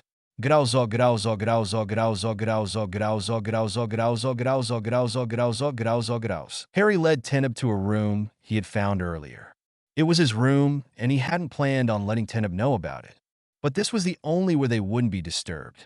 Well, what happened? I only remember seeing my friends, then a blinding light, and I woke up with my guardian screaming. I had every right to yell at you. You let him get you like a beginner. Shut up, will you? While you were barely alive when the two dragons arrived, they asked for my help, and I accepted. You had retreated to the depths of your mind, and they took me with them to retrieve you. They what? They took me to your mind, to your memories, so that I could find something to give you the will to live. Harry gave me an undecipherable look. My memories? Your whole life. You passed my shields this time? Teneb winced a bit. He remembered well the last time he had tried to enter the human's mind. It had felt like hitting a brick wall, a very thick wall. The dragons brought me. How come you have such strong shields? To keep the noisy one out of my mind. I have a question, though. Ask. Why did you help me? You could have let me there. Do you understand what siding with me means here? I understand, but like you said, I had to make my choice, and it was the right thing to do. The right thing. Whatever you may think about the elves, some of us have morals and values. And helping those in need is one of them. Even if it means going what you were taught to believe. Even if it does. There was a silence. Teneb wasn't sure what to do now. Harry's face was unreadable. "I want to apologize," he said quietly. He looked down. Now that he had seen the life of the human, he felt bad, really bad. He looked up, waiting for Harry's answer. The emerald eyes seemed to pierce him. Finally, Harry spoke. "My stay here has given me every reason to be wary of your kind. Before coming here, I thought the elves to be wise, tolerant beings in tune with nature, unable to hurt anyone. Needless to say, my illusions were quickly shredded into pieces. I only found defiance, discrimination, scornful, narrow-minded people, so caught up in their traditions that were becoming completely blind to anything else." These words pained Teneb. The human had had faith in them, but where had it led him? To his own destruction. "When you blackmailed me into helping you, I only saw an other elf, power-thirsty, too blind to care about anything but himself. I guess I was wrong." Teneb looked sharply at him. "After what you did tonight, well, thank you." This time, Teneb wasn't believing his ears. The human was thanking him. I don't deserve to be thanked. Maybe not. It's up to me to decide." There was a new silence, only broken by Harry. "Are you sure of your choice? I mean, you're aware of what will happen once words of it spread to the writers. It won't be easy for you." Teneb bit his low lip. "I know that, but I know I'm right. Moreover, there is only 2 months left." Harry looked at him. "Well, I don't know if I can put everything behind me, but I'll try." He smiled, the first real smile Teneb had seen from him when speaking with someone else beside his guardian. "I'm Harry Potter," he said, extending his hand. Teneb smiled back. "I'm Teneb." He shook his hand. "Grauzo, grauzo, grauzo, grauzo, grauzo, grauzo, grauzo, grauzo, grauzo, grauzo, grauzo, grauzo, grauz." The reactions to this event were quite drastic. Everyone distanced themselves from Teneb. They didn't treat him bad. No, they didn't dare to do this. He was still the only son of the king's counselor and a friend of the prince. They just distanced themselves from him, as if he was holding a contagious disease. He was no longer the little prodigy. The teachers were avoiding talking to him, as were most of his so-called friends. Only a few still stayed with him. Aenir, Ophiria, and Cobalt. They may not approve it, but they didn't say anything against it, just ignored the subject. It pained him a bit, but as he said to Harry, he now knew who were his real friends. The first days had been awkward.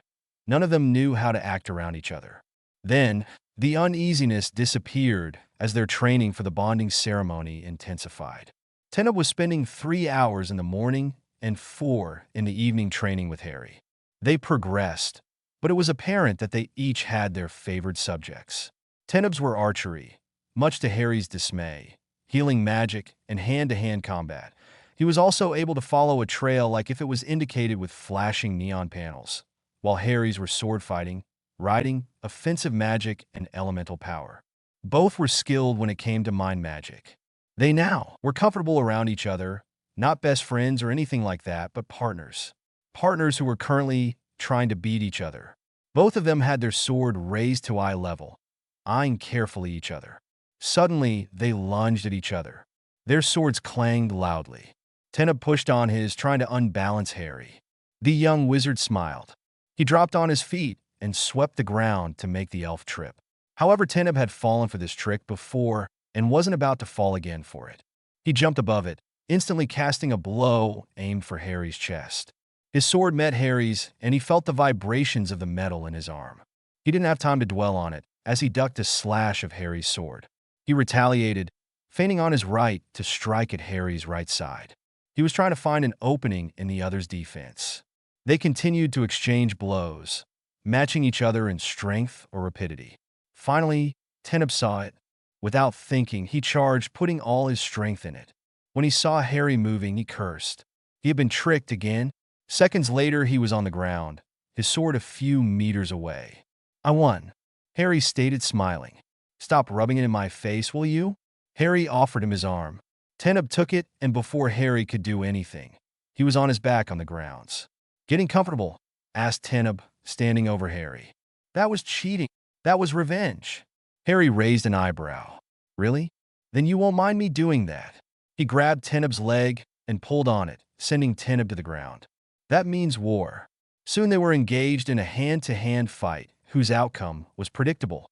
Teneb 1 Harry 0. Are you done behaving like children? You're no fun Arin, you know? Well, at least I don't have the maturity of a 10-year-old. Coming from someone who had the maturity of a 4-year-old, I'll take that as a compliment. Thank you. Hey, it wasn't. Harry laughed. All right, now on more serious matters. You couldn't be serious, even if you tried. Could you shut up for a few minutes? If you ask politely, I might consider it. Harry, all right. I'm listening. Good. You know you can train in the spirit plan. Yes, you brought me there once. I met with Teneb's guardian and we discussed your training. Really? We decided to bring you both in the spirit plan to train you together. What? Sorry. Stop. Rewind. Play again. We're going to bring you both too. All right, stop. Now tell me, what did you drink before coming? I'm serious. And before you say anything, serious as an SERLUS spoil sport. But you didn't answer my question. Harry, don't harry me. You told me it wasn't possible for someone to see someone else's guardian or meet with someone in the plan. I know. But Keelia and me managed to bend the rules a bit. Keelia? The one you told me you had a date with?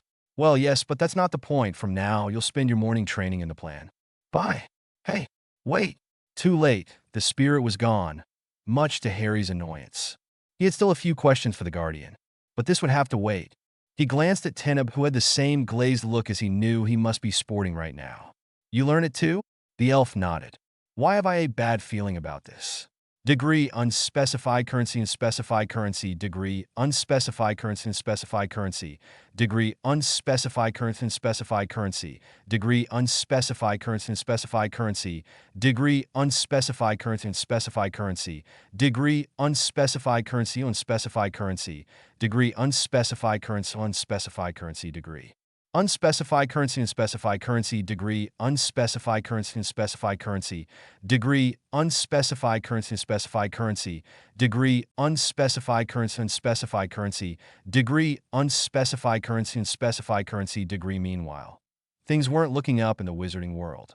The attack on London had been the first of a long series, each one as murderous as the last. Panic had followed the article about London's massacre. People were trying to leave the country. Unfortunately, other European countries were no longer safe, and the only way to get to other continent was by port keys whose had been destroyed or by using Muggle ways, something which was dangerous now. The Aurors had been too unorganized to be a threat to Voldemort's army, and by the time they managed to regroup, it was too late. Voldemort had already set up his base in the old Riddle House, which had been transformed into a fortress. Their leader, thinking that Voldemort hadn't had the time to set up defenses, ordered an attack against it, despite Dumbledore's warning. Most of the Aurors were sent, except those assigned to the protection of key figures. Very few returned, and those who managed to escape brought horrific news. Voldemort was turning himself in a necromancer. If panic had followed the first attack, now it was complete chaos. We're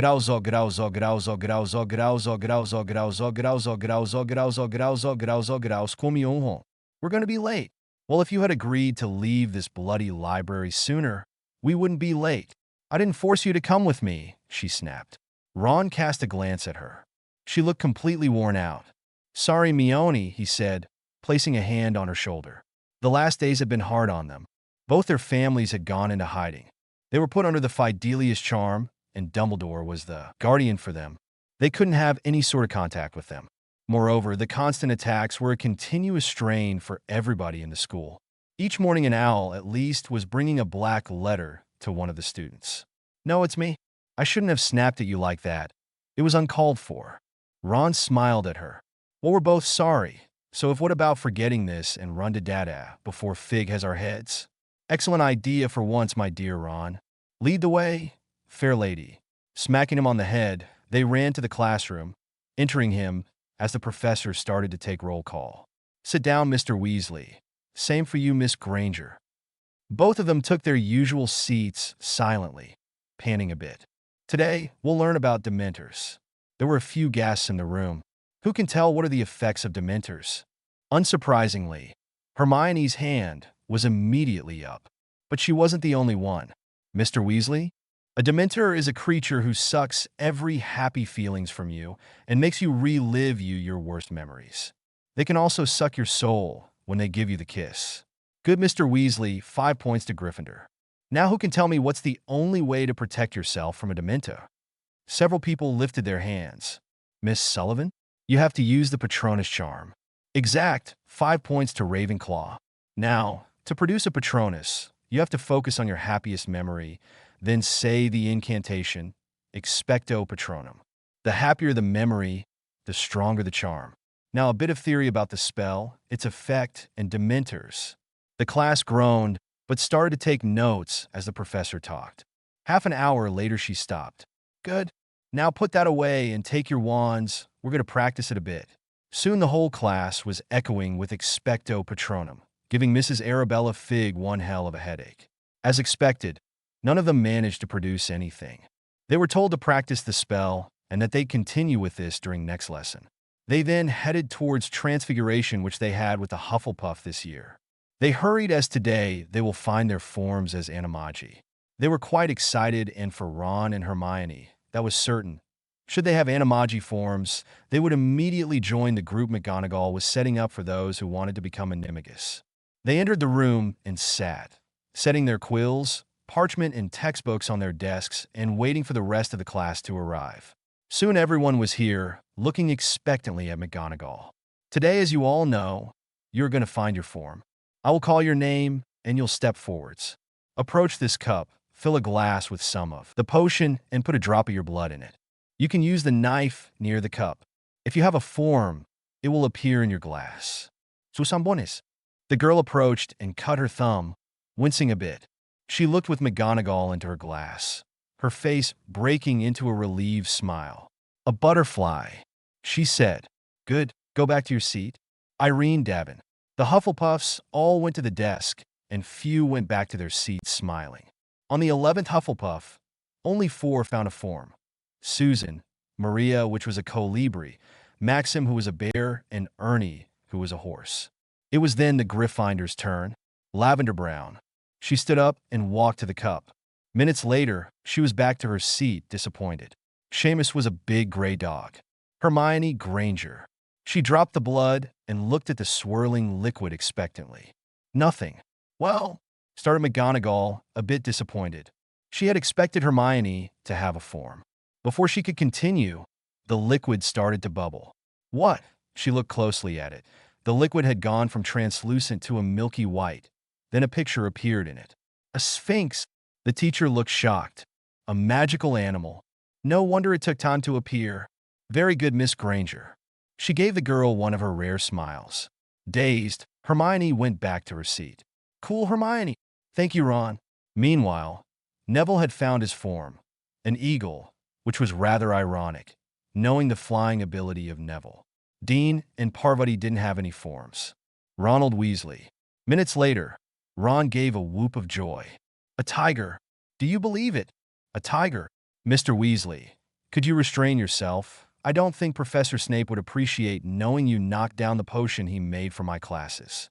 This calmed Ron immediately. The class continued without any more interruption, all the students who had a form signing up for the private lessons to become Animagus. Once it was done, they went back to the tower, having still an hour before dinner. They spent it working for Hermione on a book of counter curses, and in Ron's case on a strategy book. Seeing Hermione reading was something usual, but Ron, that was quite uncommon. After Harry's disappearance, Ron had become more withdrawn. He had matured. He and Hermione had grown closer, but against everyone's expectations, they didn't go out. Everyone had been waiting for that. Now that Harry was gone, it seemed natural to see the 2 remaining members of the Gryffindor trio together. It didn't happen. They were closer, as close as 2 people could be without being involved, and highly protective of each other, as a few people had found out the hard way. Malfoy won a week-long stay in the hospital wing for calling Hermione a mudblood, threatening her, her family, and taunting her about Harry. They were like 2 siblings. They could nearly act like the twins. As to the reason behind their will to learn, it was mainly to be prepared. They knew Voldemort would come for them and wanted to be able to protect themselves or their family. They were aware that should they encounter the Dark Lord, their chances to get out of it alive were close to nil. At least they would take as many Death Eaters as possible with them. Finally, it was dinner time. They headed to the hall and sat, waiting for the food to appear.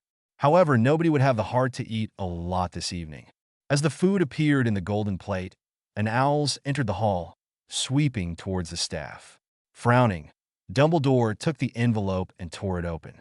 He read it, and the usual twinkle in his eyes disappeared completely. His face was grave and solemn. He passed the letter to McGonagall, who read it with wide eyes. Students, I have the regret to inform you of the fall of Durmstrang. Gasps and cries echoed in the room. Rescuers are searching for survivors, but most of the students were killed as well as the staff. I also received news of Bosbatons. The silence was deafening. Voldemort's troops attacked this afternoon. The French school is now at siege. Grauzo, grauzo, grauzo, grauzo, grauzo, grauzo, grauzo, grauzo, grauzo, grauzo, grauzo, grauzo, grauzwell. What did you think of each? Good, bad? Thanks again to all who took time to review. It really motivates me. Well, I'll post individual thank you notes as soon as I'll have the time. Bye. Naya, one friend. Disclaimer. I don't own anything you'll recognize. Well, it took me a long time, I know. To make up for that, I made the chapter a bit longer than usual. Thanks to all the people who reviewed. I'm in holidays in a week, and I'll take time to thank every reviewers from the last chapters as I don't have a lot of time now. Thanks to the Red Dragon Order for baiting this story. I hope you like this chapter. Enjoy Naya. Chapter 12. Why do we have a bad feeling about each? O asterisco graus asterisco o asterisco graus asterisco o asterisco graus asterisco o asterisco graus asterisco o asterisco graus asterisco o asterisco graus asterisco o asterisco graus asterisco o asterisco graus asterisco. I was right. We're doomed, thought Harry sulkily. From Teneb's facial expression, he could say that identical thoughts were crossing his mind. They were standing on a cliff, face to face, waiting for their guardian's instructions.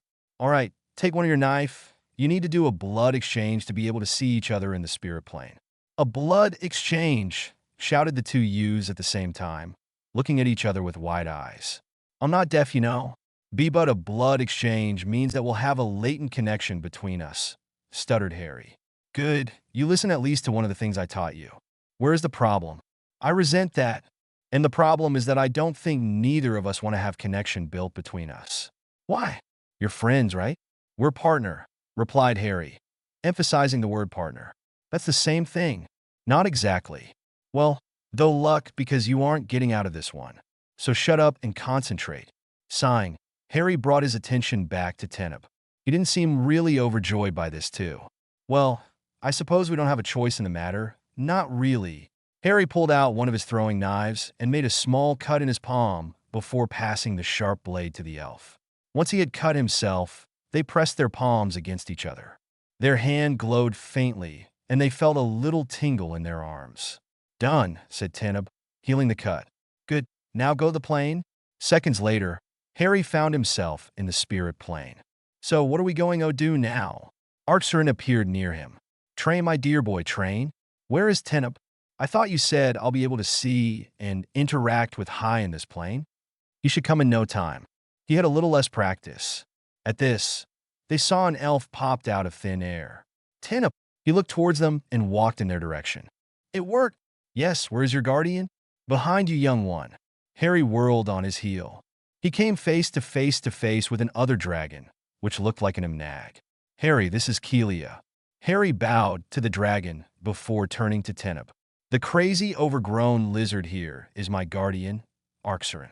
He could see the corners of Teneb's mouth twitch. Arin didn't look really pleased at this introduction, but the laughter of Keelia stopped him from doing anything harsh. Well, he snapped at the young wizard. I believe we're here to train, aren't we? Touchy, aren't we? Smirked Harry. Arin threw him a dirty look. Harry was going to regret having teased his guardian in front of Keelia.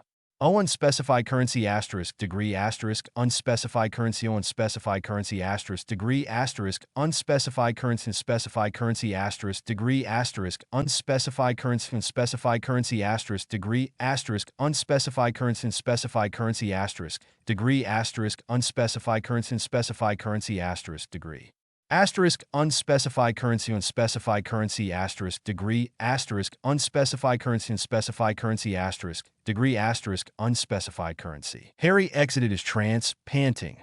What he had been doing had affected his body as well.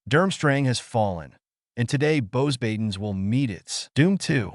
Today will strike. Show no mercy. Another roar. The Death Eaters were getting excited now. Tomorrow morning, there will be only one obstacle left on our path. The Dark Lord paused. Hogwarts. A silence fell on the people, but not for long. We're powerful, more than we've ever been, and this time the old mudblood lover won't be able to stop us. Hogwarts shall fall, and then we'll reign. Roars. The world will finally be purged of its filth, and the pure blood will stand above, as they should have a long time ago. For we, the ones of pure blood, are the one fit for the grand task of commanding. The world will be our. Hadn't the situation be serious, it would have been ridiculous. A half-blood was pushing wizard to slay the ones of muggle blood. Cries answered Voldemort's speech. The Death Eaters were completely excited now. To Bosbatens, yelled Voldemort. Immediately, the cloaked men apparat to the French school. The French school was already quite damaged. It had been under siege for about a month now, and it was showing. Most of the army was stationing around the French building, except for those close to Voldemort who had just appeared. The leaders of the different parts of the Dark Army walked up to Voldemort and bowed to him. The Dark Lord looked at them, pleased with what he saw. Before him was standing a werewolves, a vampire, 2 Death Eaters, a dementor, a demon, a dark elemental, a troll, and a beast tamer which was responsible for the team of timers which organized the dark beast which had joined them. Report. One of the Death Eaters stepped forwards, a bit shakily, which pleased Voldemort. He relished in the fear he inspired his men. The defenses are weakening. We had broken through 3/4 of them. I think the siege is taking their toll on them, as they don't retaliate to our attacks with as much strength as they did at the beginning. Good, be ready to attack in an hour. We're going to finish this once for all. Yvonne, you and Zanya will coordinate it. Thank you, my lord. He bowed deeply and stepped back to the other Death Eater, his wife apparently. Voldemort gave his order to the other leaders before dismissing them. Lestrange, he called out suddenly. The man, Yvonne turned and faced his lord. Yes, master? Bring me Wormtail. The Lestranges left, and minutes later, a short, balding man ran to Voldemort. Panting, he bowed to him and waited for the dark wizard to speak. Did you find the bookworm tail? Why, yes, my lord. He rummaged through his robe before handing Voldemort a small brown leather book. Immediately, the eyes of the Dark Lord lit up and tore the book from Wormtail's hands. Jysera's diary, he whispered, passing his finger on the cover as if not daring to open it. He pocketed the book in his robes before turning his attention back to the man before him. Good Wormtail, your job there is done.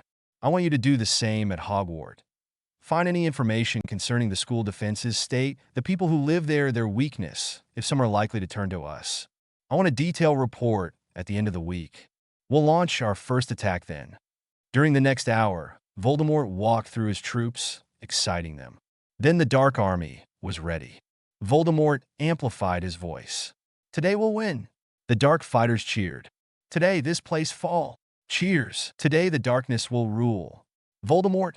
Voldemort. The army was chanting his name. Voldemort smirked. He had done a good work with them. Now all he had to do was launch his army of puppets against the school. He raised his wand, and suddenly the dark mark appeared in the sky. Immediately, a deafening roar erupted from the rank of the Dark Soldier as they rushed to the French school. The battle started. The Dark Army was swarming the place. The French soldiers stood no chance, and many of them were slaughtered. Slowly, the last defenses started to crack under the hundreds of spells cast. Voldemort encountered several bad surprises.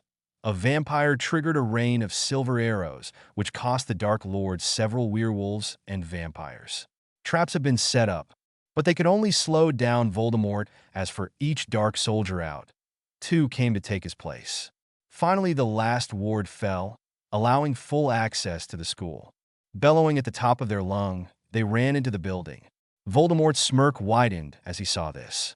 He was standing with his closer Death Eater on a nearby hill about 1 kilometer away of the battle. He decided to let his men have a little fun with the inhabitants of the school. He wouldn't stop them, as quite a lot of people was inside the school started to glow. Bam! A huge explosion took place. Voldemort fell on the floor as the shock wave hit him. He scrambled back to his feet and cursed. Instead of the magnificent building, which had once been the magical school of France, there was a huge crater. All the people within 200 meters were dead. The others were either injured or knocked out. He cursed loudly and turned to his follower by his sides. "Follow me. We're going to teach them not to mess with me." Haphazard Street. The 20 Death Eaters nodded silently and operated away. They appeared in a calm street. The lights cast shadows on the tart. Nobody was out. A small cat could be seen at a corner, eyeing the strangers with caution. "Destroy," hissed Voldemort. "Kill them all. Do whatever you want with them. But let this be a lesson to those fools. Nobody best Voldemort." His voice was a deadly whisper, barely audible. What followed would forever stay marked in Harry's mind. Never, in all the vision he had experienced, had he seen such cruelty.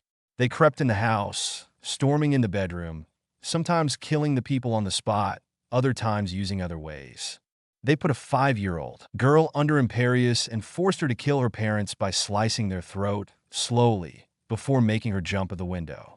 They raped some women in front of their family, forced parents to kill their children, let some bleed to death, cast spell that made them burn from inside, putting them on fire, used Crucio several times. Every way possible to kill or give pain was used. As Harry was watching helplessly at a girl being tortured, he was jerked awake. He sprang on his bed to meet a pair of worried eyes. "Teneb, what are you doing?" The young elf relaxed a bit and sat beside Harry. He started to tell him what had happened. Flashback. He had fallen asleep quickly and had been dreaming as usual.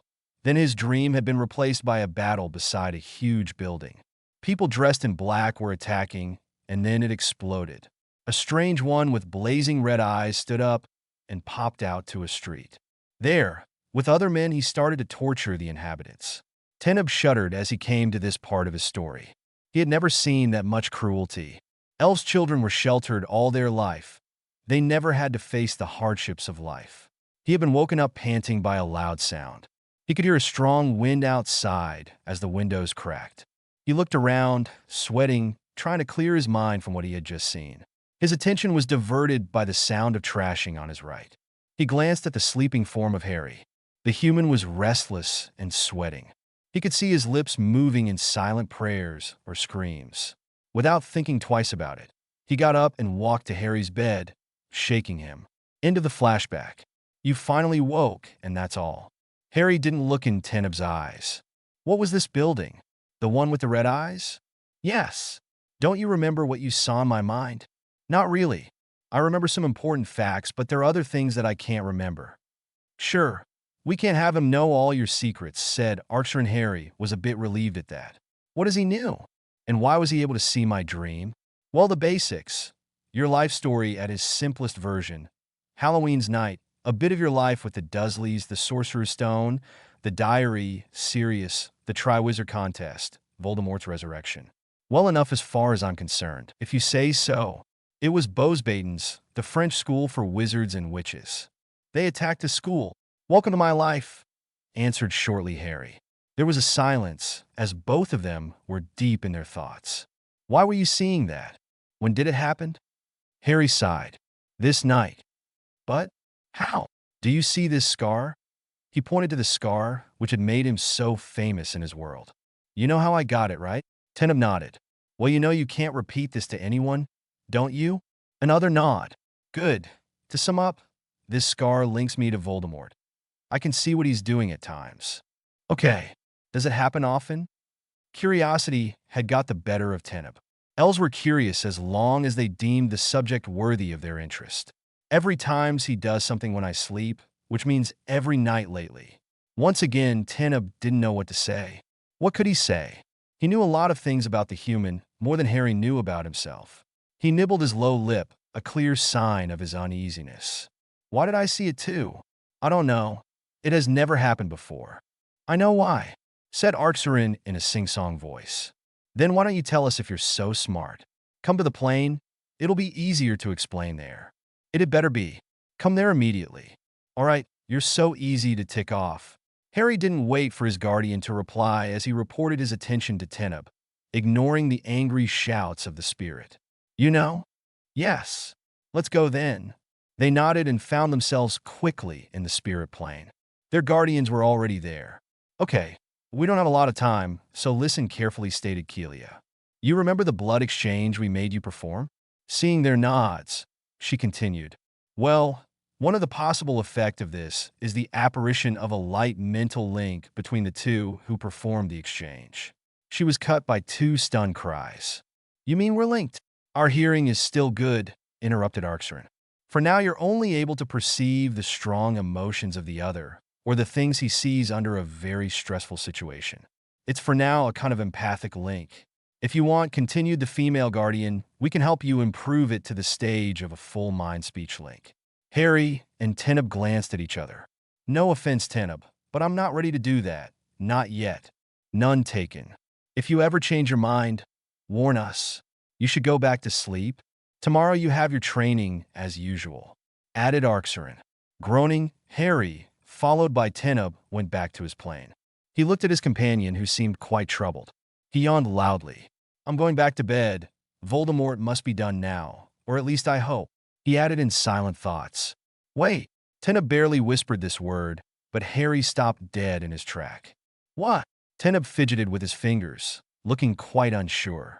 I think you deserve to know more about me and my people. And how? My memories. Harry was stunned. Was the elf saying what he thought he heard? Are you sure of your... Teneb nodded slowly. Harry pondered on this. On one hand, he was a bit reluctant. Looking in Teneb's mind would mean that he had to let him in his, something he didn't really look forwards to.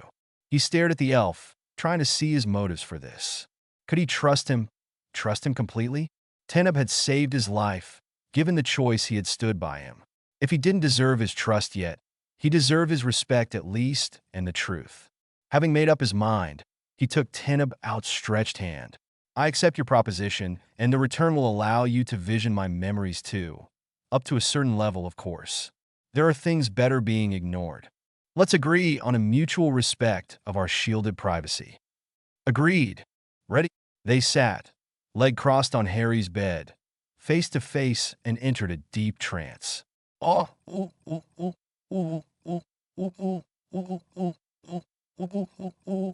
Teneb entered Harry's mind like he had done months ago.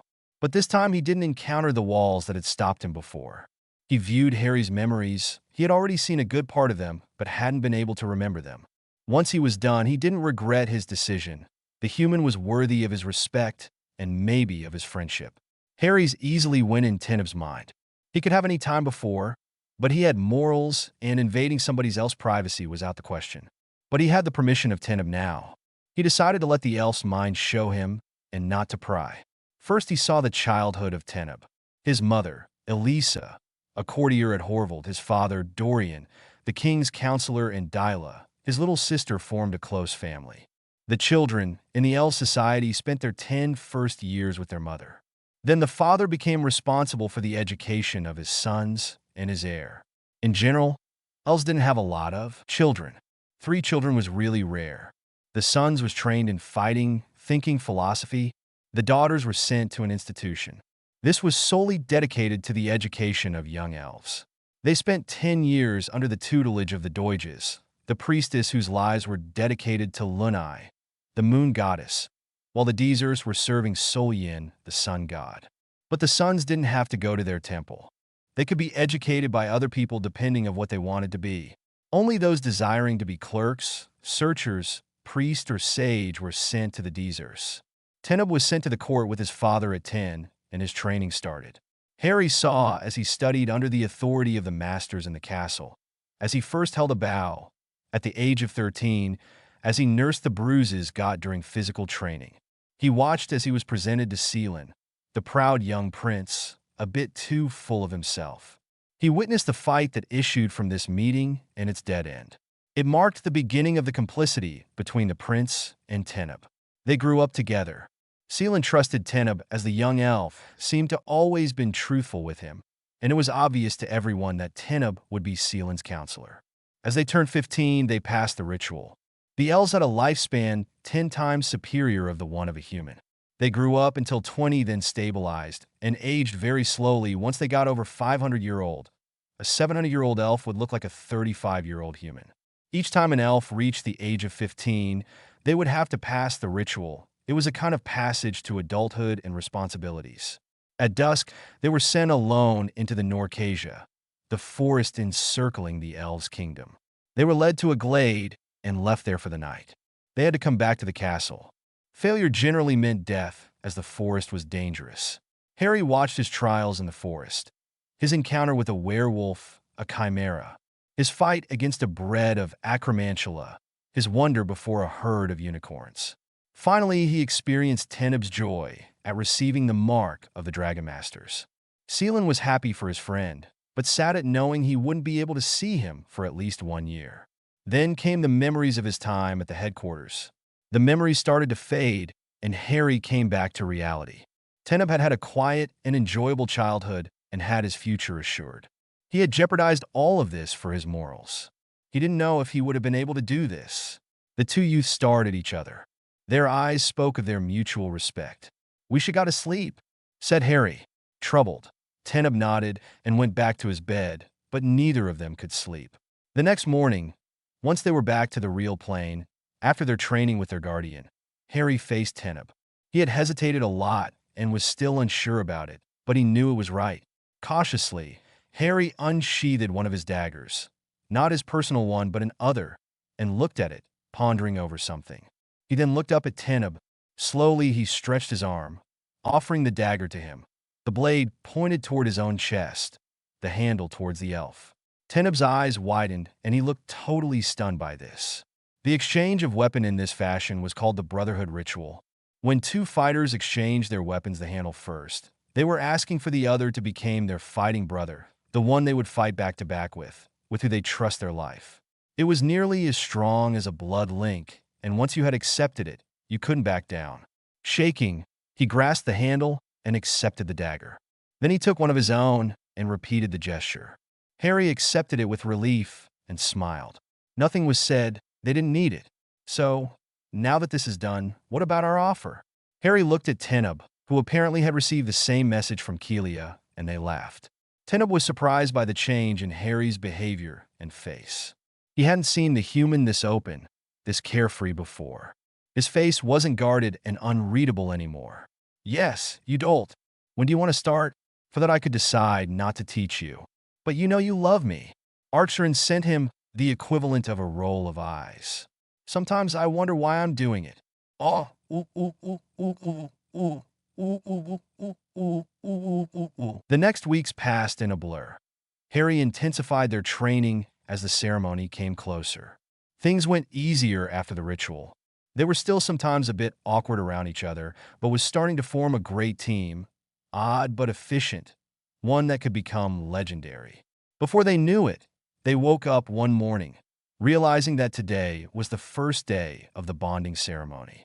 They got up early and for once didn't train as hard as they usually did. It was just a little warm-up for the trials of the upcoming day. They dressed up. The robes for this were blood red with a golden trim. They were sleeveless and large, allowing ample movements. Under they wore black trousers and a thin black shirt. Harry and Teneb both wore a thin black leather belt which could be easily pulled off and used as an arm. At their side hang their swords in their sheaths. 2 throwing knives were fixed on each forearm. What looked like little decorative spikes on their belts were in fact darts, most of them a bit poisonous, but not lethal. They wore boots. Harry had fixed a dagger on each of them, being careful that they didn't prevent him from moving freely. Teneb had favored 2 knives. The daggers were useful for close combat, something Teneb, despite a good level, didn't like. Both of them had their bows and quivers strapped on their back. They had equipped their horses with great care after having checked for any injuries. Both of them had simple trappings, not fancy ones. They knew that the others would use their best, but preferred using some on which they could rely. They put protection on the legs of both of their stallions, brushed them, checked their hooves before putting anti-tripping, anti-sliding spells on them. They then led them near the den. Darrens weren't allowed to bring their horses, they had to come to their call. Both Teneb and Harry had carved small whistles they always had on them, as well as their necklaces. Once Shadow and Mist were settled and ordered to stay there until they were called, Harry and Teneb looked at each other. "Well, let's give them the shock of their life."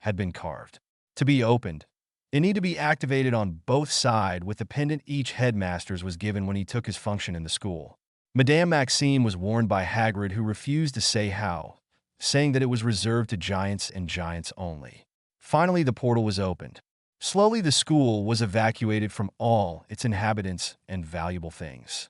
Before leaving, Madame Maxime timed the portal on her side to close an hour after her departure. It worked well. Sadly, the French school had suffered quite a lot of losses. While the research and the evacuation, the Dark Army had kept on launching attack upon attack against the school. 40 students were killed, as well as 3 members of the staff. The French students had settled quite easily in Hogwarts. The prefects had done everything in their power to facilitate their integration.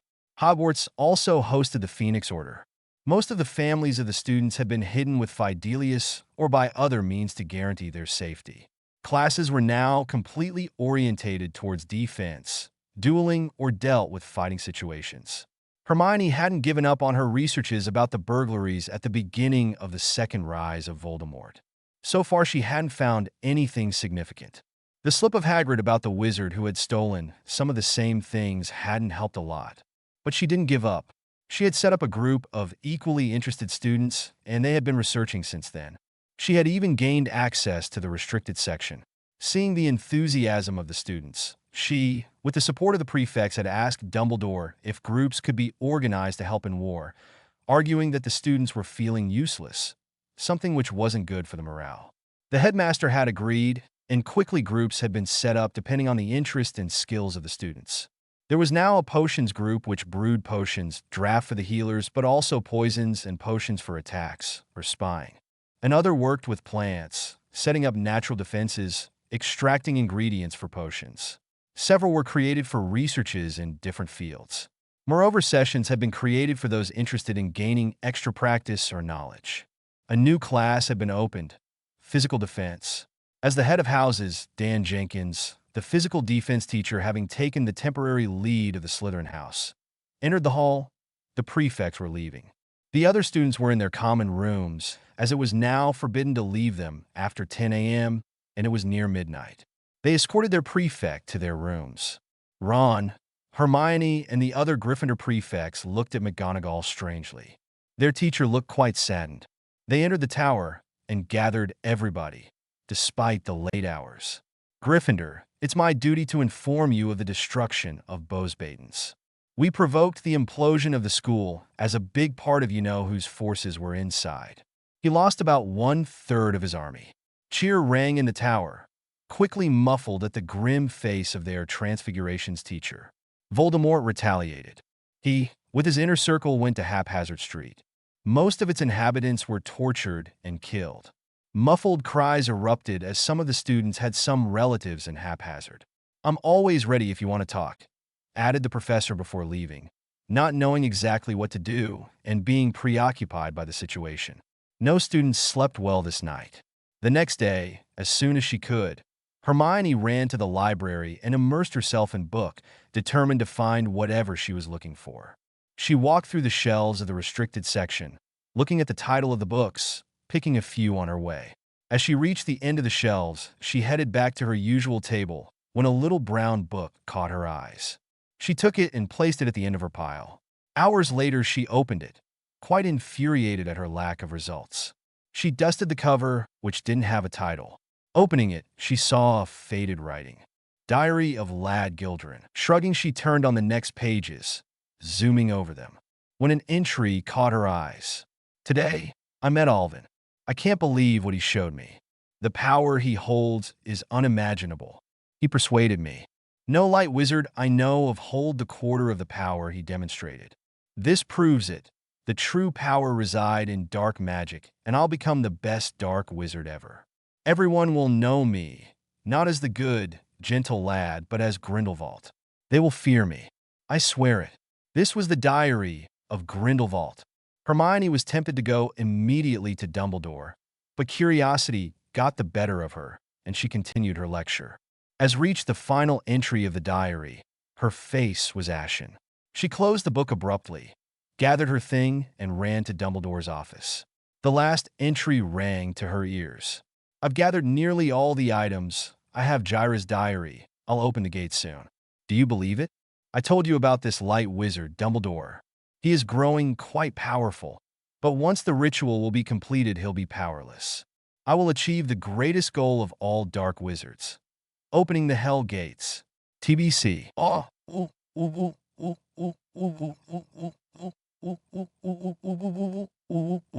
Well, here it is.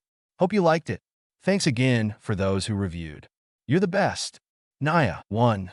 Ceremony, the beginning, disclaimer. I don't own anything you'll recognize. A/N. First, I'd like to thank you for your patience. I'm really sorry it took me that long to post this. Thanks to everyone who reviewed this story. You're the greatest. Anyway, I'd like to warn that I'll be unable to write for the following month.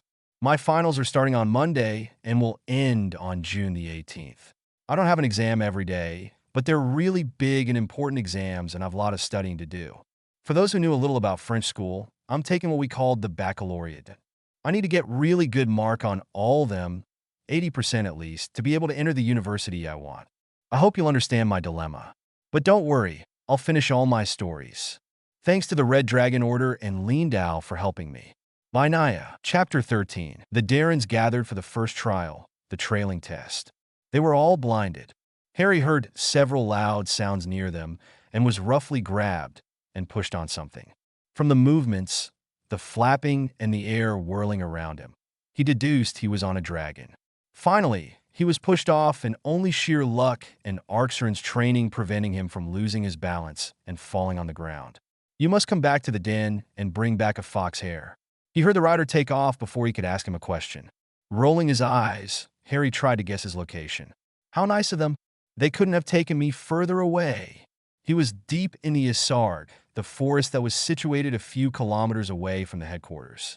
He knew from personal experience that it was at the limits of the area of the trial. Well, off to find a fox. He walked towards the den, looking around for traces of the little animals. He dismissed several trails, most of them which had been faked or made by other beasts. Finally, he was what he had been searching for, a faded trace of a paw and rodent's bones. Smiling, he looked carefully around and saw the trail. Careful not to make a sound, he followed it and found a hole at the base of a tree hidden between its roots. Harry approached and listened for signs of the fox's presence.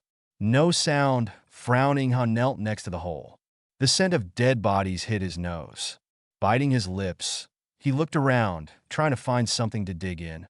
A piece of tree bark caught his eyes, and seconds later, he was digging in the hole, enlarging it. He finally found the bodies of 4 young foxes about 1 to 2 months old. From their wounds, he could tell that a small carnivore had killed them. He was about to bury them when a small yip stopped him. Pushing the bodies, he uncovered one of them and noticed that the young animal was still breathing.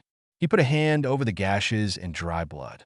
A light golden glow appeared and faded slowly, healing the fox. Fortunately, they weren't too complex. Harry then resumed his walk, holding the little beast in materials he conjured. As he cast a last look at it, the small animal licked his finger before falling in a deep slumber. Using the sun, he headed quickly back to the headquarters. When he arrived, he saw that Teneb and 4 other elves were already here. The other riders were silent for a moment, a bit shocked, but resumed their talking. Harry smirked if this silenced them for a few moments. Then what would they do during the fighting trials? Some of them cheered on some of the Darrens. Leanhor approached him, his face grim. "Show me the hair you found. If you found one," he barked with a smirk, as if he was expecting Harry to have failed his trial. Returning the smirk, Harry picked an orange hair on the cloak and handed it to the master, who now looked like he had swallowed sour lemons. Bound by his pledge as a teacher, he couldn't lie during the ceremony. The punishment was too great compared to his desire to humiliate Harry. He nodded sharply, furious to have to confirm his success. The young wizard walked to Teneb. "Do you know a peaceful place?" "Yes, why? Look." He pushed the material, showing the sleeping baby fox. "The others were dead, and I didn't see the parents. Put him in my room. We were given one to put our things." He had an apologetic face. "Thank you." "Where it is?" "Near Miss Stable." Harry left, and came back a few minutes later without his burden. I left him something to eat and drink in case he woke up. You did a good thing by taking him. He wouldn't have survived. The dark-haired teenager shrugged. I couldn't let him die. Anyway, what's next? Archery, I think. Great. The sarcasm was audible. At least I'll get rid of this. How did you do? Third, I think. Idvaya had been readying the targets as the others arrived and motioned to the Darrens to come up to him. Well, now is your new challenge. Hit as much targets as you can, for those who can. She said the last part looking at Harry. Harry looked at the targets, knowing this would be his worst time. Half an hour later, he banished his bow to his little hideout, sighing. As it was to be expected, he had not done very good, but managed not to end last. His throwing knives capacities were not as abysmal as his archeries. On the other hand, Teneb was quite happy. He had managed to finish in the first 3 places. Both of them had put illusion on them to hide their real weapons. They had to hit the targets which stood further and further away. Past a certain distance, they started to move faster and faster. He had seen the others' look of scorn, the smirks, heard the laughter of the Darrens and the riders, their taunts. He didn't say anything, only smiled somberly. They wouldn't know what hit them. The targets were sent away, and suddenly a trapped race appeared. Each obstacle was made by at least one element. Leenhor looked at them. Call your horses. You'll have to go through this course, and you'll be timed. He pointed to a magical timer that had appeared above the circuit. Immediately, several whistles were heard, and then galloping horses erupted in the arena, stopping before their rider. Mist was the last to come. With a grin, Harry watched as Leenhor approached him, leading an old, tired-looking horse who looked like he would have trouble trotting. Well, since you don't have a horse, I thought this one will be adapted to your, should I say particular abilities. The sarcasm was evident, and Harry ignored the howls of the laughing spectators. Why, thank you, Master Leenhor. The sarcasm put in the single word master would have been enough to put Professor Snape to shame, but I have my own horse. Really? Well, in that case, show us what you'll be riding. A dog, perhaps? Or a snail? Harry's wide smirk was his only answer as the young boy whistled sharply. A minute later, a huge black stallion stopped near him. Harry petted him before jumping on his back in a fluid and graceful movement. I think you won't mind. After all, as you were too busy, you forgot to let me choose one. Leenhor's jaw was on the floor, as were everyone's except Teneb's, who seemed quite happy to see their shock. B but T, that's Shadow. 10 points to you. What about this race? Recovering his spirits briefly, he motioned to Arnell to begin. One by one, they went through the circuit, which seemed to change each time. A few didn't make it to the end, falling of their mounts or being knocked out. Others ended quite wounded. Teneb aced it. He made out without a scratch, and his stallion wasn't breathing too heavily as were the others. The training proved to be useful. Harry smiled as he got into position, barely aware that every eyes were fixed on him. Now, time to show them what a human can do. Oh degree, oh degree, oh degree, oh degree, oh degree, oh degree, oh degree, oh degree, oh degree, oh degree, oh degree. As a red light sprang in the air, he leaned on Shadow's neck. The stallion bolted forward the first obstacle, a fire slalom. Following his horse's movements as if he was glued on his back, Harry just had to direct him, trusting his mount's instinct. The second part was several natural obstacles, such as tree trunks, of fake rivers, holes, fences. None of them were a problem to the horse that literally flew over them. A sort of canyon then appeared. As Harry entered it, he had to dodge to his right quickly to avoid a rock. The remaining part of the crossing of the canyon was spent dodging rocks. Harry finally reached the final line a moment later, after encounters with arrows, whirling dummies holding various weapons, from swords to hammers or chains ended by spike balls. He petted Shadow again, thanking and praising him, trying to hide his grin to the shocked riders. He looked at the timer, and his smile widened as he saw he had beat Ophiria's time, even if she was said to be the best rider Leenhor had seen for years. It placed him in fifth place, Ophiria second, and Teneb third. How did you do it, human?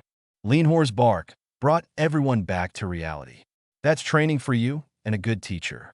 With that, Harry dismounted and started to conjure water for his stallion, before checking him for injuries. "What did you do to him, you little?"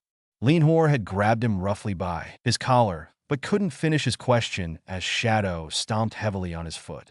He screamed loudly and in a really girly fashion.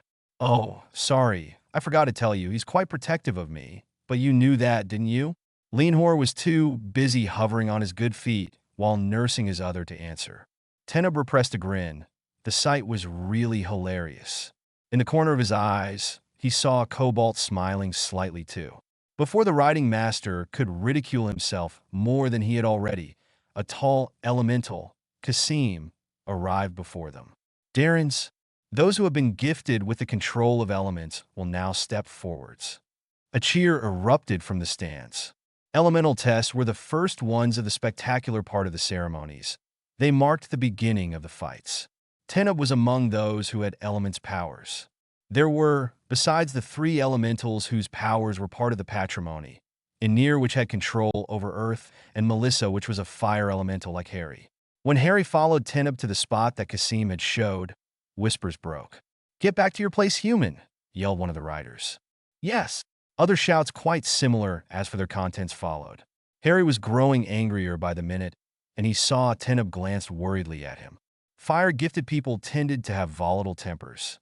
Finally, Kasim threw the last straw. "The show you played a minute before don't allow you to come here. Weakling aren't allowed there, and a low-breed human, like you least of all." This did it. Even Harry had his limits, and they had been trespassed too often. He started to feel his fire energy getting out of control.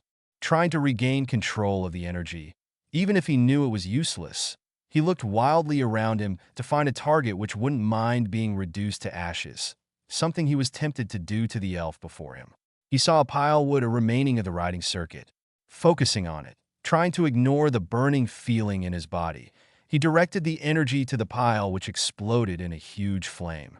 Breathing deeply to calm himself, he used the tricks Arin had given him, in case something like this happened.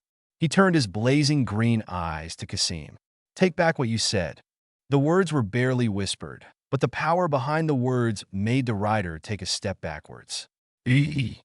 Huffing and shaking his head, Harry dismissed him and joined Teneb, not aware of the silence which had fell upon the Denver. A fly could be heard. The elves were staring in shock at Harry, as he had grown a second head.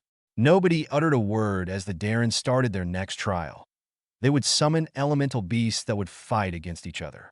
Oh degree, oh degree, oh degree, oh degree, oh degree, oh degree, oh degree, oh degree, oh degree, oh degree, oh degree. Demeanor stared stunned at the youth standing near Dorian's son. The boy was a fire-gifted. Why hadn't he been told so? Elemental gifted riders were registered, in particular fire ones, due to the influence the element had over them. "Gilissa, why didn't you tell me that he was gifted?" He had tried to sound calm, but a bit of worry had pierced through his voice. If the human hadn't been properly trained, he was a walking bomb, which could be triggered any time. "We didn't know about him." The same worry was perceptible in her voice. Worried, Demeanor looked back to the raven-haired teenager. He had been surprised as everyone had been to see him come in the den in sixth position of the trailing trial. But he had quickly dismissed it as a fluke, seeing his feeble score at archery. Sure, he wasn't the worst, but he sure had proved humans had no place there. Then there had been Shadow. Demeanor and most of the riders had given up on seeing the great stallion allow someone to ride him. It had been a shame since Shadow was the result of a long breeding process. Demeanor looked around, seeing his own shock mirrored on everyone's faces. He frowned. How could nobody have known of the human's abilities? Sure, Effie, Lynn, and the others must have known and trained him. Yes, they must have wanted not to bother him. That was it. Demeanor had faith in all of them. They had to be good teachers to have managed to shape the scrawny human boy into this strong teenager. But then, why were they so surprised by this?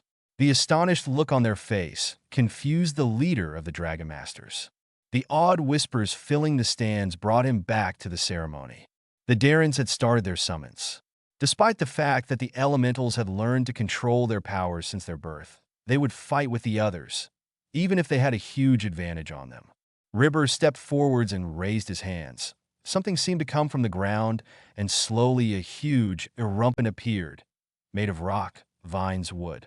He was bigger than a real one and looked quite stronger. I was then Christian turned, and after much arm waving, a small tornado formed, shifting to the form of a giant eagle. Cobalt chose the form of a runespore. His technique wasn't as spectacular as the one of the others. Showing off wasn't really his cup of tea. Then it was the turn of the gifted. Arin had chosen the form of an hydra. He put his palms toward the grounds and vines started to grow, forming a high pillar. They then seemed to melt. The only remainder of their presence was the leaves which were adorning the body of the creature. Melissa had opted for a huge golden griffin, which formed in a great flame. It was then Teneb's and Harry's turn. They had decided to summon their creatures together. Harry clasped his hands, then parted them a bit, revealing a small reddish ball, the size of his fist. The ball grew bigger and changed of color slightly, gaining scarlet, golden shades. The golden shades were accompanied with bronze ones that were flaring. With a gentle push, it rose in the air. Teneb raised his hand, and a swirl of wind touched. It lighted immediately, and swirls of fire started to crisscross the sky, spiraling, drawing complex patterns. A trail of sparks remained after its passages. The swirls converged towards the ball and merged with it, a white silvery aura surrounding the orb. The sparks had formed a cloudy shape in the sky. The orb rose into the air as the sparks seemed to die out. Then an explosion occurred. It was soundless, a red wave tinted with golden and silver. A slash in. For those who saw the Fellowship of the Ring, it's kind of like the fireworks Gandalf threw at Bilbo's anniversary, the one which formed a white circle in the sky before falling back over the lake. I think it's just before Merry and Pippin stole the big dragon firework. As the wave spread, a figure appeared in the sky, little lines of fire connecting dots that had been sparks, outlining the figures of a mighty reptile. During that time, the red wave condensed and formed an arrow which was currently speeding through the sky. The arrow started to grow wings, legs, a tail, and a reptilian head. Gasps erupted in the stands as two dragons soared above the Denver. Then the one which had been formed from the wave flew to the one made of dots and breathed fire at him. The fire he was made of, it hit the dot figure of the other dragon, which seemed to be engulfed in a giant flame. Finally, the two mighty beasts flew back to the ground and settled near Teneb and Harry, two dragons, one made of pure fire, the other of air. Demeanor, as well as all the riders, stared at the summons of the two youths. How on earth could they have summoned these? They watched in wonder as the first fights took place between the different summoned animals. True to be told, they didn't really pay attention to the others. They were staring at the two regal reptiles. Harry fought first against Ribber. He knew why they had put him against him. If fought well, a duel between fire and earth would be won by earth. The fight didn't last for long. Despite the fact that Harry had been opposed to a full-fledged elemental, his dragon smashed the erumpent. Demeanor couldn't help but being awed by the strategy the human developed. What Ribber had overlooked when choosing the animal for his summoning was that an erumpent had a weak point. Between his neck and head, there was a small jointure of tender flesh. Here, the flesh was replaced by wood. Moreover, the size of the creature restrained his agility. The fire dragon had just to dive to the earth summon, being careful to avoid the horn, and strike at this point. Seconds later, the erumpent had disappeared. Teneb's fight against Melissa lasted a bit more, but in the end, Teneb defeated her. Arin had won against Christian. Remained in the fight Arin, Teneb, Harry, and Cobalt. Kasim stepped forwards, careful to put quite a distance between him and Harry, even if two people of the same element weren't supposed to battle. If they did, their element would generally go back to them and hit them, except if the user was powerful enough to block the backfire and direct it away. Harry raised an eyebrow at him, clearly amused by his reaction. And now, it will be Arin against Melissa and Teneb against the human. Harry was about to tell him that he had a name. He decided to let it slide. He would be out of here in about 3 days to never return. It didn't matter if they didn't know his name, but he wouldn't answer to their orders. After all, why should he? He wasn't being addressed to, was he? As far as he knew, his name wasn't human. He shook Teneb's hand, something he hadn't done with Ribber. May the best one win. Yes, usual restrictions.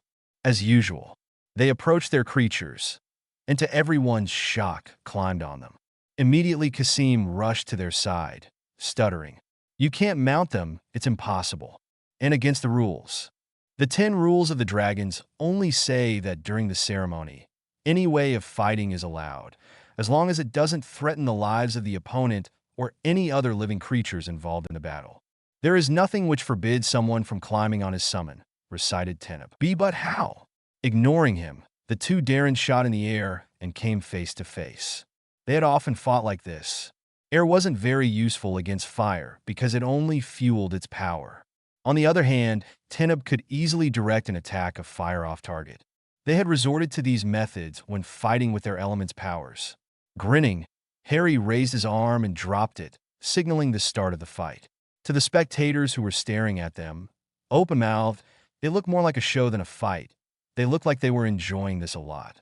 They were executing a series of acrobatics, barely avoiding collisions a few times.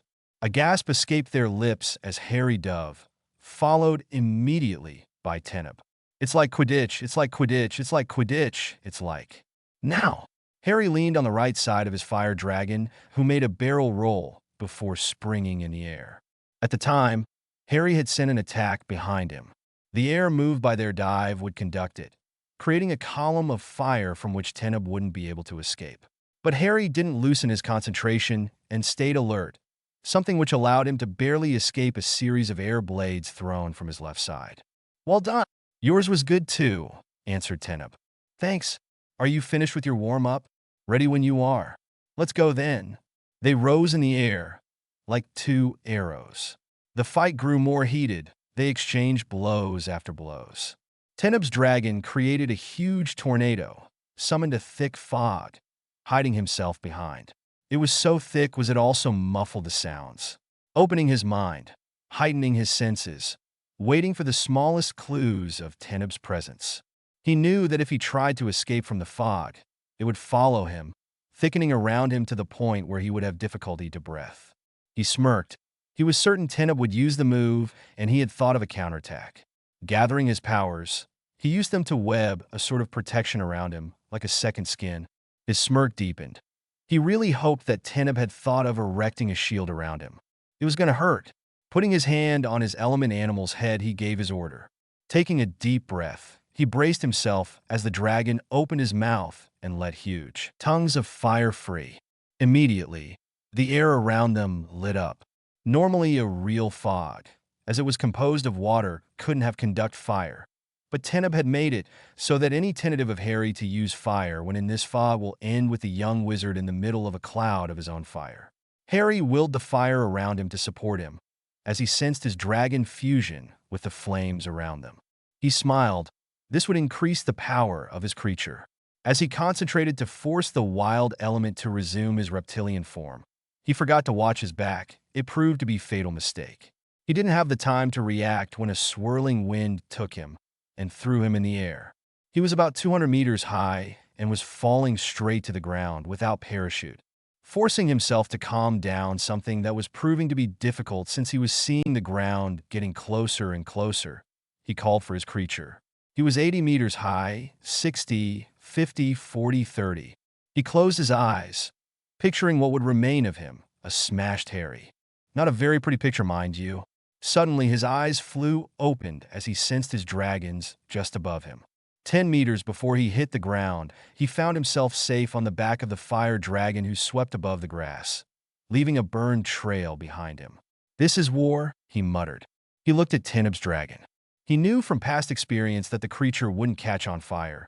He could also see that Teneb had suffered a bit from his move, and he was healing his burns, but yes. He approached his opponent and waited for the right opening. Finally, it came. Teneb dove at him, making his dragon breathe the stormy wind. This was what Harry was waiting for. He pulled all the power of his creature into the blast of flame it breathed. The two attacks connected. As Harry expected, the air didn't conduct the fire, as Teneb must have shielded it, but it fitted his plan. For once it looked like a stalemate, but slowly, fire took over air. It then went very fast, The blast of fire reached the air dragon's mouth and was hacked. Teneb had barely the time to register it before being thrown away as his creature imploded under him. Hadn't Teneb been falling, he would have sighed in frustration. But first he had to stop himself from becoming a pancake a la Teneb. Focusing on the air around him, he slowed down his fall. He heard a swoop near him and felt someone grab him. What's the score now? He knew he wouldn't like the answer, but what curious. 12-2 for me. I'm still sure you're cheating. My dear Teneb, it's called skills. Teneb was surprised by the humor in Harry's tone. The teenager rarely let his mask fall and let his enjoyment show. He had never seen him that cheerful before. Deciding not to dwell on this, he shook Harry's hand again. Oh, and thank you for catching me. You're welcome. By this time they were finished, they were back to the grounds and have jumped down. Stunned by this display, Kasim motioned wordlessly and in a daze to Anir and Cobalt to fight. But if a rider had been asked what had happened during their fight, they would have been unable to answer them. Their mind were still trying to accept the fact that a human had been powerful enough to summon an element animal and even ride it. In the end, Cobalt won. The fight opposing Harry to Cobalt didn't last long. While the water hydra had the upper hand, Harry's dragon managed a breath of fire so hot that the water vaporized. By then, the spectators had recovered and were talking in hushed whispers between them. Demeanor was staring at the dark-haired teenager. Why wasn't he warned? As ludicrous as it seems, he held power. He could be useful. He was going to have a talk with the masters. He looked at the Darrens, which were being harangued by Effie Lynn and Sarwyn for the last and most spectacular trial of this ceremony, the duels. Everything was allowed. The only two things forbidden were the use of lethal or elemental attacks. The Darrens were given 10 minutes to warm up. Everyone saw the air around Teneb and Harry shimmered and then disappear. Immediately conversations broke out loud. Most of the riders were trying to get to one of the teachers, asking him what had just happened. Demeanor didn't took part to these conversations. He was an air element too. He could sense that the two youths were still there, just hidden. Leaning back in his seat, he crossed his arms and waited for the rest of the ceremony. Oh degree, oh degree, oh degree, oh degree, oh degree, oh degree, oh degree, oh degree, oh degree, oh degree, oh degree. The Darrens were warming up, while some were just twirling their weapons and chatting. Others were stretching themselves before working on their weapons manipulations. Meanwhile, Harry and Teneb were practicing too. They were executing their swords dance over and over, accelerating slowly to the point where you could nearly see an invisible opponent before slowing down, ready to shock them to death. Didn't we already do that? Teneb was quite amused by Harry's cheerful mood. He guessed that the perspective of taking his revenge was the cause of this sudden burst of cheerfulness. He smiled. Let's go. Waving his hand other his weapons, he took off the disguising spell, letting their true nature in the open. Then he dismissed the curtain of air he had drawn around them, shielding them from prying eyes. They walked to the others and waited for the name of their opponent. Effie Lynn smirked at them, as was Sarwyn. Apparently, they were proud of what they had come up with. The duels would take place as followed. Zal versus Inir Vlad versus Melissa. Cobalt versus Krijan Teneb versus Ribber Ophiria versus Arnell Garth versus Harry. The first round would be only physical combat. The second would only allow the use of magic. The last round would consist of both magic and physical combat. Harry had to repress a smirk. He knew fully well why he had been opposed to Garth first. The young Magi was a very good fighter, and nothing else positive could be said about him. Effie Lynn wanted him humiliated. Harry knew that. He knew also that someone would fall in the depths of humiliation once this was over, but it wouldn't be the one everyone thought he would be. The first fights went well. Teneb held back, not wanting to show off his abilities yet. He was saving it for later. Anir, Melissa, Cobalt, Teneb, and Ophiria were the winners. As Harry and Garth stepped in position, everyone turned to look at them. Normally, nobody would have paid attention to a fight with the human, but after what they had seen a few minutes earlier, they were wondering what was going to happen now. Harry raised his sword that twinkled in the afternoon light. Effie Lynn frowned as he looked at him. His stance was perfect, his balance too, and his sword would make any fighter go green with envy. There was something definitively wrong with that weakling. At a signal, Garth lunged at Harry. Fending himself, and throwing a small blade. Effortlessly, Harry stepped aside and lazily deflected the blade with his sword. Surely you can do better than that. Harry was looking down on the magus. The other gritted his teeth and launched a series of attacks, backed by some kicks. Harry dodged some of them, parried some of the blows, returned others, the whole thing in a gracious way which made it seem easy. Come on, I'm sure you can do better. Harry had barely the time to block his opponent's sword, which came right to his head. As he did so, he registered a movement of air on his right, letting himself fall on the ground. He barely avoided the darts the other had sent. If he wanted to play that way, then Harry would show him what a master could do at this game. He took a few steps backwards, checking his hidden weapons and examining his opponent. The Darren had a dagger at his side, and from the bulge Harry could see a knife on each forearm. The spiked rings and bracelets must hold darts. Having taken that into account, he prepared his actions. So human afraid? Running from me won't make you win this. You coward. Harry refused to bite the bait and timed his move. Then why can't you catch me? Am I too fast for you? He could see his taunts were angering the other. Or are you too slow to keep up? Harry wanted to smile as he saw Garth attack him. So easy to trigger. Holding his sword in his right hand, he blocked the slash of the other's weapon. Taking a dart of his belt, he threw it, hitting the other on the neck. Time for a bit of fun. The dart held a hallucinogenic substance which would activate in 3, 2, 1 second. Garth stumbled and fell on his back. He scrambled back to his feet and looked wildly around before running to his right, straight into a tree. For the following 3 minutes, he ran around, twirling his sword madly, striking at invisible enemies, falling quite a few times, most of the time with a little help from Harry. Finally, it wore off, leaving a sore Garth standing disorientated. Blinded by anger, Garth rushed at him.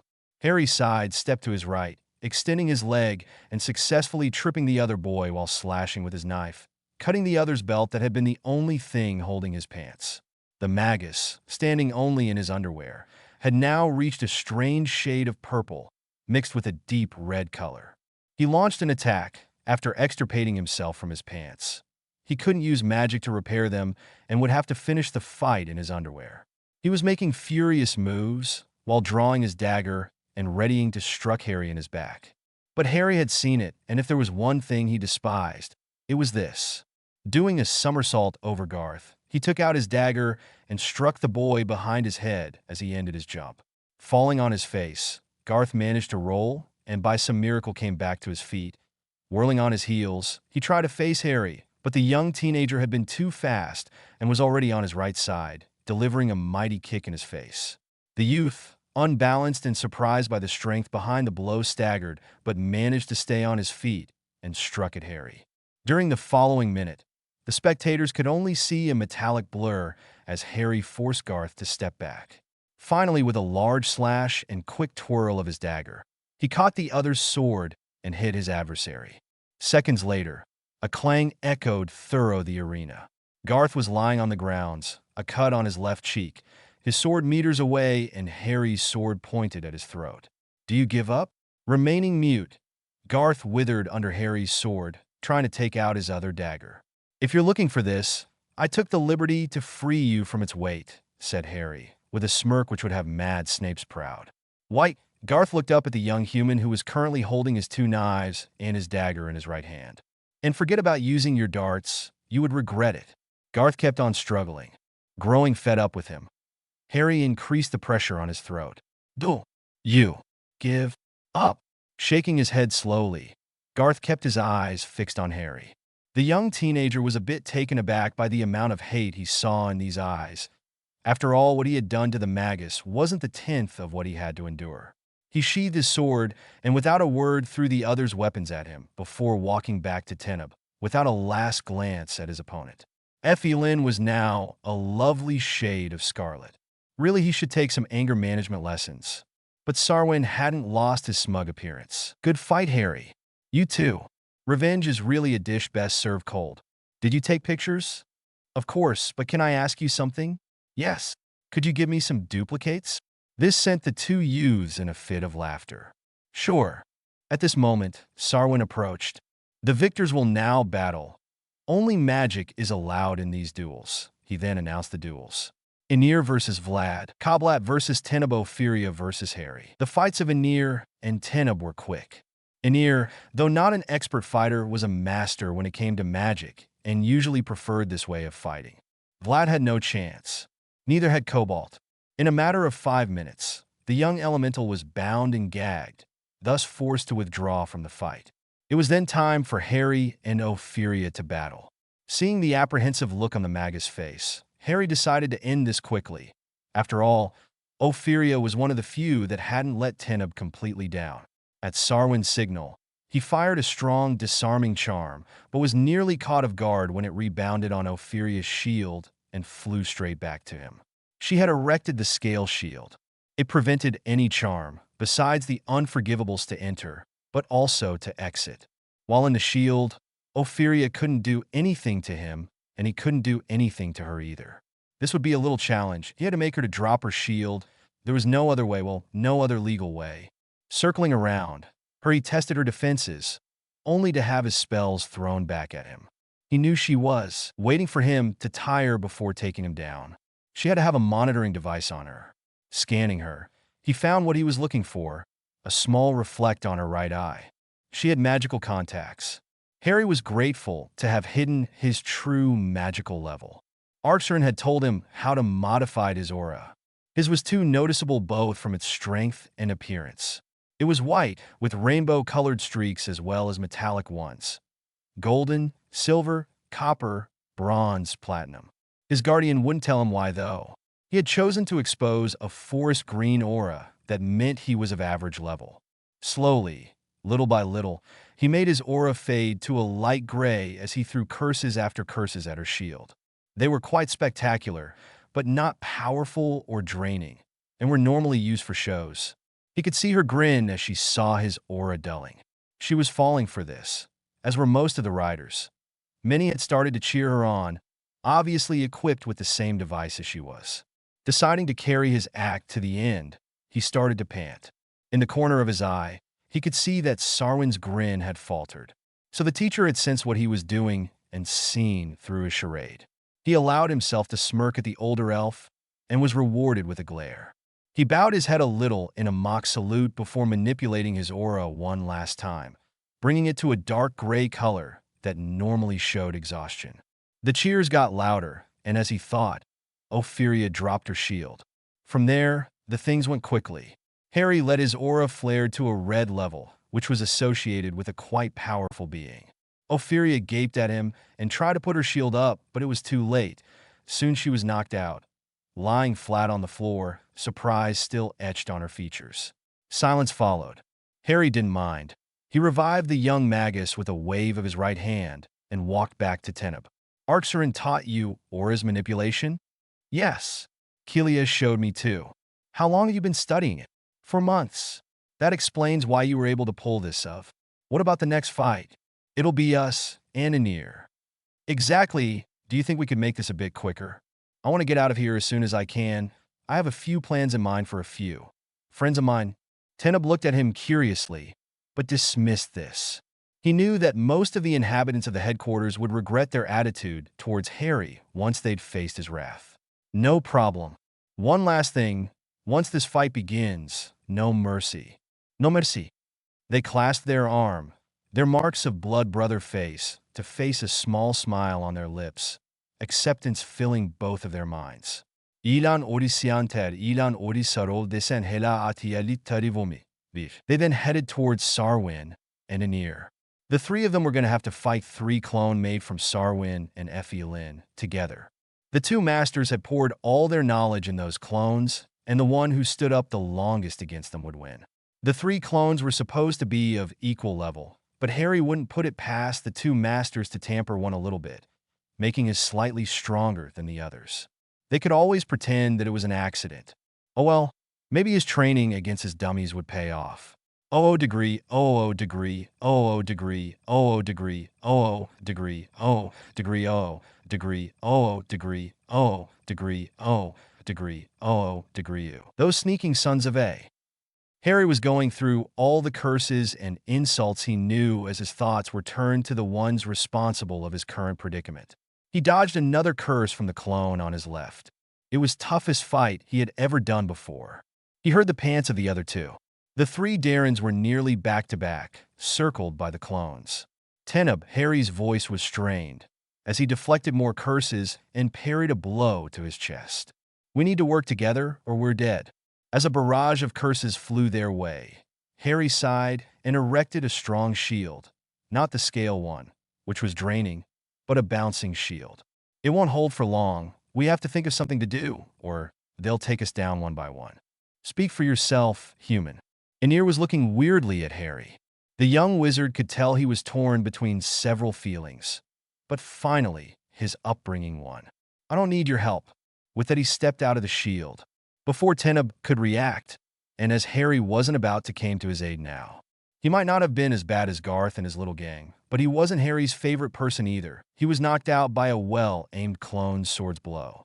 Harry sighed, muttering about bloody elf who were to stuck up to accept help when it was offered to them. "Well, Teneb, it's us against the three big meanies there. Any ideas?"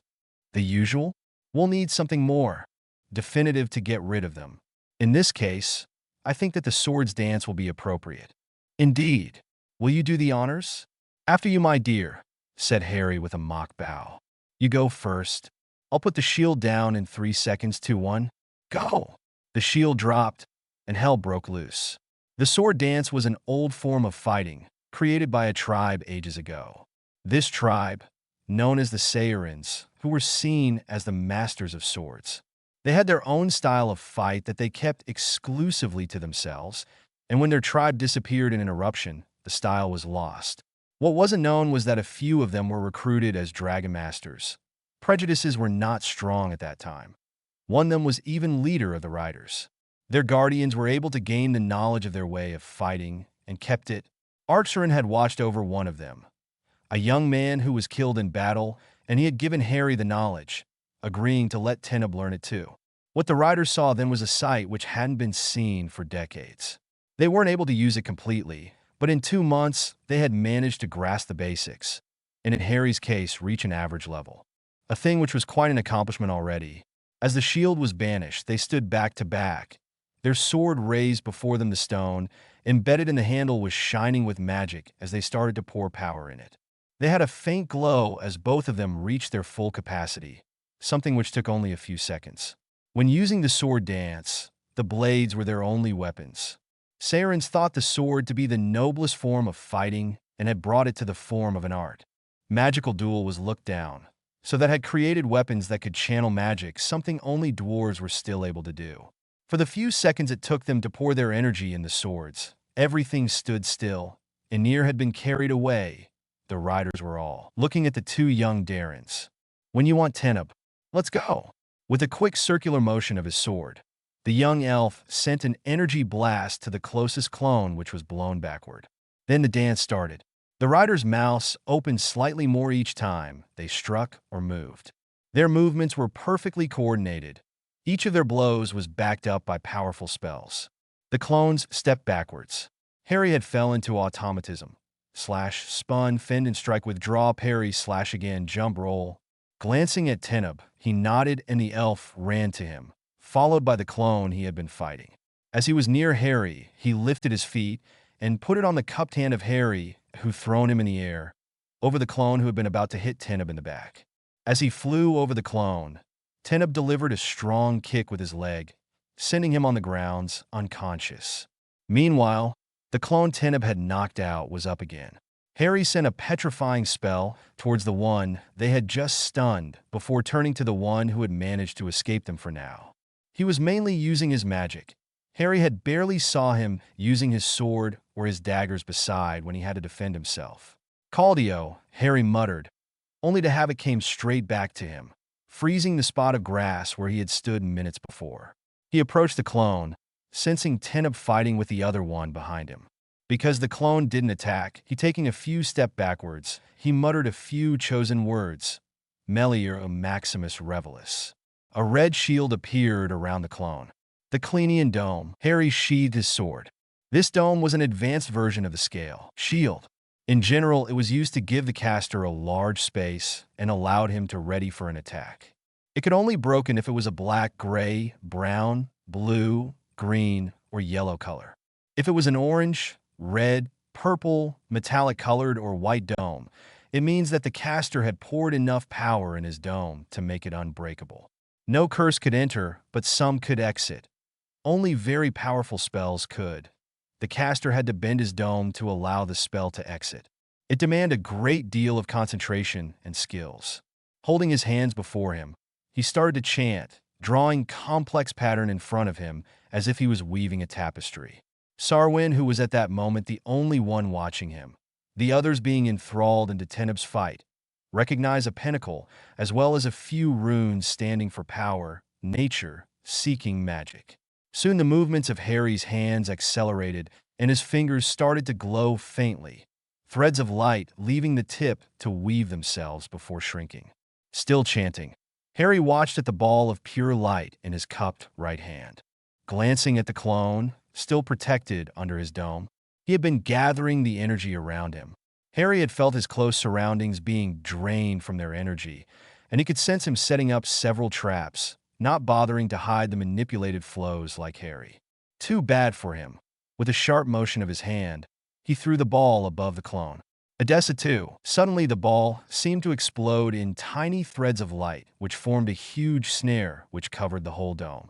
As soon as it touched the dome, it started to glow a reddish golden light, and the dome started to weaken and diminished in size. The thread seemed to be eating the dome.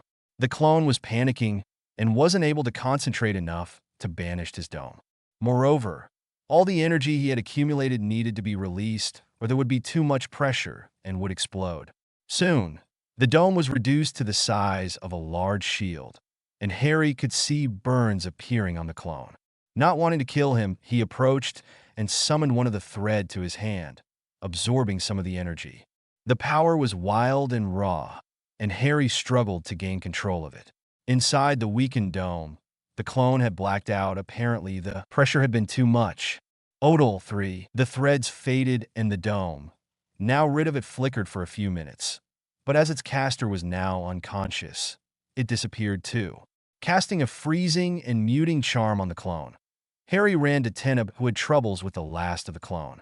Falling once again in a series of movements created by the Saiyans, the two youths stood side by side, attacking relentlessly the clone. But Harry soon noticed that Teneb was showing signs of exhaustion. Motioning for him to step aside, Harry poured more magic in his weapon and launched himself in the attack. Aiming a blow to the chest of the clone, he accompanied his blow with a swift kick while turning quickly.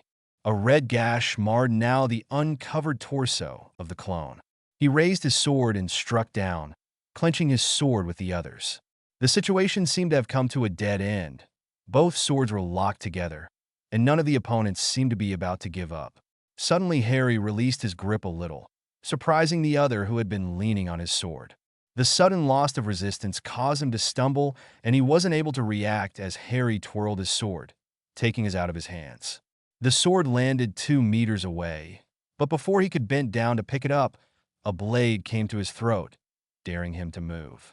The clone looked up to Harry, who was at the other end of the handle, his steady and cold green eyes piercing through him. "Do you surrender?" Harry's voice was cold and expressionless. The clone nodded and disappeared instantly, as did the 2 others. Silence was filling the arena. Nobody dared to utter a sound. Harry walked calmly to Teneb and extended his arm to the young elf who had sat on the grounds while waiting for the end of his fight. Clasping their forearms, they locked their eyes.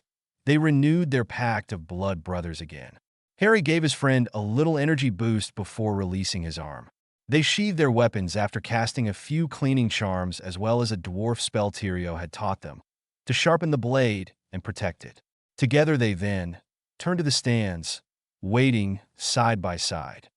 degree, degree, degree, degree, degree, degree, degree, degree, degree, degree. 1. United by minds, united by souls, death or life linked through all. 2. Activate. 3. Vanish o degree o degree o degree o degree o degree o degree o degree o degree o degree o degree o degree u. I hope you like this chapter. Once again, thanks to all who reviewed. There will be a little more elf bashing in one of the following chapters. Vinaya 1. Manipulations in Dargana. Disclaimer. I don't own anything you'll recognize. Word. Mental speech between two joined people. Word. Mental speech between Harry and Teneb. Word. Normal speech between a guardian and his or her charge. Word. Dragon speech. A/N. Thanks to all who reviewed and to Lean Dao for baiting this chapter. Naya, the Dragon Master's Chapter 14 Silence. Dead silence.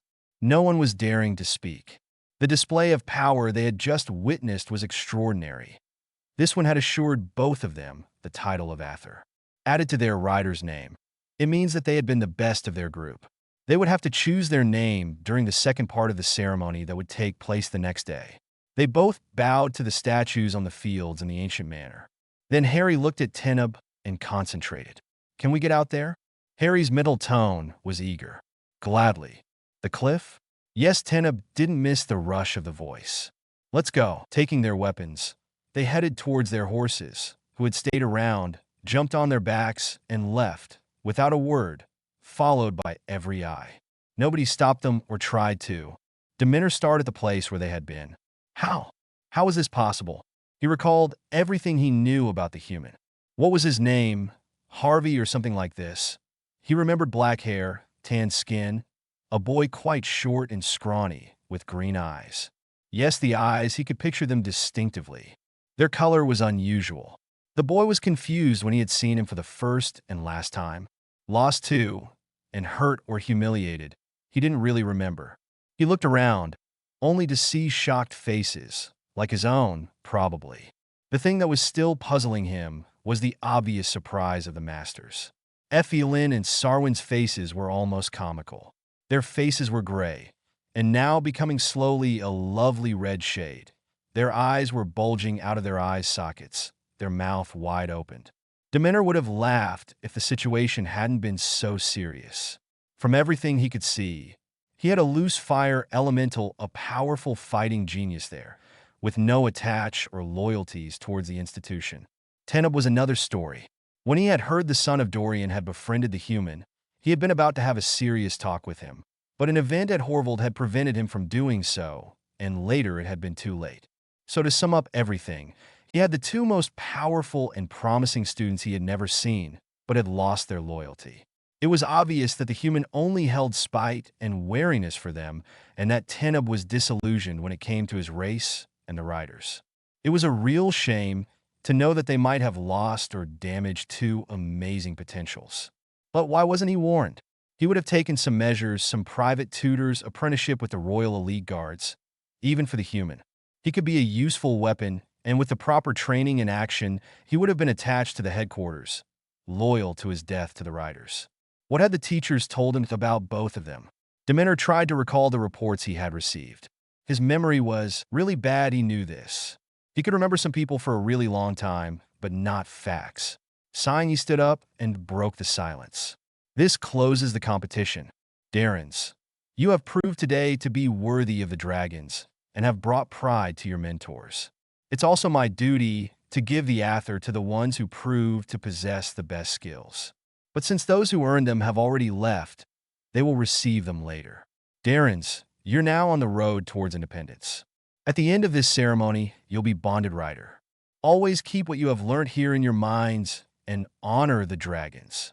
His speech was lame, but he couldn't do better. He had prepared a good one, but it was now inappropriate after the display of power they had seen. Anyway, it seemed to have brought everyone out of their trance. He noticed from the corners of his eyes the contorted scarlet or green faces of some Darrens, but dismissed it as disappointment. Demeanor left quickly for his office and dug in one of his drawers where he kept the files of each student and the weekly reports of every teacher. He found the one he had been looking for at the bottom of the pile. Harry was written on top, so that's his name. Demeanor mumbled.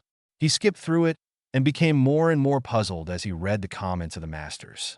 Useless, have no real powers, has to use a wand to perform magic weak, nearly hopeless, unworthy of any kind of training, unable to enter the simple trance, too dumb to follow any type of lessons, hopeless, seems unable to achieve the simplest task. Those were the most common for the first 9 weeks. After they weren't any, just blank pages. What did this mean? Once this was over, he was going to have a talk with the masters. There must have been a mistake. And if there had been one, he was to blame as well as them. Asterisco, asterisco, asterisco, asterisco, asterisco, asterisco, asterisco, asterisco, asterisco, asterisco, asterisco, asterisco, asterisco. Harry and Teneb galloped calmly to the cliff. Once there, they took care of their horses, cleaning them thoroughly before feeding them and offering them some carrots and apples, knowing how much they loved it. They sat in the grass and watched the sun disappear in the sea, admiring the amazing colors adorning the sky and the patterns drawn by the clouds. They laid on their back, side by side, enjoying the silence. "We shocked them, didn't you?" "Definitively," answered Teneb, an amused tone and voice. Looking at each other, the two boys managed to restrain themselves for 10 seconds before bursting in laughter. "Did you see their FA faces?" stuttered Teneb. "Priceless. It's a shame we didn't have a camera," added the young elf wistfully. Harry gave him a side glance. "Who said I didn't?" "You." Teneb couldn't hold himself any longer. His laugh echoed in the chilly air. With a Cheshire grin, Harry pointed to a little stud in his eyebrow. This piercing had been puzzling Teneb for days. Well, to be precise, for 5 days, which was when Harry had put it. He heard him mutter a few words, and the stud fell in his hand. A few words and charm later, and the two youth were laughing at the 3D pictures Harry had took. 2 hours later, they were still laughing as they looked at the last one, showing Effie Lynn when they had beat the clones. "I haven't laughed that much for a long time."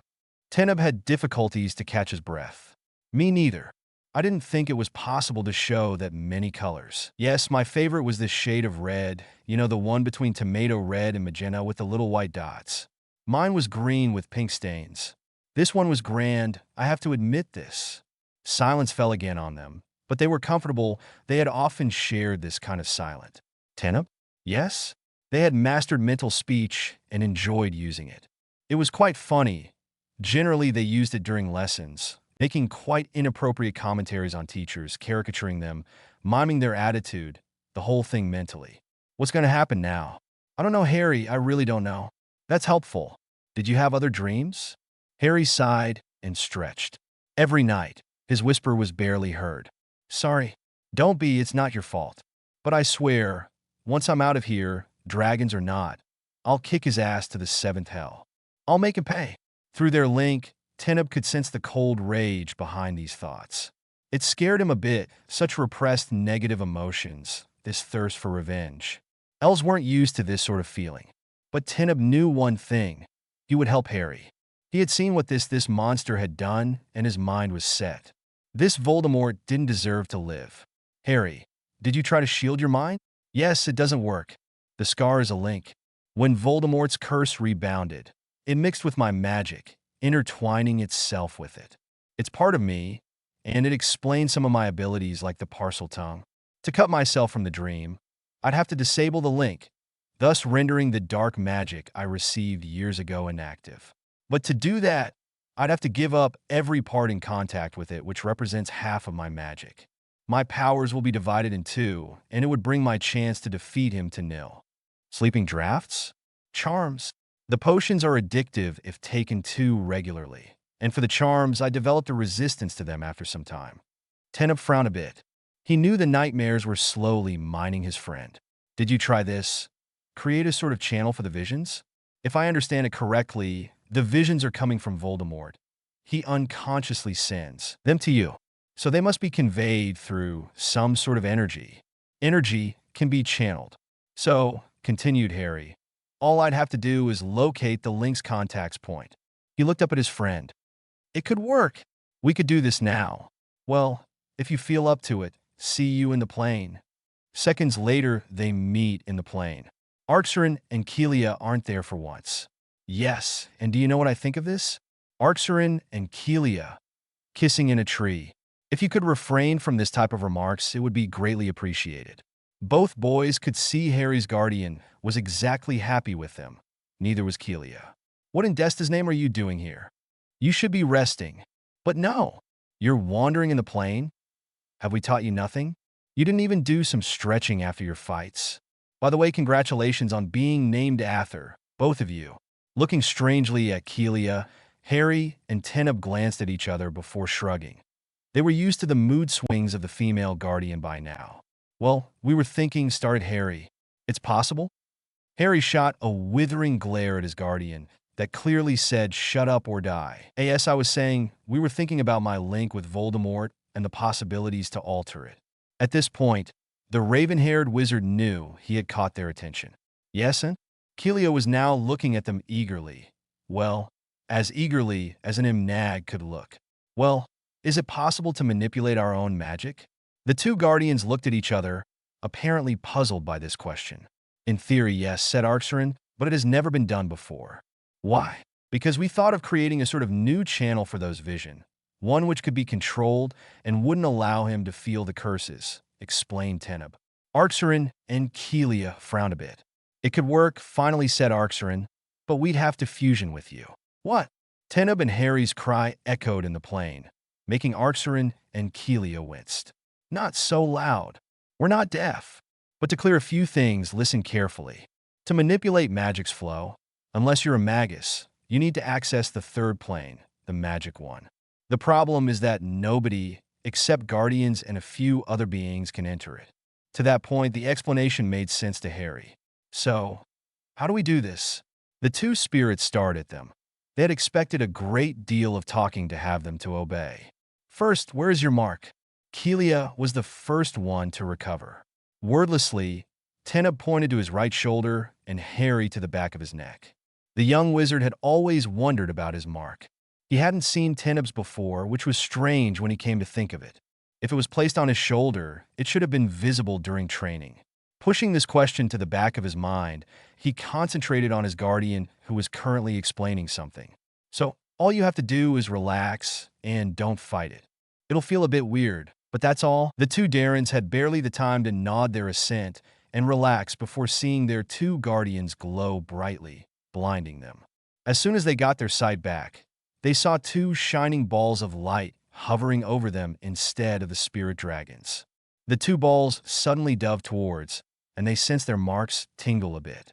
To their surprise, the two balls hit and entered the marks, plunging in what stood as their bodies in this plane. They looked at each other. That was definitively odd. Then they started to feel it. It was faint to begin with. Then it became stronger. It wasn't painful, just plainly weird. Harry knew this should have hurt a lot, but after all, they weren't in the real plane. He watched as what looked like his skin expand and turned a golden color, with scales appearing.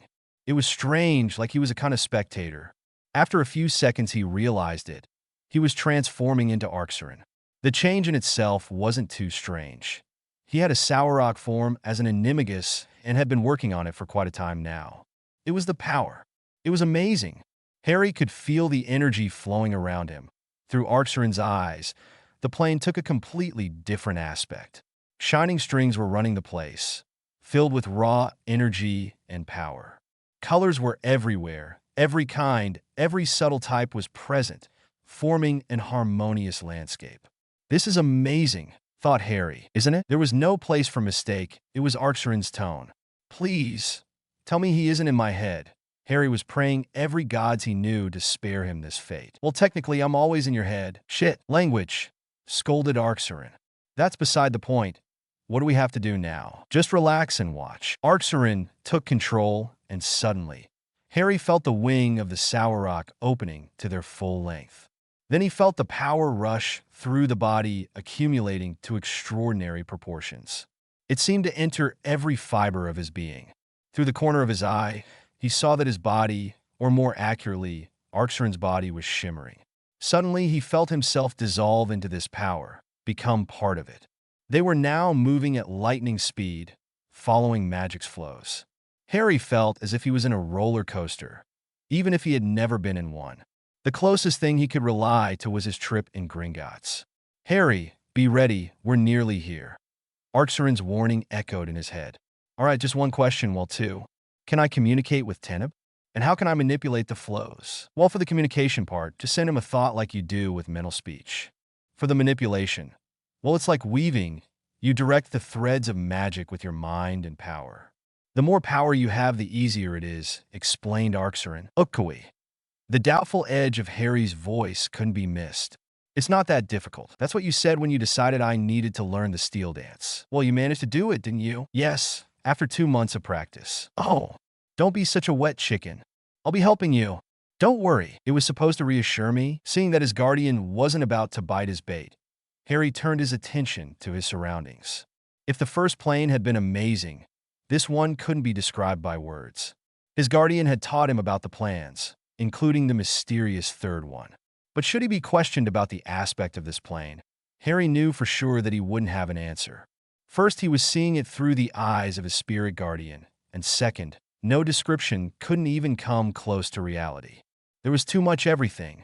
The power gathered there was so grand that Harry now knew why nobody was allowed to this plan. The magic would have fried them immediately should they have tried. We don't have time to spare if we're caught. We'll be in deep shit. Language. Shut up and get on with this. The slight worry in Arxerin's tone convinced Harry and turned to Keelia and Teneb. Teneb? Yes? We have to look for my body. We won't be able to manipulate the flow if we don't. All right, but it's going to take quite a lot of time. Teneb sounded a bit pessimistic. Not if we join our powers. You're right. You're the base? Yes, it's my body, so it'll be easier if I'm the base this time. Okay, I'm coming in 10 seconds, be ready. Teneb's warning echoed in Harry's mind as the young dark-haired teenager slowly counted up to 10. When he reached 10, he opened widely his mind and sent power into his link with Teneb, all the while tugging on it. They had joined a few times, and usually Teneb was the base, having more stability than Harry, who often poured too much power or tugged too strongly on the link. This time, however, Harry was extra careful, not wanting to disrupt the plan by an overload of power. Good, you've gotten better. This time, Teneb's voice came from within his own. Thanks, but let's get on with this. Together, they both started to look out for Harry's aura. From what they had both been told by their guardians, every living being possessed a magical core to which they could more or less access, the access determining the magical power of the being. Each core and aura had a particular signature. Harry and Teneb had had to find their own under their guardian's tutelage. Harry's was the same color as his aura, white with rainbow and metallic streaks. Teneb's looked a bit like his. It was white too, but only with metallic streaks. Before she had been purple with a metallic hint. But since the day he had chose Harry's side and trained with him, his aura had improved, finally reaching its actual level. However, he had been careful to hide this changer from others. They didn't have a lot of problem finding their auras. With both of their powers combined, they concentrated on Harry's core, in particular on its organization. They could make out the different points where some of the flows of power in Harry's body were knotted. They slowly went higher and finally reached the center of the young wizard's power. There it became obvious as to what the problem was. The center of Harry's power was tainted. A link of dark reddish color was tied to it, and had spread to a small part. There it is. Yes, now, all we have to do is take care of this thing. Quickly they agreed on the best way to alter this link and went to work. First, the Harry Teneb entity endeavored to sever the dark thread. Delicately, like surgeons, they managed to detach it and temporarily fixed it on a small ball of power they had gathered. Then came the difficult part. They had to clean the tainted parts and manage to channel the vision so that Harry would be able to command when and where he would access to them and to store those linked to Voldemort's outbursts and emotions. The cleaning part was the easier. With Arxerin and Keelia directing the entity the two youth formed, they managed to it rather quickly. The altering took more time. First, they changed the area that had been tainted a bit, adding a kind of interface on which they placed the dark link. The interface was made of a neutral kind of energy that couldn't be tainted. Then they encircled the link with the same energy. You ready, Harry? Whenever you are. Then let's do this. On count of 3. 1, 2, 3. At 3, both of them gathered as much power as they could into a small ball, which grew bigger and bigger. Then with both their will directed at this task, they positioned the large pool of power at the base of the link. Then, with all their will, they started to push it along the dark thread. This was risque. Until this moment, they had only made slight alteration, but nothing too drastic. This, however, was quite huge. They were creating a new link between Voldemort and Harry, except that Harry would be the only one able to control it. For a few minutes, they continued to spread the energy along the link, heading towards Voldemort's center. They finally saw it, a pool of dark obsidian color streaked with blood red and steel colors. Ugh! Teneb was clearly disgusted. I couldn't have said it better myself, replied Harry. I don't want to touch that thing. Me neither. But we need to finish this. They continued to provide energy and power until they reached the center of Voldemort's power. Can you hold it for a bit? Asked Harry. One of them had to alter a bit the center, or else the energy would be tainted. All will have to be redone from scraps. No problem. Breaking out of the entity they formed, Harry focused on the pulsing black threads before him. He concentrated on the part where the thread was tied to Voldemort and started to gather a bit of the neutral energy of the plan around it. First, he connected it to the link Teneb and him had created. He could practically hear the relieved sigh of Teneb when he took the shinning link. Then he tied it to the base of Voldemort's link. This way, tainting would be impossible, but visions would still be able to come. Harry was feeling quite exhausted. Teneb had been right. It would have been easier just to sever the whole thing. But he didn't want to lose the information he could gain through his dreams. As he drew himself out of Voldemort's center, he felt a kind of tug and quickly left before he could be spotted. Done. Great, now we get out of here before they got my hide. Arin sounded quite worried. Nothing that concern you. But for now, we're leaving. Before Harry could argue, Arin had taken control over his body and had started to reverse to his light state. Minutes later, they were back to the first plane, and both guardians separated from their protege. Good. They didn't notice us. By the way, congratulations to you too. You did great. The relief was perceptible in Arin's voice. Yes, I'm proud of you, added Keelia. Thanks. Now go rest. Tomorrow is going to be a though day. The two boys nodded, while their spirit form nodded. They slowly exited the plane, but could hear Arin shout. And don't forget to stretch. When they were back, they looked at each other and burst into peals of laughter. Wiping a tear, Harry stood up and started to stretch. Well, better not anger him. Smiling, both of them went through their usual exercises. Once they were done, Harry slumped onto the ground. I'm beat. Me too, said Teneb, sitting near his friend, a bit more graciously though. You know what? I don't really want to go back to the dorm tonight, said Harry suddenly. Yeah, I don't think we'll be welcome in here anymore. As if I was welcome there before, snorted the young wizard. Well, we can sleep here. I mean, the weather is great, the temperature not too chill. Harry looked at his friend, pondering on his idea. Why not? With a wave of his hand, he conjured 2 sleeping bags, being too lazy to take his wand. Minutes later, both of them were sleeping soundly, and for the first night in weeks, Harry's rest wasn't disturbed by nightmares. Asterisco, asterisco, asterisco, asterisco, asterisco, asterisco, asterisco, asterisco, asterisco, asterisco, asterisco, asterisco, asterisco. They were walking out by this down. Yawning, Harry got up and cast a few dewrinkling and cleaning charms on his clothes. He saw Teneb had followed his lead and motioned to him to follow him. Come, there's a small brook nearby. We'll be able to wash up. Oh, half an hour later, both of them were taking care of Shadow and Mist. Both stallions had stayed near their riders as they were told, watching over them. While brushing their coat energetically, they discussed what was to come. Do you know what's going to happen? Harry was curious and also a bit nervous about the whole thing. The tournament had been easier, he knew what to expect, but now he was as clueless as the other. Well, not really. Nobody, except full riders, knows what happens during this part of the ceremony. All I know is that a part is held in Dargana and that the Darrens are paired. Do we get to choose? Yes, it's an important part. From what I read at the castle, partners are people who fully trust each other, who share a kind of bond or understanding of each other. It matters because of something during the day. I don't know what.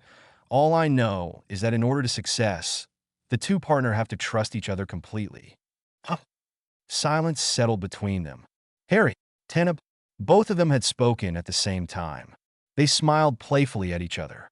Go ahead, said Harry. Well, do you want to be my partner? It'll be my pleasure. Quiet again, they finished taking care of their horses, equipped them, and after warming them up, came back to the headquarters galloping calmly. Their ride went smoothly, and they reached the stables an hour before breakfast. They brushed their mounts and checked their hooves and legs for little stones or small cuts.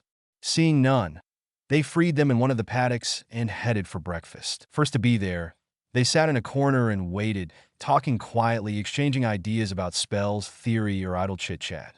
Pranks were talked about, too, though not being as obsessed with it as the Marauders had been or the twins. Harry had a liking for it and planned to make his dear teachers regret every insult they had thrown at him. He had found a good partner in Tenub, who had proved to be quite imaginative. Slowly the room filled itself with riders, darins, and masters. None of them seemed to have noticed them, and all eyes were fixed on the doors, waiting for something or someone. Finally, Demeter shook a bell, signaling breakfast was to be served. Servants brought him, but as people's attention was fixed on the doors, nobody noticed the woman, giving Tenub and Harry their breakfast. Only hushed conversation were taking place instead of the usual loud buzzing. Finally, being done with their breakfast, both Tenub and Harry stood up and headed for the exit, drawing the eyes of everyone present on them. They were nearly at the doors when Demeter's voice stopped them. "Darins."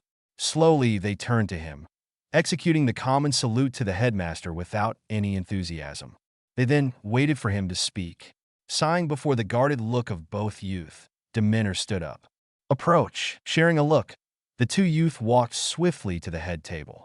No words were said. Seeing they weren't going to speak, Demeter had no choice but initiate the talk. "After the display you pulled out yesterday, we decided to name both of you author of this group." Waiting for any kind of reaction to this announcement, expecting some joy, happiness to show, Demeter frowned at the blank masks the two teenagers sported. "I believe you're aware of the duties that come with this charge, and that you'll live up to it." Short nods were his only answer. Seeing he wasn't about to get any answer from them, he handed them the insignias of Athers, a small earring shaped like a dragon in flight, and a patch to put on their clothes with the 9 runes, symbolizing the 9 dragons written in silver with dark purple background on it. "Thank you," they said together, accepting them. "You're dismissed." Immediately, they turned and left, saluting one last time before exiting the doors. Demeter looked at the masters, who were now deeply interested in the food filling their plate. Yes, a talk was definitively needed once all of this would be over.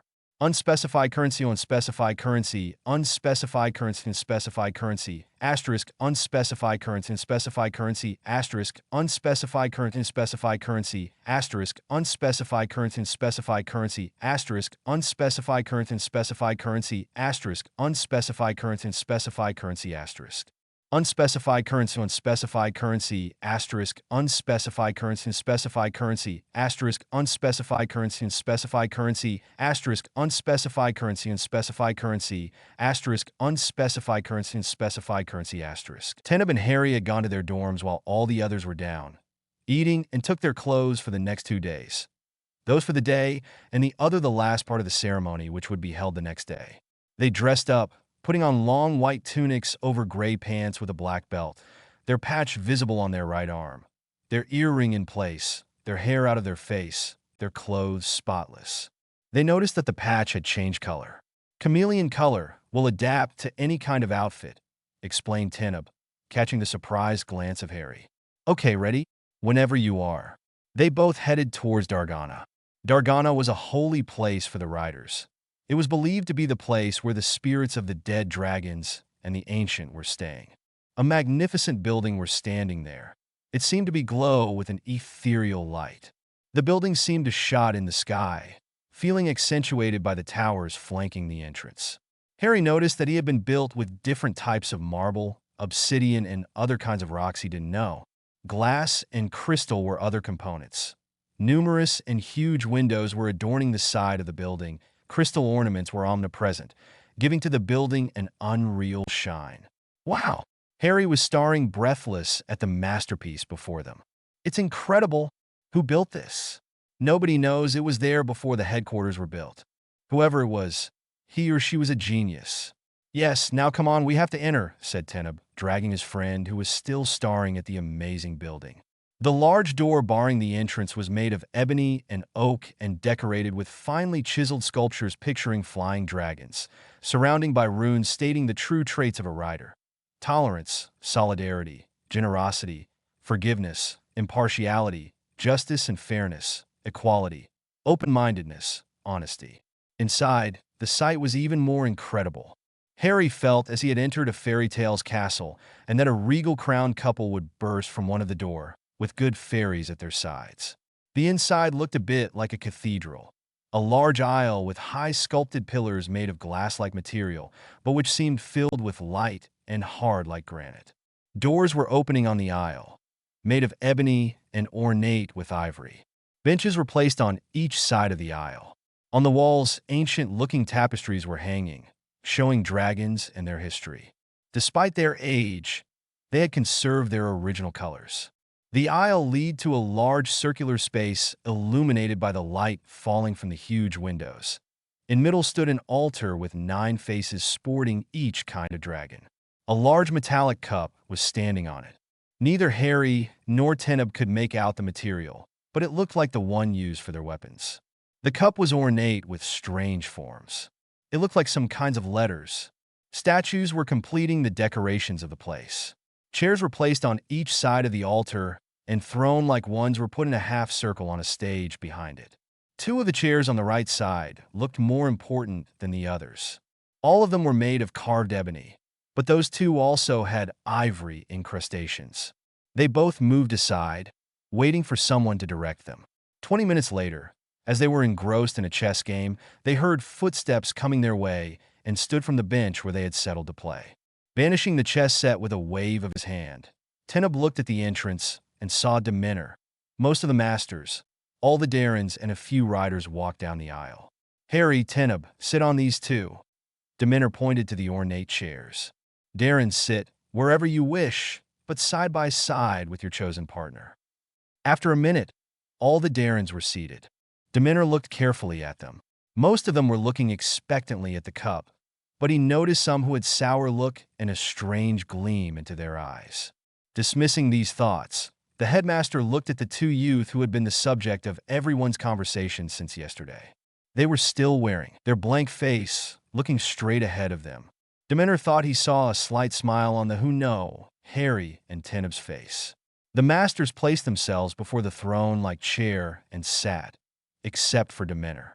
Darrens, today marks your entrance in adulthood. Today, you'll lose your childhood and everything connected to it. Today, you'll learn your true name, the one by which you'll be known by the dragons and your closest friend and family. You have made your mentors and masters proud thorough your whole training.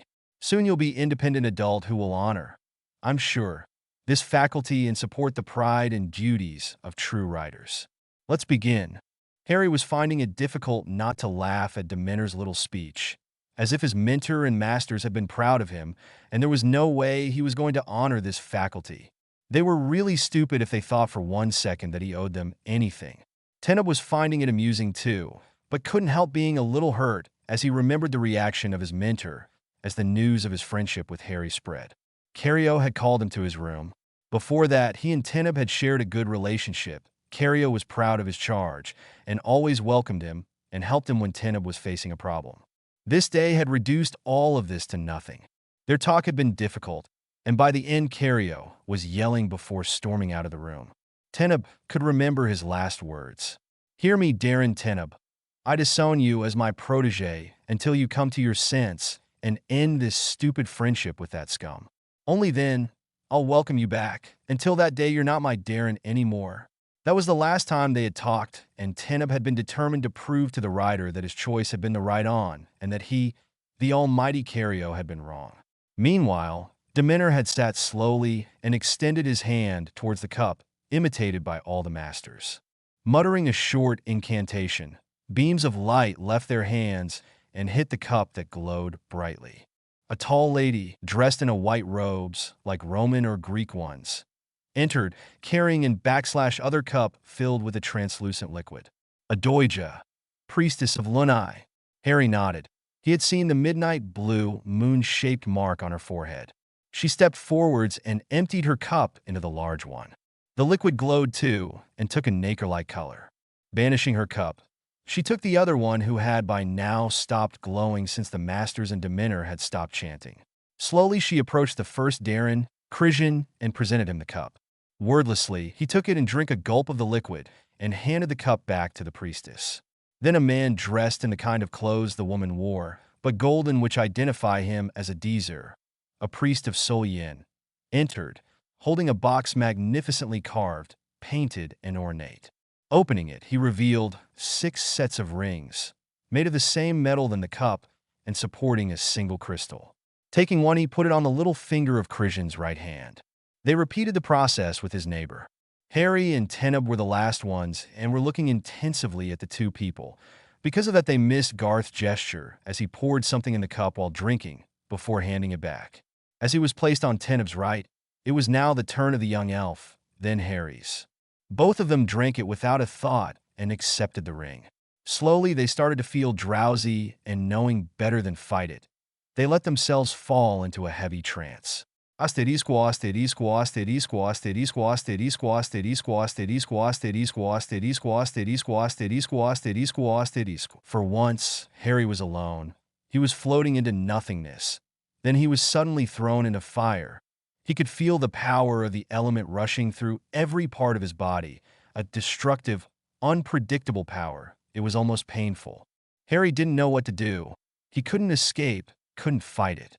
So he submitted, accepting it, and before he could realize it, he was tossed around by the air, feeling the strength of it through him.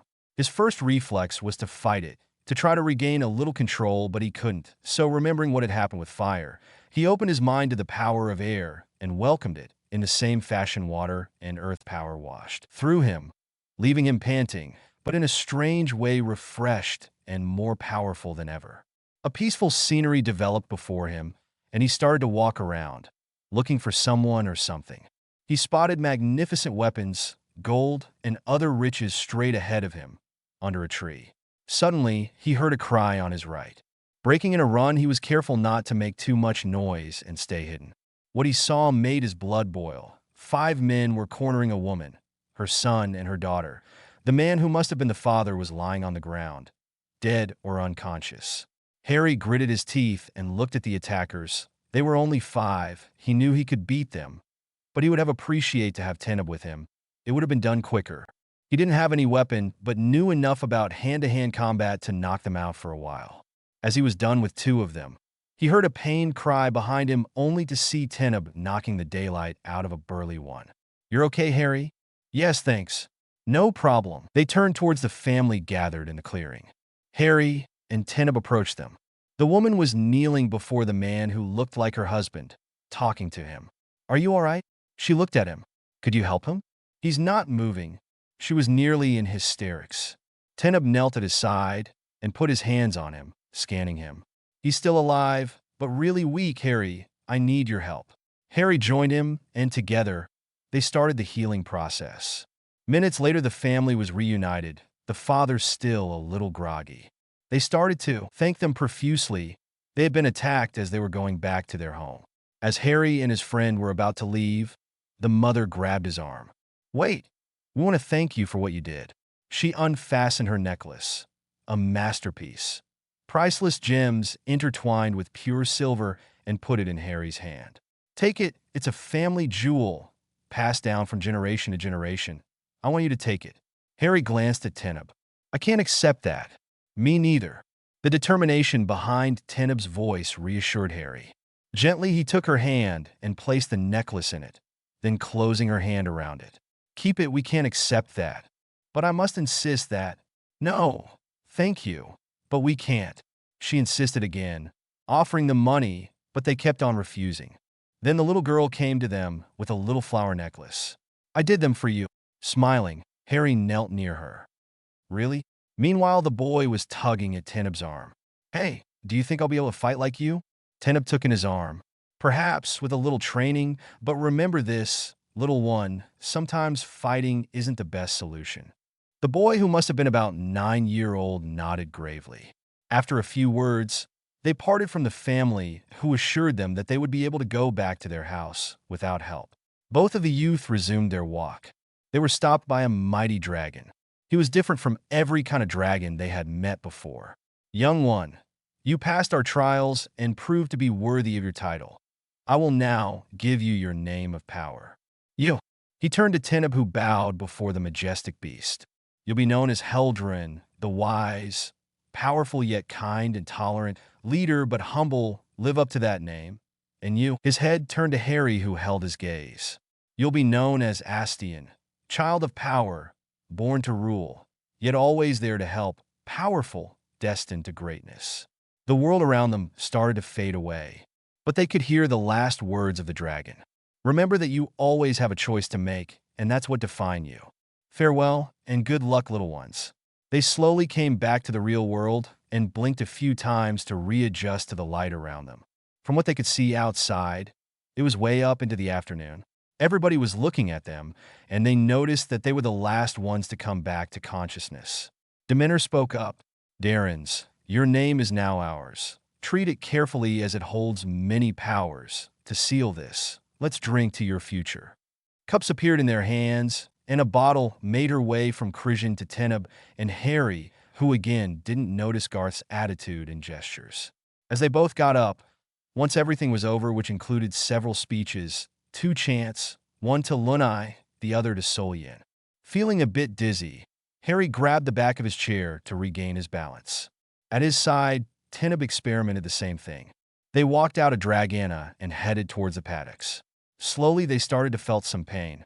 It started as a small ache, but took greater and greater proportions. What's eye is? Hahap, Ning Harry? Panted Teneb, leaning on the fence. Don't know. Harry's answer was uttered through gritted teeth to prevent him from screaming. The pain was now reaching cruciatus pain. He was too leaning on the fence and would have fallen without it. I can't access my powers. As Teneb managed to say this, Harry immediately tried to use his healing abilities, only to be blocked. Me too. Now his voice had taken a slightly panicked edge. Well, what do we have here? A traitor and a piece of scum? Both teenager knew this voice and turned to face its owner. Voldemort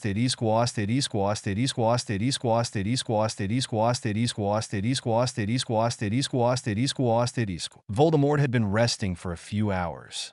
He had been working on the book, translating it, trying to decipher what the great Grindelwald had planned to do. The man had filled his books with traps, charades to prevent people from using his discoveries. Hearing people talking loudly, he sighed. They never learned. He got up and left his room to find 4 of his Death Eaters arguing. Crabbe, Goyle, Malfoy, and Avery. I must see our Master Crabbe. He's resting. You'll have to wait, Lucius.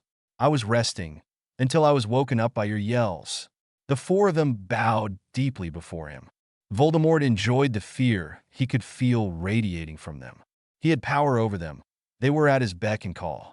We apologize, my lord, but we have important information. Lucius finally dared to break the silence. Speak.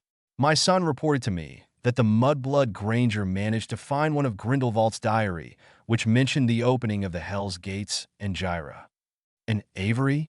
Dumbledore had managed to obtain the support of the old vampire. Our men arrived too late and were killed. Some fledgling were about to follow us, but the Ancient have started a purge of their ranks. What about the werewolves? They're still undecided. Dumbledore man, Lupin have managed to catch their interest.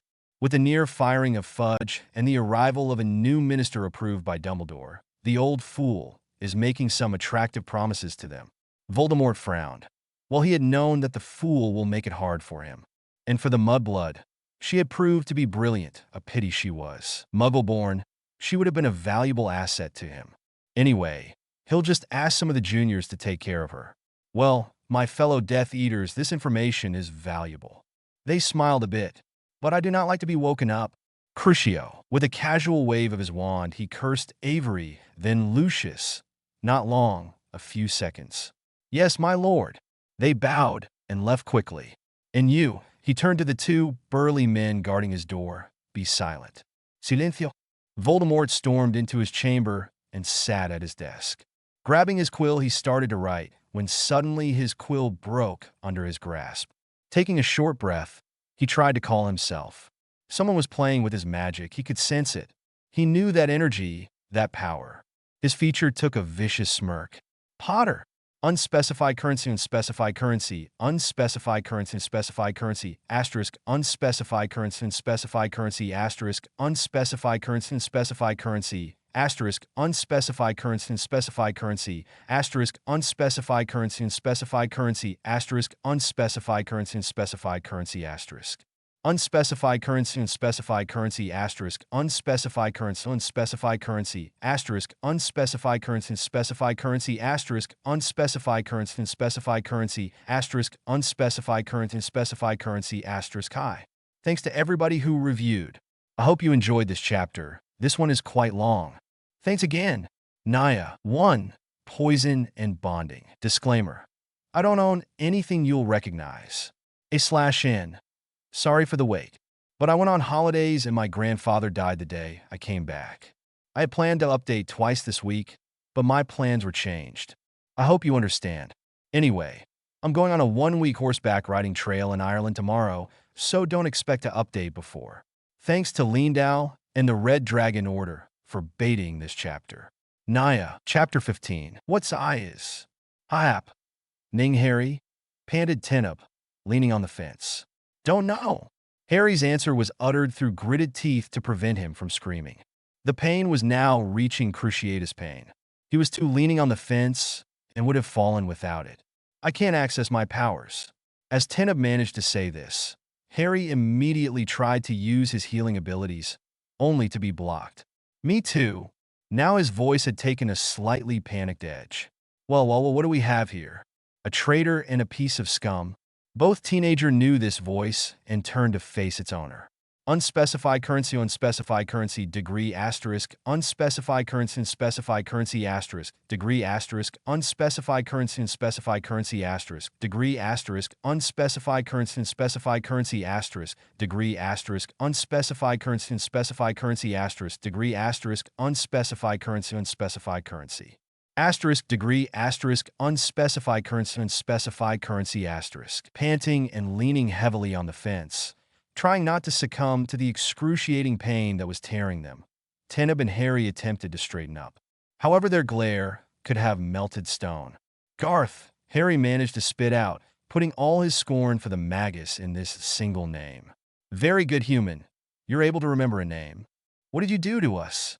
Tenub managed to ask this before stumbling from the pain. Garth looked hardened, if that was possible. Nothing you didn't deserve, traitor.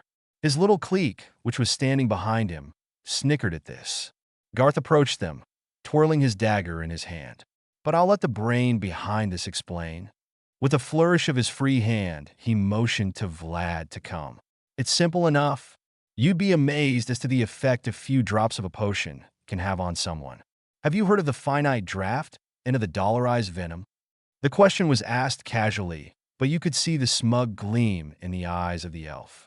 Harry blanched at this. Of course he knew them. Arin had given lessons in potions. Harry knew he would never be a master at this, but he wasn't as hopeless as Snape said he was. He was capable of brewing most of the useful potions, but complex ones like Wolfsbane were way out of his league.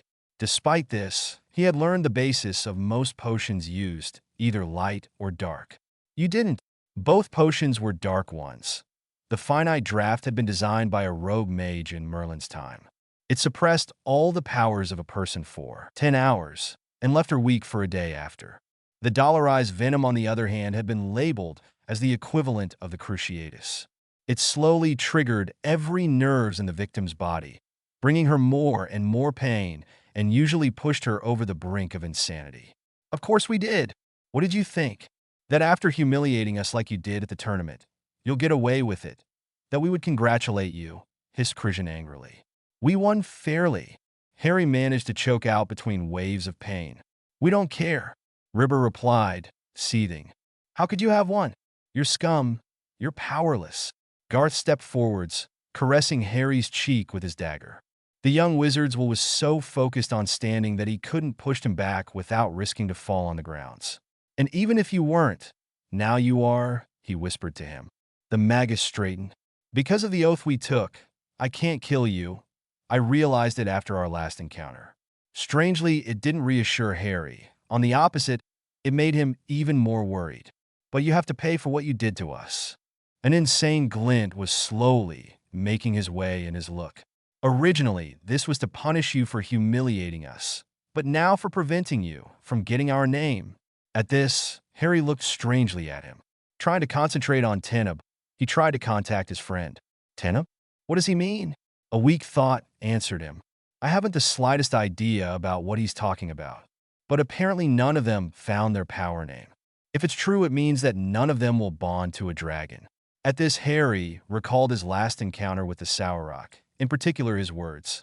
However, be sure that no dragons will bond with those responsible for this. He sent it to Teneb, hoping that the young elf would receive it. They deserve it, came the weak reply. Perhaps, but in the meantime, I'm more concerned about our current predicament. During that quick exchange, Garth and his friends had completely surrounded the two friends. You know a human? You're going to pay. We're going to make sure that no dragon will choose you. After all, what kind of dragon would want to bond with a human who can't fight? Malice was audible in the magus voice. What do you mean? Stuttered Teneb, about to collapse under the pain. Simple. How will you manage to fight if you can't stand? At the same time, he and Ribber leaned on them, and before they could react, they felt the atrocious pain in their legs. Teneb and Harry fell this time. It was too much to bear, but they didn't scream. Gritting his teeth, Harry was resolved not to give them this pleasure. A copper taste filled his mouth as he bit his tongue. Finally, he blacked out and felt Teneb doing so too. Asterisco, asterisco, graus, asterisco, asterisco, graus, asterisco, asterisco, graus, asterisco, asterisco, graus, asterisco, asterisco, graus, asterisco, asterisco, graus, asterisco, asterisco. I'm going to have their hides. Harry looked around him groggily. It was strange. He didn't recall to have come to the plan. What was going on? These little backstabbers. They'll have to pay for that. Trying to clear his head, Harry finally noticed Arin ranting in front of him. Harry, you're back. How are you feeling? His rage had vanished, replaced by concern for his charge. Shaking his head in an attempt to clear his head, Harry focused on his guardian. Like I was run over by a truck. No wonder after what happened, said the spirit, anger coming back full force in his reptilian eyes. At these words, memories came back to Harry. Rage filled him immediately, but he forced himself to control it. He couldn't spare energy for useless anger fits. What did they do to us? How is Teneb? Apart from poisoning you? Yes. You're not going to like it. They cut some of your tendons. Harry was stunned. They what? Then recovering slightly from the initial shock, he held his hand. No, forget that question. How much damage did they make? They severed both of your Achilles tendons, knees tendons, and wrist ones. Taking deep breath, Harry tried to calm himself. This time he wouldn't be that forgiving. They would learn once for all not to mess with him. Why? I mean, I'll be able to heal myself once the finite draft wore off. Arin fidgeted a bit. Well, what do you remember on the dollarized venom, beside its painful properties? It will leave the body strained as if the pain had been real and really weak for a week. There's another one which isn't well known. The dollarized will make any injuries inflicted while the effects are visible impossible to heal magically. But this will leave me handicapped. Severed tendons don't heal on their own. And what about Teneb? Harry tried to break his train of thoughts. Same thing. Harry's feature fell in a defeated mask. What are we going to do, Arin? Is there a way to fix this whole mess? I second that question, said someone else. Harry turned and saw Teneb approaching, with Keelia at his side. Both guardians looked at each other, apparently hesitating over the course of action. There is a way, but you'll only learn it after the bonding. We can't say more. The bonding? But how will we be able to bond if we can't reach the den? Teneb was distraught about this. We can help you with that part, though. Keelia cut in. Yes, said Arin.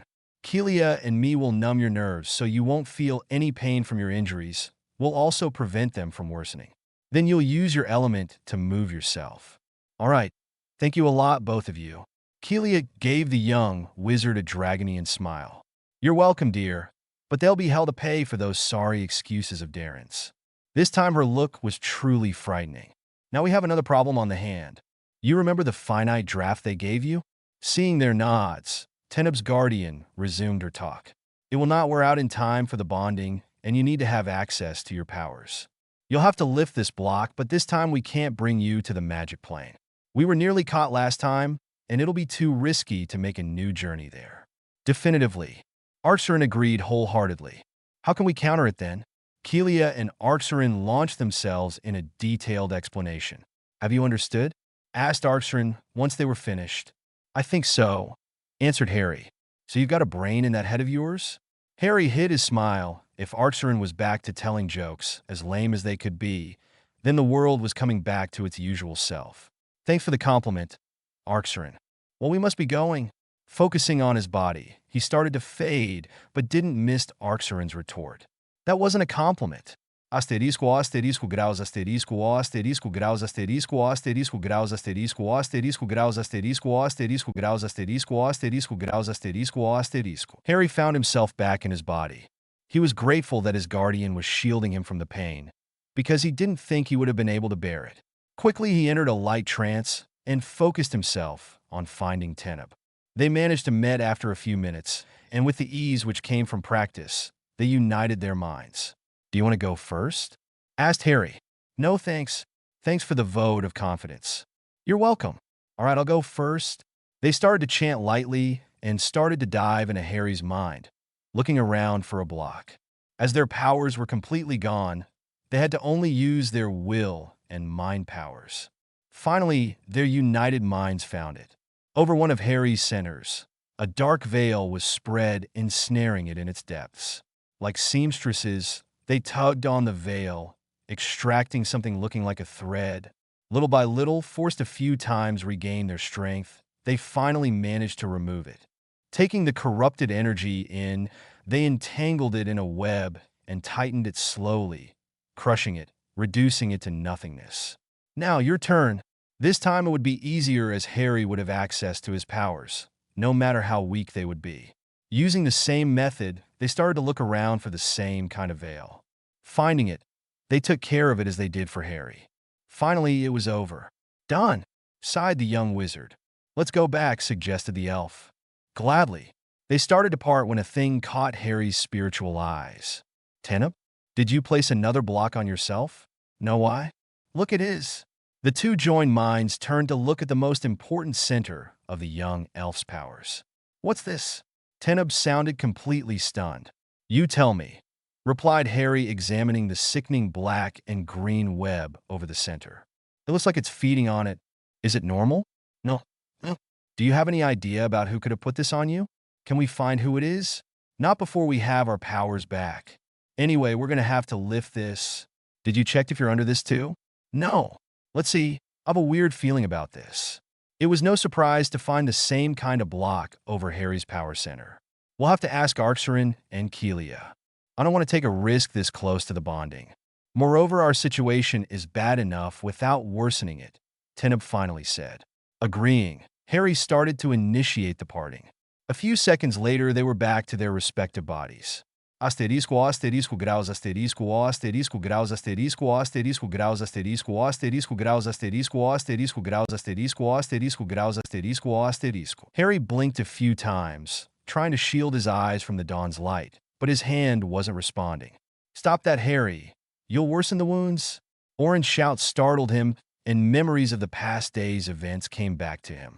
The dollar eyes has worn out. I'm only numbing completely your wounds and stop them from getting worse or festering. Thanks, said Harry, still groggy. Do you remember what we talked about? Yeah, good. Now I must leave. I won't be able to interfere more than I've already. Thanks again, Arin. No need. I thought the thing you call brain had finally registered that I was your guardian, meaning the one who look after and protect you. You know that I'm hopeless. That's why you love me. Go prepare, and don't forget to block and bandage the wounds. You insufferable brat. Arin left quickly, and Harry turned to Teneb. Well, let's see if we're able to move ourselves. Harry started to concentrate on his fire element while Teneb called the air. All the while, he whistled sharply for Shadow, imitated by his friend. The two stallions arrived rapidly, as they had managed to stand up, completely supported by their element, nothing weighing on their wounds. They had had troubles with their element, as their powers were still reduced and their bodies heavily strained from the dollarized venom. Apparently, they had convulsed at a moment. Slowly, the two horses took them to their little hideout on the cliff. They had placed their ceremonial outfit here, knowing that putting them in the dorm was like sending an invitation to Garth and his clique to go damage them. The bonding was to take place in the afternoon, 1 hour afternoon. They still had 3 hours to get ready. First, They removed the simple blocks and bandages they had put on before mounting their horses. As they couldn't jump on them, the two animals had to kneel to let them on their backs. Harry couldn't repress a wince as he saw the extent of the injury and heard the gasp from Teneb. They had really done a good job. The tendons were completely severed with little hope of healing correctly without magic's help. Even if it was to be cured the Muggle way, it would let scars and there would be complications. Both of them wouldn't be able to reach real fitness again and would lose some of their abilities as the tendons wouldn't be up to bear big shocks. Well, that wouldn't stop Harry from kicking their sorry asses to the ninth hell. Leave some for me. Smiling at his friend's remark, Harry took out a first aid kit he had always kept there in case he injured himself while training. Unable to use his hand, he resolved to using telekinesis. Taking sterile bandages, splints which could be made invisible, blocking straps, disinfectant, they cleaned, bandaged, and blocked their wounds during the following hour. Everything done through telekinesis or element manipulation, as telekinesis was draining, and they couldn't really afford it at this time. Done, announced Teneb.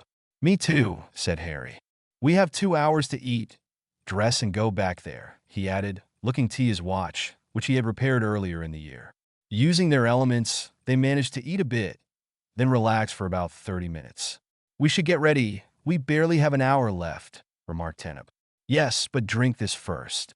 With a little push from his fire element, he threw his friend a vial, which Teneb caught with a little cloud. Raising it to his eyes, he shot a confused glance to his friend. Strengthening potion will last for 2 to 3 hours, explained Harry, drinking some himself and waiting for the potion to kick in. 10 seconds later, he sensed his powers back and with a wave on his hand, summoned his ceremonial outfit. Concentrating on the clothes before him, he willed them to appear on himself. It took him a few minutes, but he managed to get dressed.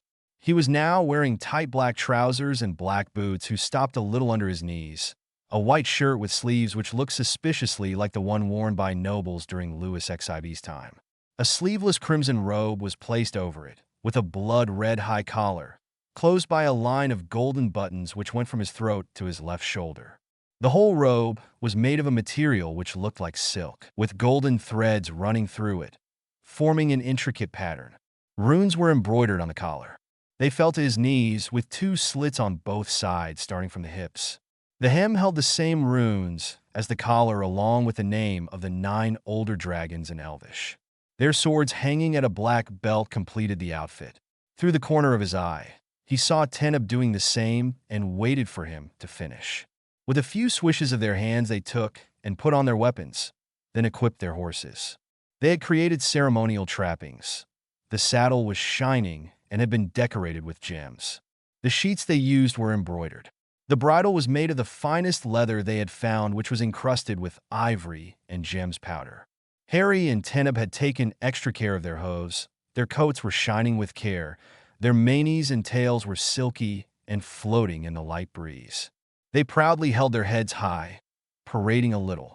Smiling slightly at his stallion's antics, Harry glanced at his watch. 30 minutes left. Well, we might as well get moving. We'll take our time. All right. And for the record, if one of them try anything, I'll fry them. I don't care about what'll happen then. Anyway, they won't escape me. Once this is over, and I find a way to heal those injuries, I swear they'll rue the day they decided to mess with me. The cold anger behind those words made Teneb shiver a bit. This dark side of Harry was unnerving him a little, and it was at times like those that he was quite grateful to be on his side. Moreover, they deserved it. Just leave me some. Harry mock bowed. Of course. It took them 20 minutes to reach the den, their horses walking at a comfortable pace, which wasn't worsening their wounds. Before entering, they renewed their bandages. They wouldn't let anybody see them. They would pull such a show that Garth and his little goons would be green with envy. Well, let's go, whispered Harry, letting his element flare around him, surrounding him with an halo of flames, while Teneb draped himself in a swirling white smoke, the smoke being a little trick he had invented. The 2 stallions fell into a solemn and regal walk as they entered, earning astonished gasps as they entered the place. Asterisco, asterisco, graus, asterisco, asterisco, graus, asterisco, asterisco, graus, asterisco, asterisco, graus, asterisco, asterisco, graus, asterisco, asterisco, graus, asterisco, asterisco. They stepped in the den, drawing all the eyes on them. Using their elements, they dismounted and glided towards the other Darrens, sending icy and scornful glances to Garth, the kind of looks which promised a long agony to the receiver. They were the last ones to arrive, and after a few minutes, Demeanor rose to his feet. Darrens, today you passed every of our trials. You earned your name in our folds. Each of us made us proud by holding the values of our order. Is he blind or simply gullible and naive? Asked Harry. Blind, I suppose. Teneb sounded a bit bitter. I won't talk for long, as I know, for having experienced it myself, that you're eager to find your partner.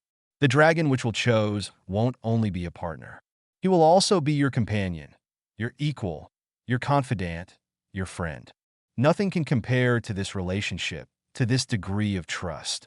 At the end of this day, you'll have gained your place there, and tomorrow, each of you will, with the masters, mentors, and myself, as well as a few representatives of the riders, ride to Horvold to pledge your loyalties and support to King Henry's. But for now, let's the bonding of this hopeful minds begin. What is this pledge about? Harry's tone was cold, a sign of repressed anger. I'll explain later, please. All right, but you better have a good explanation. One by one, the Darrens started to approach the 9 statues erected in the Denver. Each of them represented the first of each race of dragon. Harry and Teneb were the last ones to go because of their Aether status. Deciding that if they were to make a show, they might do it together, they walked to the first statue, their strides synchronized. They saw Effie Lynn make a move to stop them, but Demeanor held him back.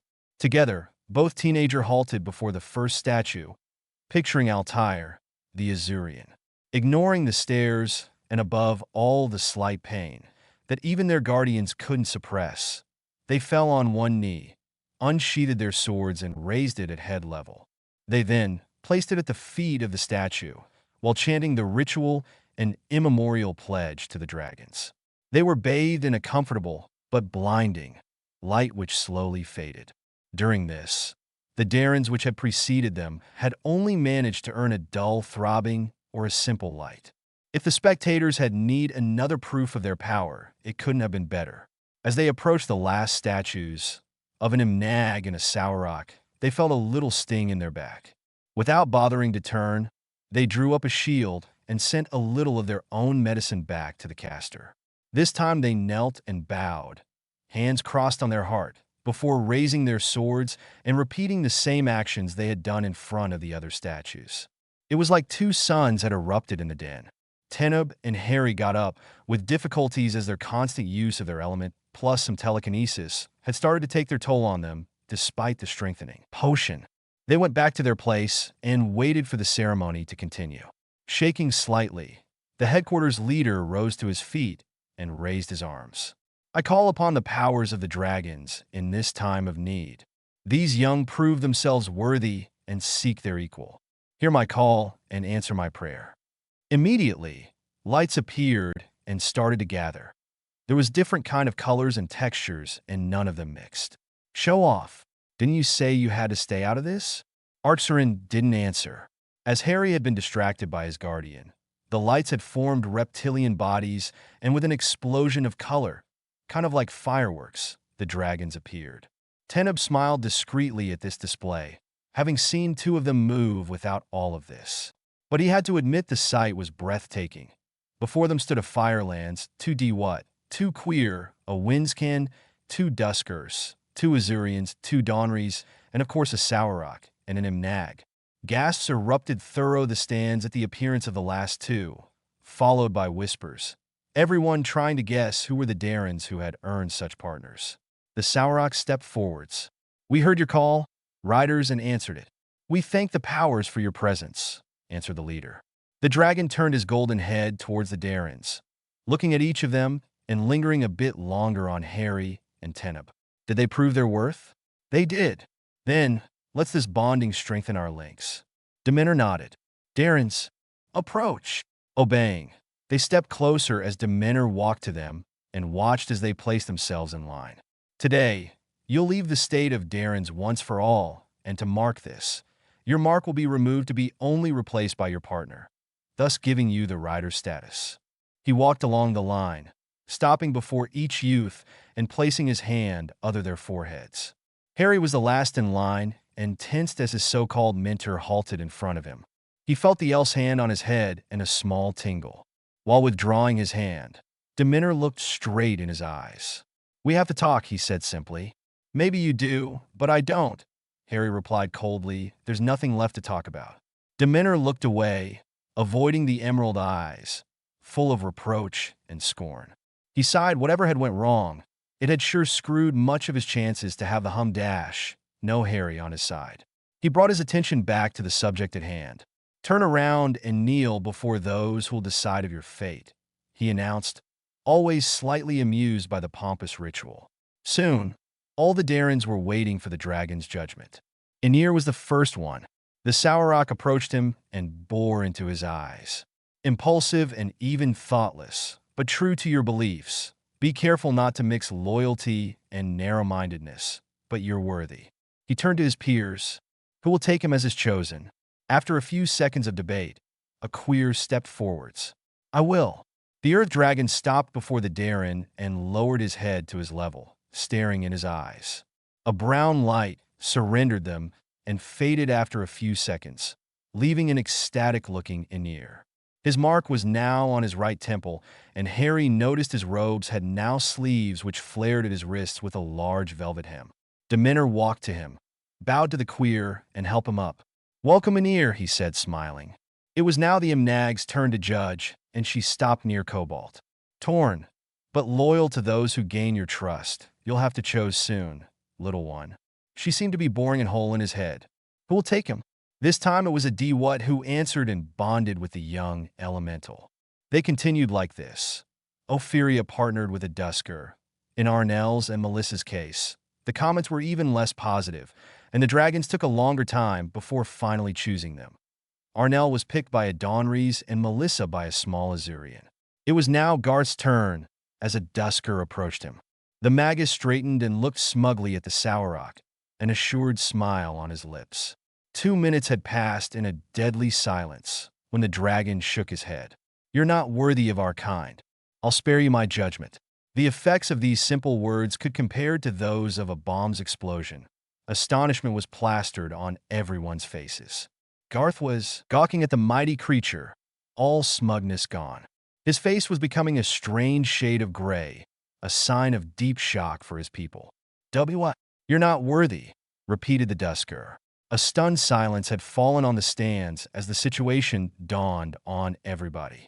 As Garth seemed to be rooted to the grounds, gaping incredulously at the dragon, a Donrys took his place and walked to Vlad. This time it only took a few seconds for her to give her judgment. "You're not worthy." What? What? The elf was getting hysterical, but the Donrys ignored him and turned to Zal, who was now trembling before the iridescent eyes. "Neither are you, or you," she continued, walking to Kristian, "or you," she added to Ribber. The 5X Darrens were gaping at her. This overgrown lizard had squashed all their dreams. She didn't have the rights. Without thinking, Garth unsheathed his sword and lunged at the dragon, aiming for its head, his eyes completely black, meaning rage and/or craziness. He was, however, thrown back by a jet of flames. Looking up, he saw the human towering over him, his hand raised. "Teneb and I have a score to settle with you lot. Once this is over. I don't want you injured before because of your foolishness. This is reserved for us," he said icily. "You just proved me right," added the Dusker. "You're not fit for this institution, despite your capacities." Not waiting for them to recover, an Azurian approached Teneb, ignoring the shell-shocked youth which were looking around, trying to find a way to alter the dragon's decision. The huge dragon plunged his cerulean eyes into Teneb's.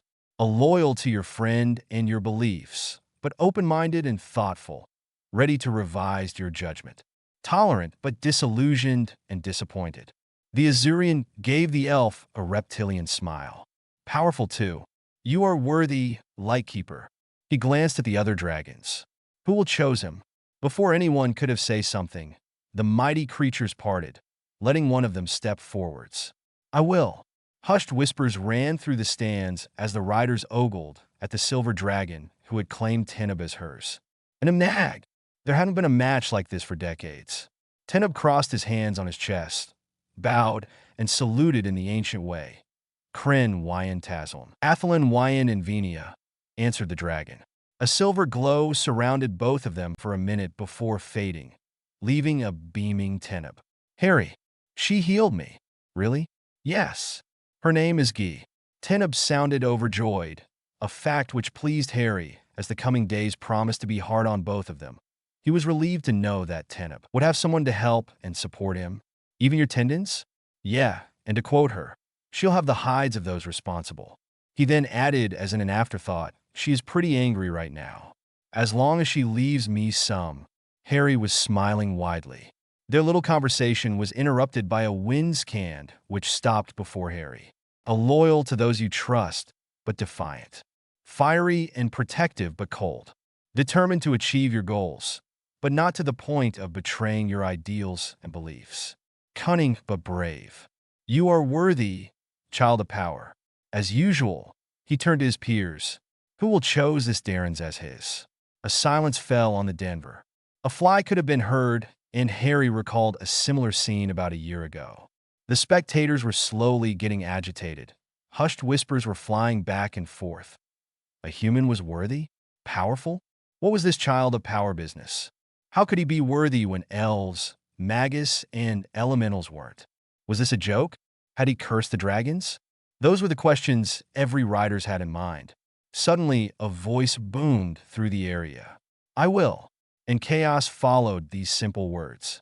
Unspecified currency, unspecified currency, degree, asterisk, unspecified currency, specified currency, asterisk, degree, asterisk, unspecified currency, specified currency, asterisk, degree, asterisk, unspecified currency, specified currency, asterisk, degree, asterisk, unspecified currency, specified currency, asterisk, degree, asterisk, unspecified currency, unspecified currency. Asterisk degree asterisk unspecified currency unspecified currency asterisk degree asterisk unspecified currency unspecified currency asterisk. Snape had been taking well-deserved rest when his mark burned. After the arrival of the students from Beauxbatons and Durmstrang, the number of classes had been increased as the students were sorted into the 4 houses. As a result, each house got 3 heads for 2 reasons. The increased number of students and the fact that most of the heads were order members and were there often away. This system allowed the house to have at least 1 head in the castle all the time. The same things was done for the classes. Now the Slytherin shared house responsibility with Dan Jenkins, the physical defense teacher, and Aurélie Durand, the French transfiguration teacher. Jenkins was unnerving, always cheerful. Even on Monday mornings, something which had led several members of the school to wonder if the man was really human.